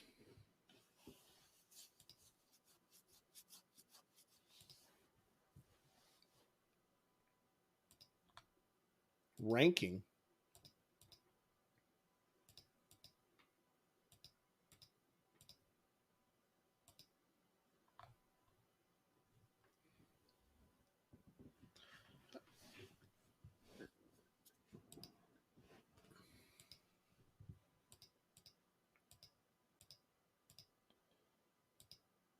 Let's see, Buell and Hooker could probably have commands.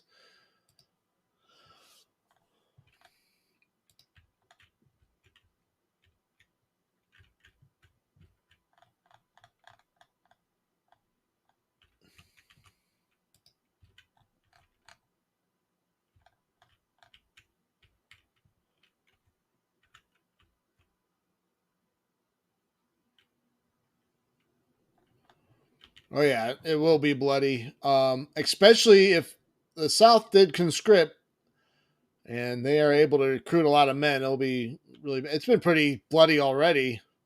We've inflicted. There's been 160,000 casualties total.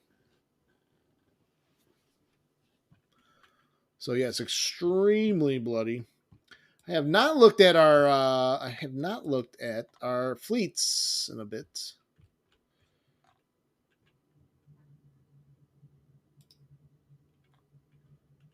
We need to get this.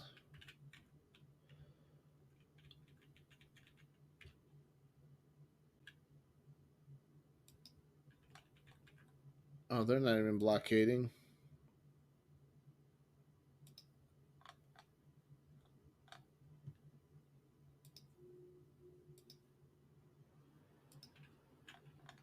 Should probably order the Atlantic blockading fleet to actually blockade.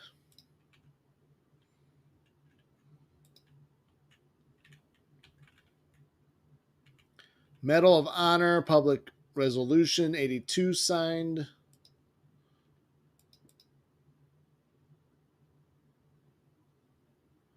All right, it's about to be Christmas 1861. Oh, they did retreat out. Okay. I think we got everything secured again in West Virginia. So why don't we move McDowell back to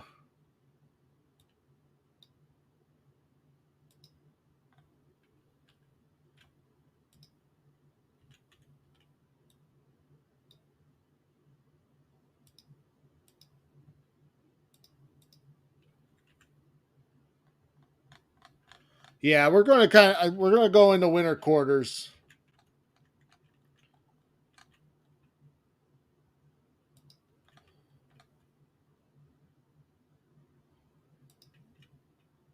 What we may end up doing early in 62, once weather starts to get a little bit nicer, I might shift forces from Porter to Grant, and we may strike down through West Tennessee, down the Mississippi to Memphis and Corinth. That will probably pull them away from Nashville. So, kind of a two-pronged assault. Grant, Sherman through Nashville and Central Tennessee. I mean, we could go the other route too. If we shift to East Kentucky and East Tennessee, we can go through Knoxville to Chattanooga. That's another way to do it.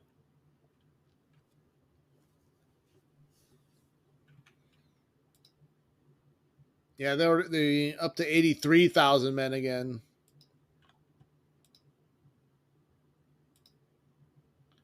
We have 31,000. Do have 31,000 volunteers ready.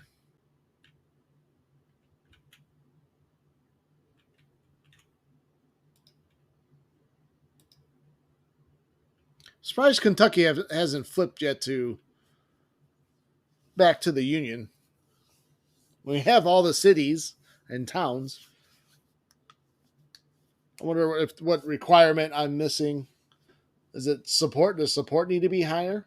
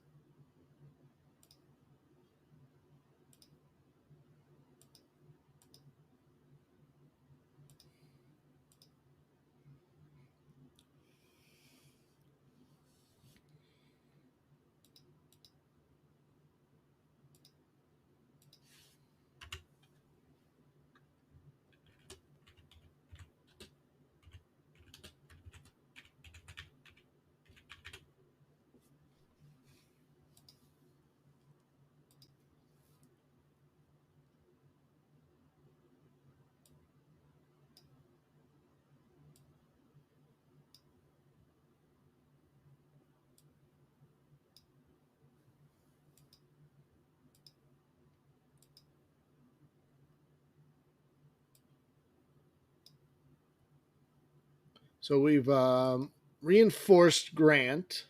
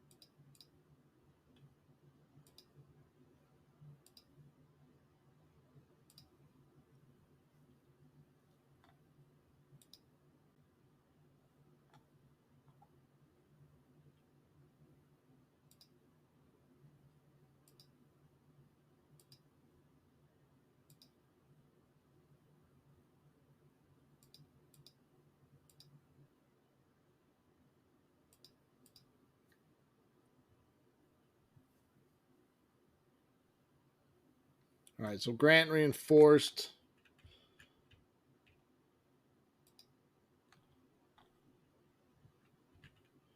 Sherman got himself another perk. Let's do ambulance corps.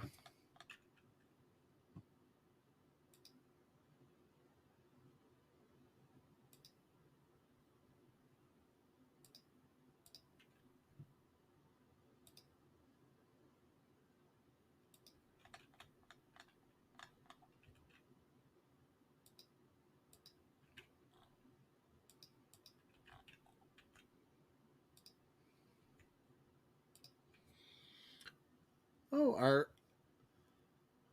our blockading ships earn themselves a perk. Blockading Squadron 1. Let's do that. 156 firepower.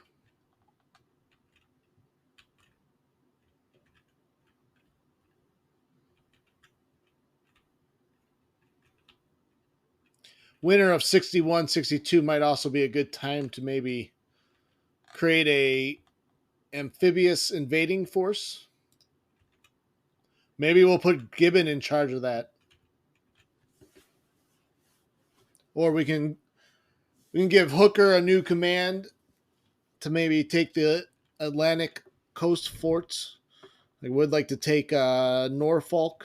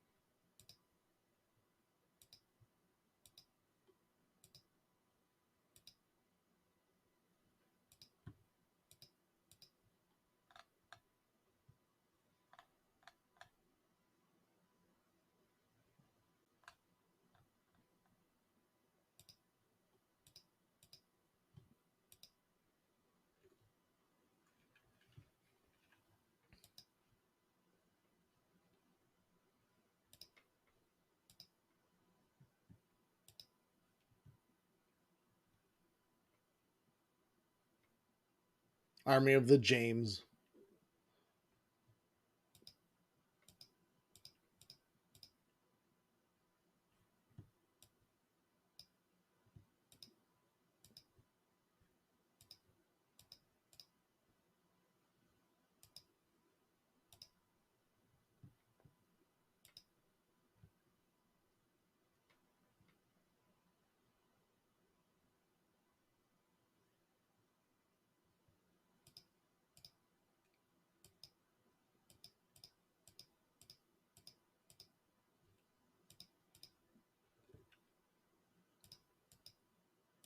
Yeah, let's put we will put Hooker in charge of this force.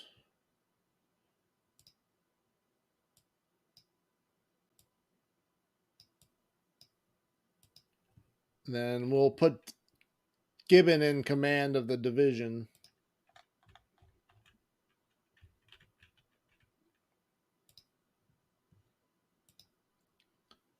How could you? You're going to take Gibbon away from me.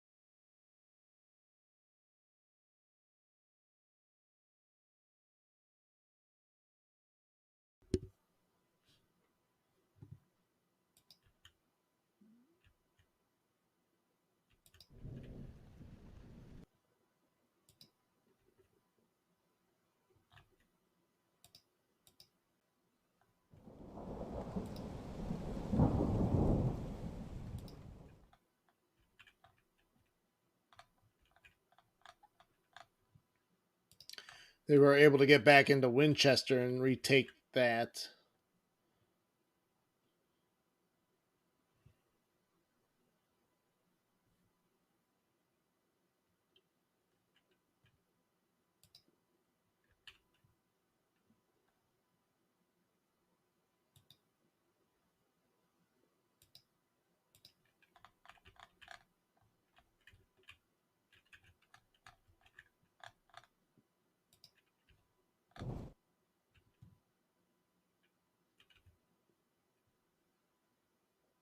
Well, officer rehabilitated.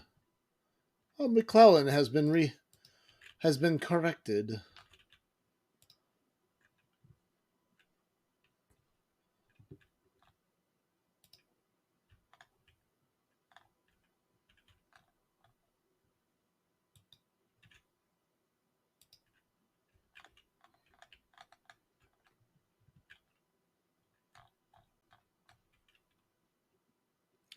What are you doing, Army of Georgia? Why are you traveling the river? What are you up to?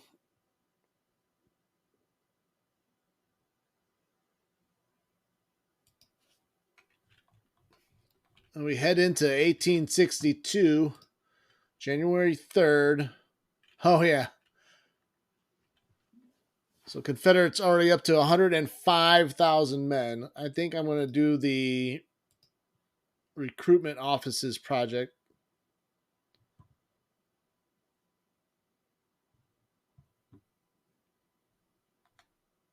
Or recruit agents, which will, each level of this project further increases the number of available volunteers. So let's do that. We could enact the Austrian Rifles project, which opens up. Austria can also offer its newer Lorentz rifled muskets, which are, they're solid rifles, but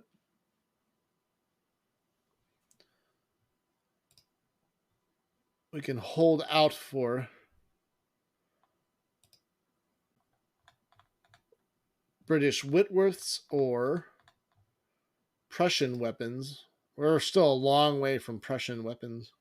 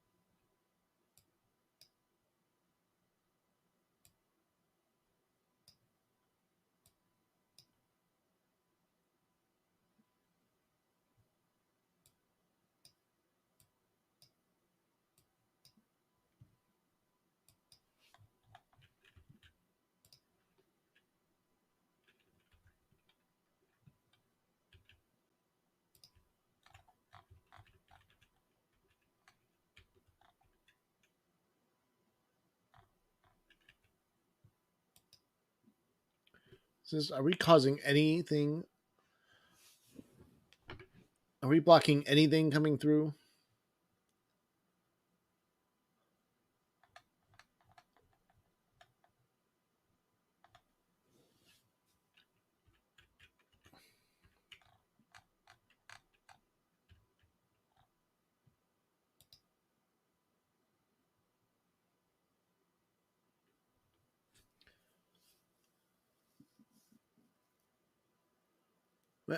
It's hard to gauge how much we're blockading.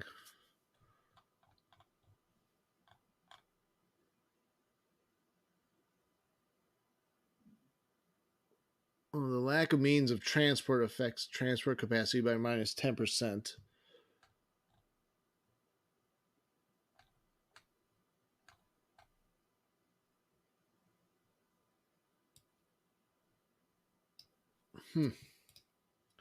I mean, there's a. I mean, it looks like the port is blockaded according to the little fire icon there, but it's hard to gauge exactly how much we're impacting it.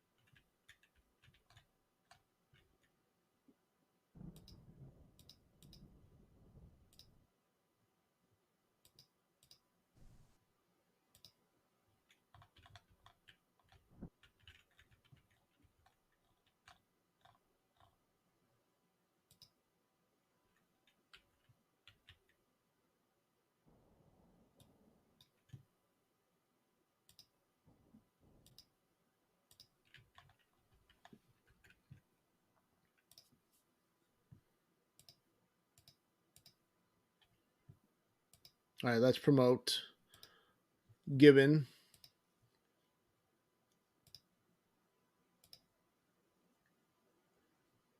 He does lose a star from the promotion.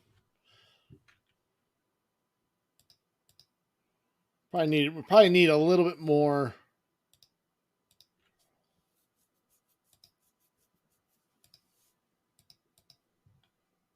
A little bit more for the amphibious invasion.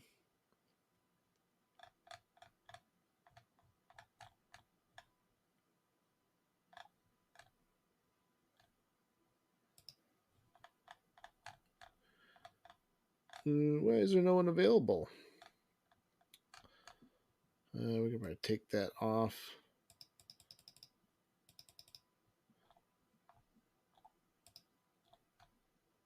Unassigned army. Why can't there's no officers available?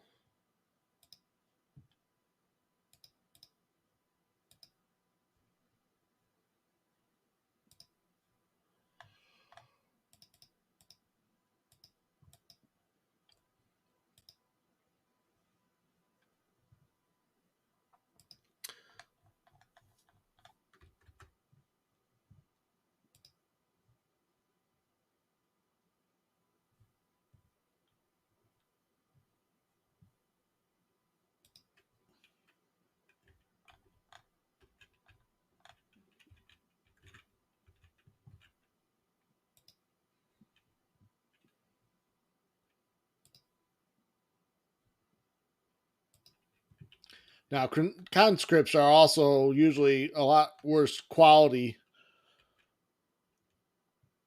So if the Confederates are already going hard on conscription, the quality of their armies are not going to be very good.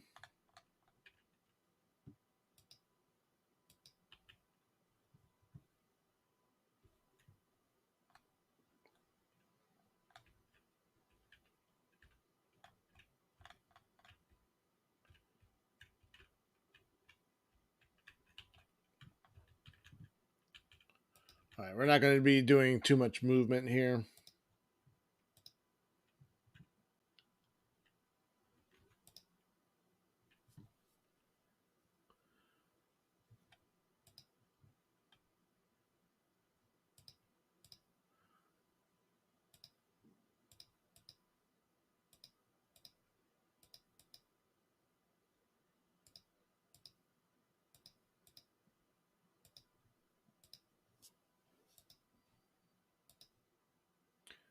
$47 days. And it is January 4th. When they're back, it might be getting close to offensive time.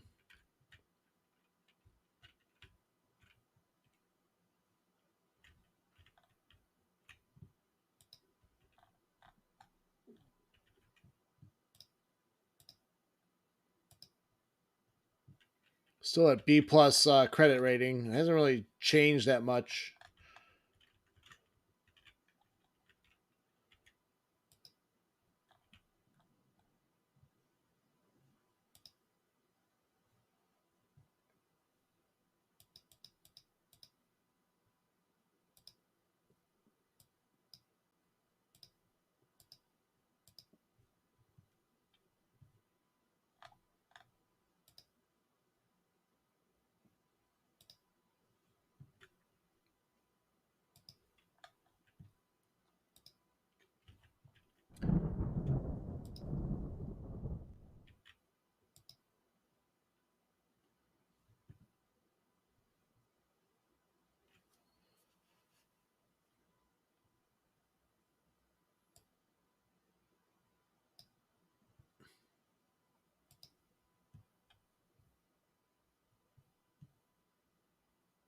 Oh, we did fall to B rating.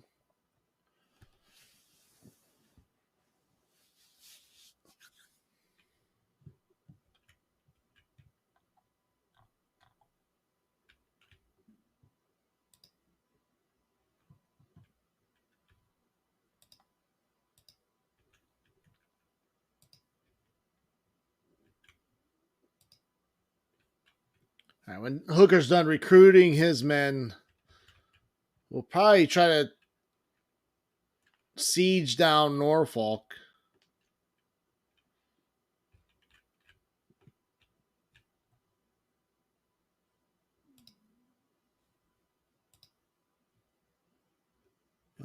Only 26,000 volunteers. Doesn't seem like the recruitment offices project did a whole lot.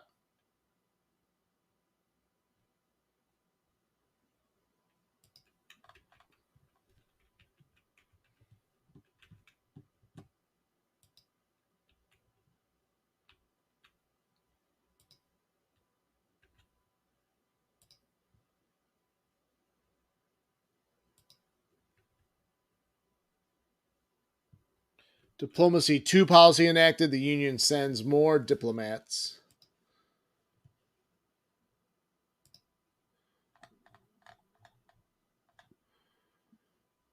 We can do Militia Act 4, I guess.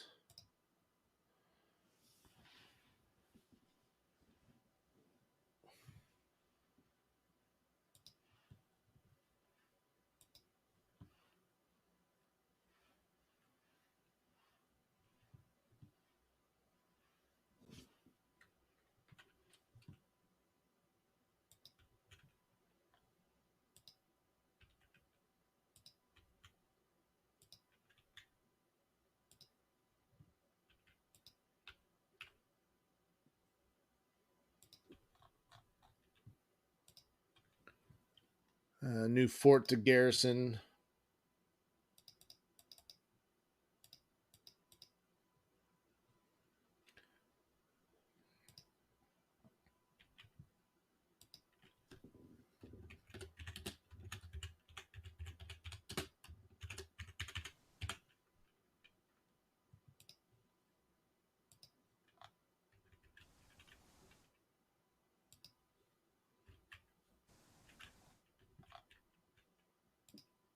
Probably transfer garrisons from like Cincinnati to the newly built garrison.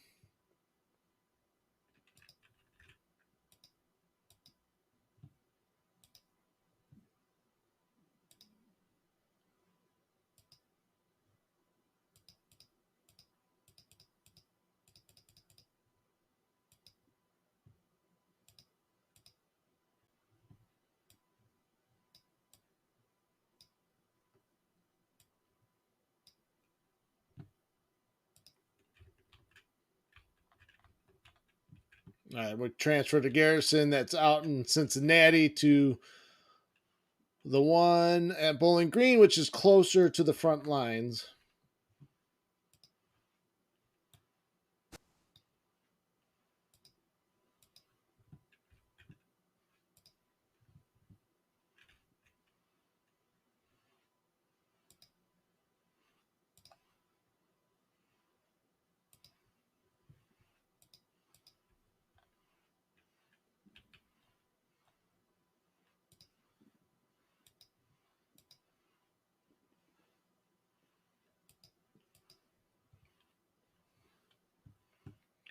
See more construction complete. Syracuse Lumber Mill.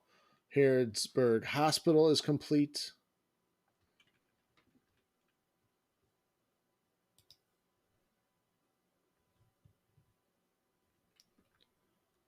Clarksville Depot. Fort Flansburgh.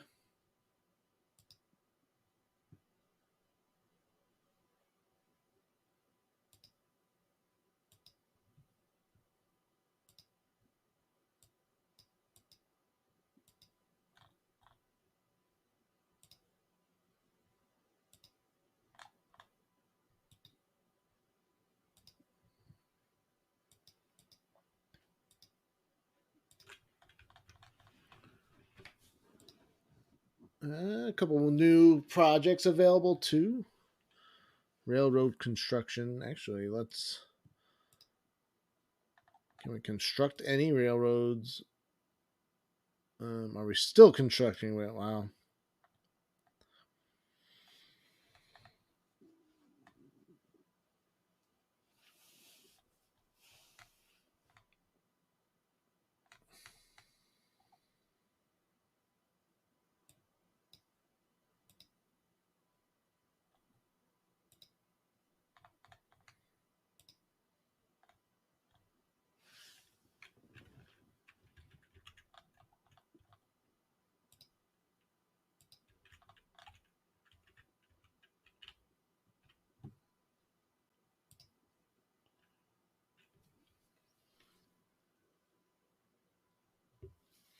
See how many more men they recruited. They're up to 114. So they're definitely closing that gap. But we're researching Militia Act 4, which will be a big boost in volunteers.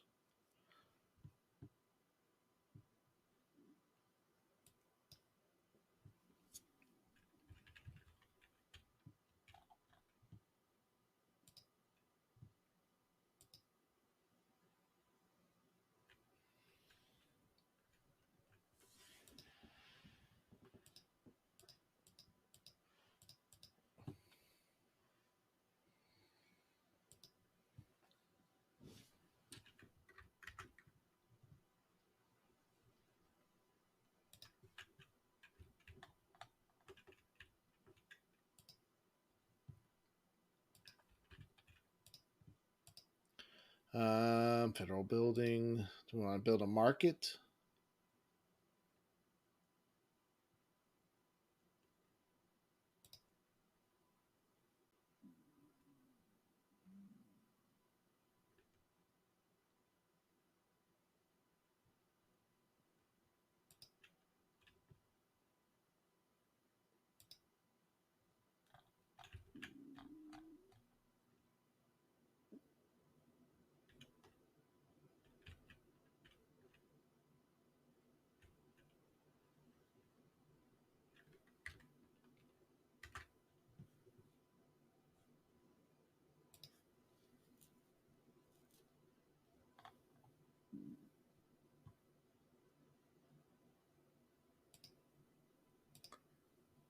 Let's see. The flow of goods.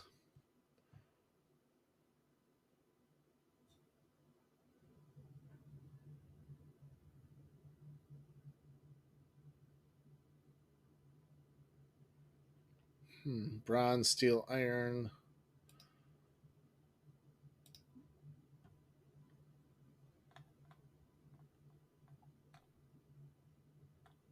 Foundries. Let's do foundry. Let's do a foundry.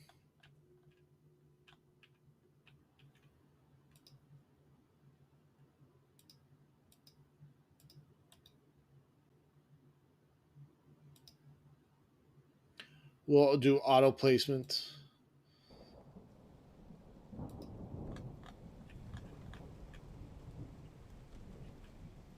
Building a foundry at Poughkeepsie.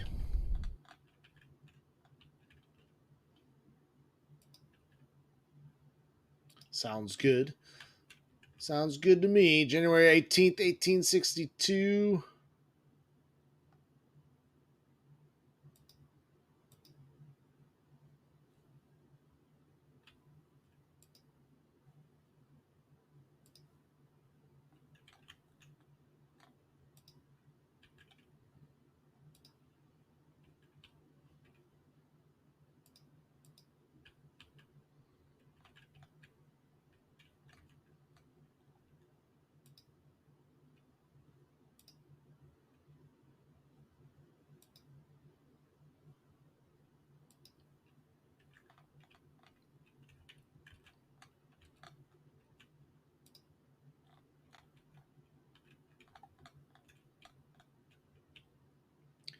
We just built a fort.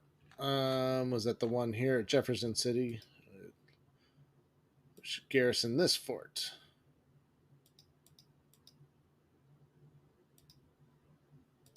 Sure, Abercrombie could go there. All the defamed officers.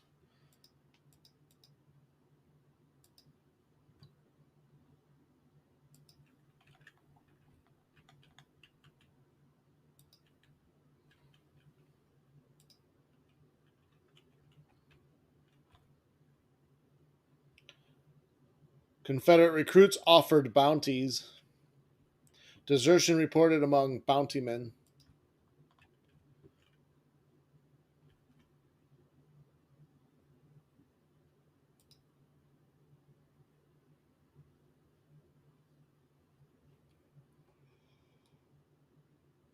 Occupation administration. Each level of this project will further increase support of our nation and conquered. Let's do that one. Let's do that one.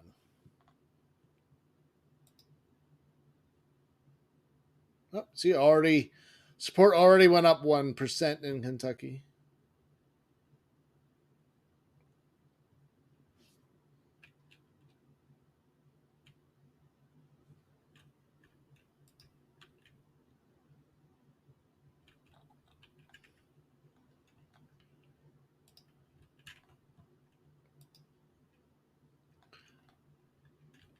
Oh, looks like a Confederate army right in front of Scott's army.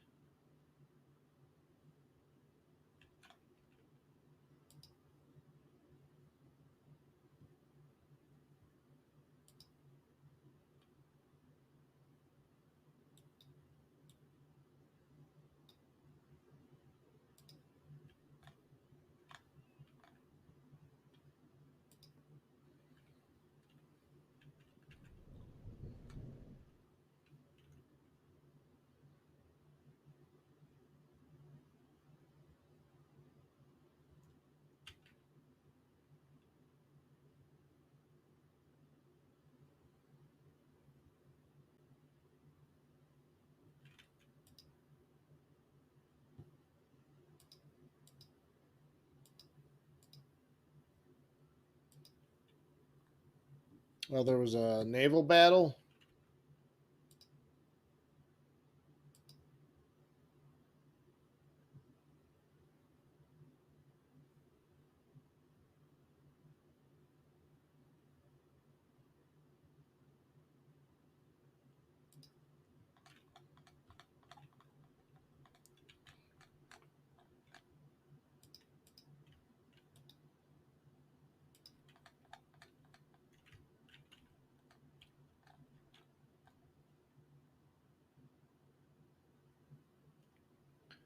King Cotton minus 20, Union projects plus 2. British intervention,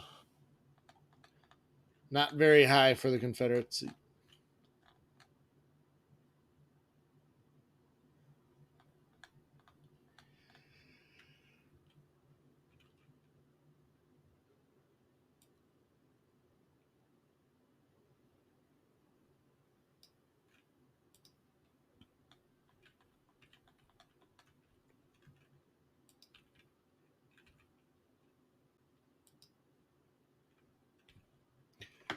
So waiting on Hooker to completely recruit and train his men. Then we will send him to Norfolk and lay siege to that fort.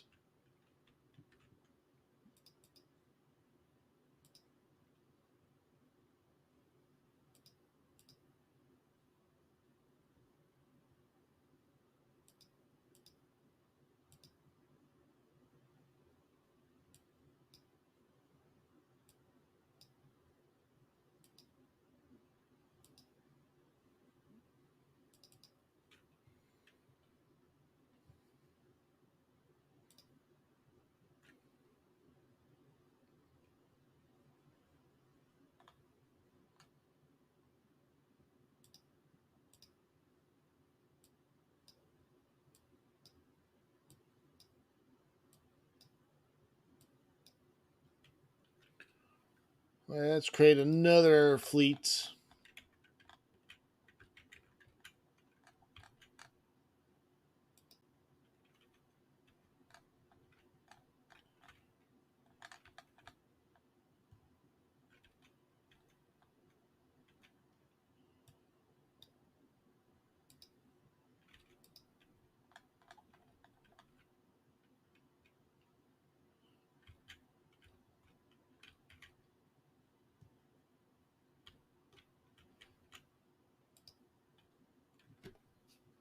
Might need to build some more ships too.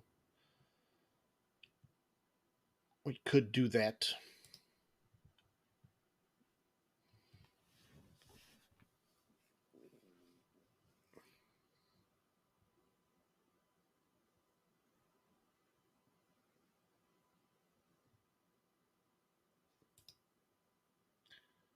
Side wheel frigate.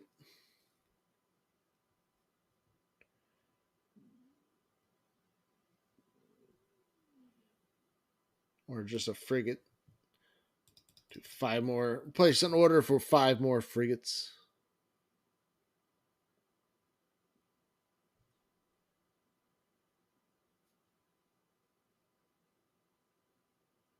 Shipyard utilization. Oh, we're fine there.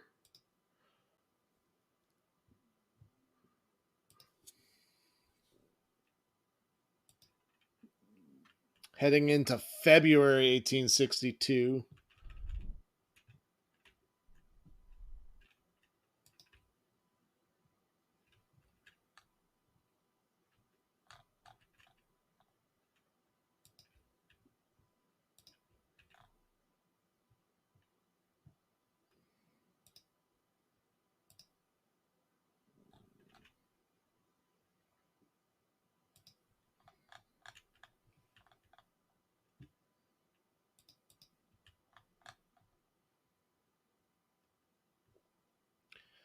Battle Hymn of the Republic. Oh, they sent a force to guard the Cumberland Gap.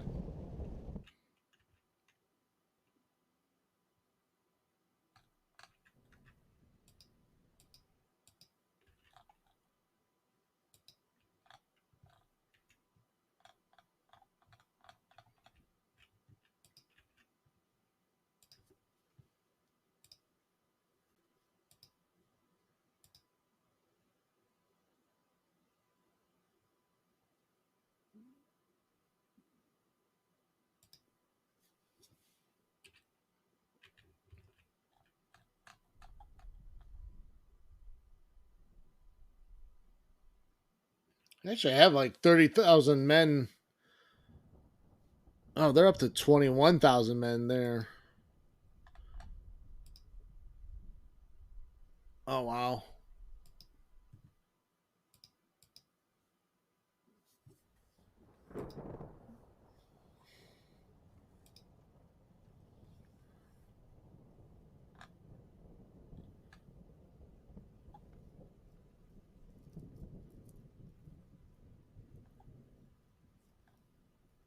Recruit agents too. Intelligence gathering, efficiency.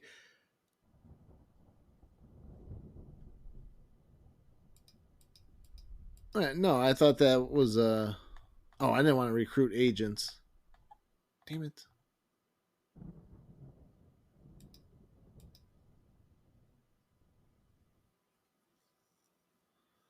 Well, I totally misread that. I want recruitment offices is what I needed, what I really wanted. I and I've been I've been building recruitment agents. Uh I'm stupid. I'm stupid. Ha.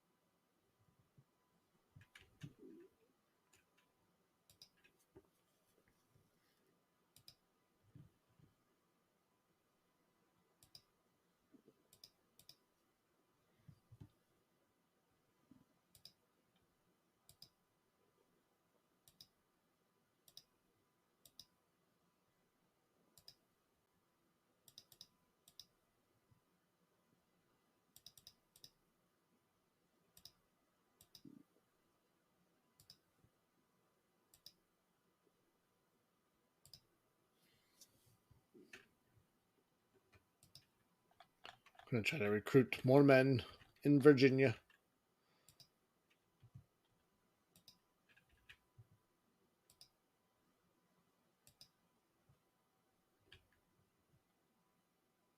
Oh shit. They're looking very aggressive in Virginia. 1,600 men. 26,000.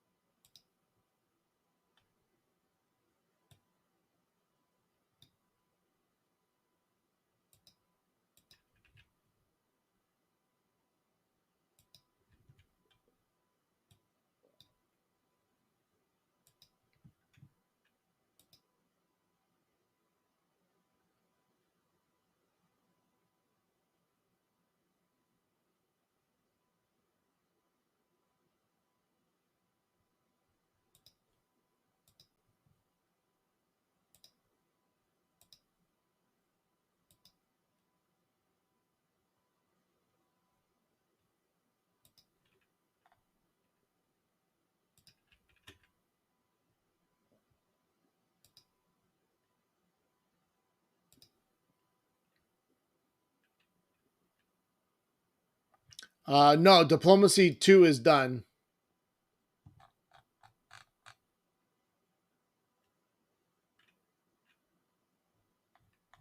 We're doing Militia Act 4.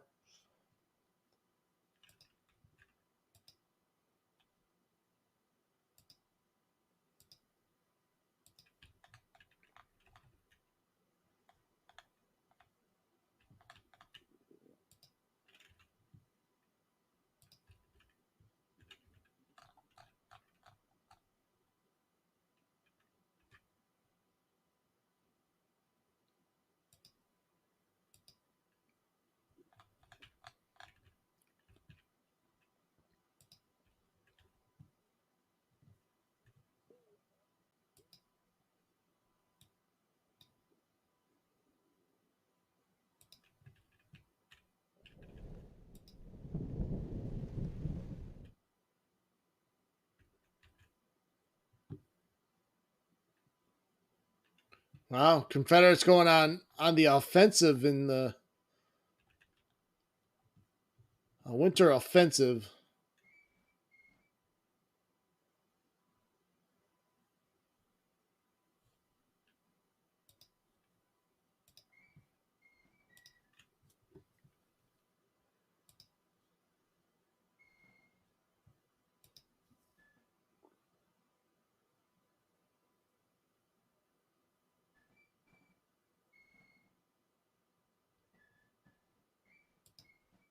Yes. Does Military 2 still do that, or do I still have to research the project now?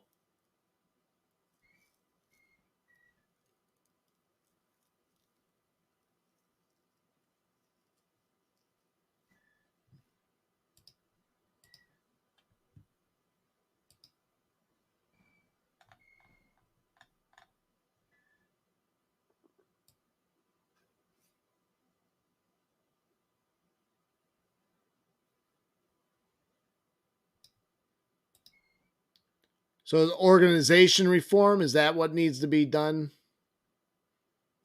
for the proper armies? It used to be just Military 2.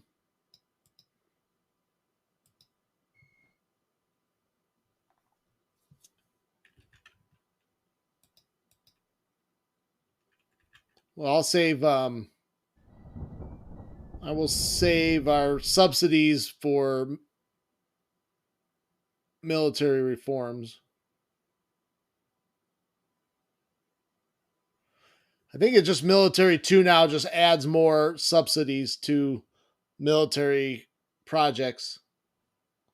Cotton trade slows down. Demand in Europe increases. Record high cotton prices.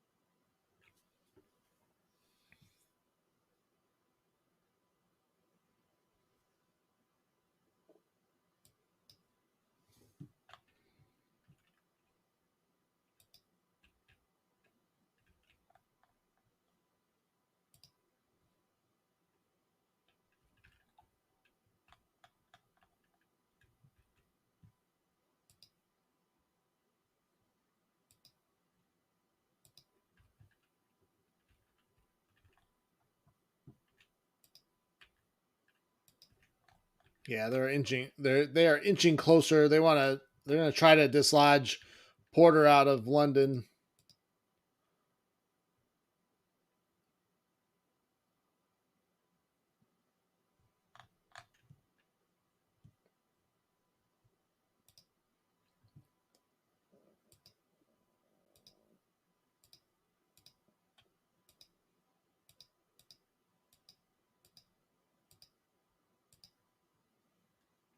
He doesn't a lot. He does not have a lot of artillery.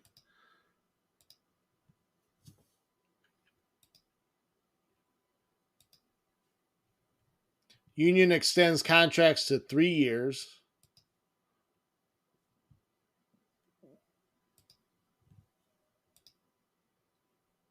Well, that's a huge increase for us.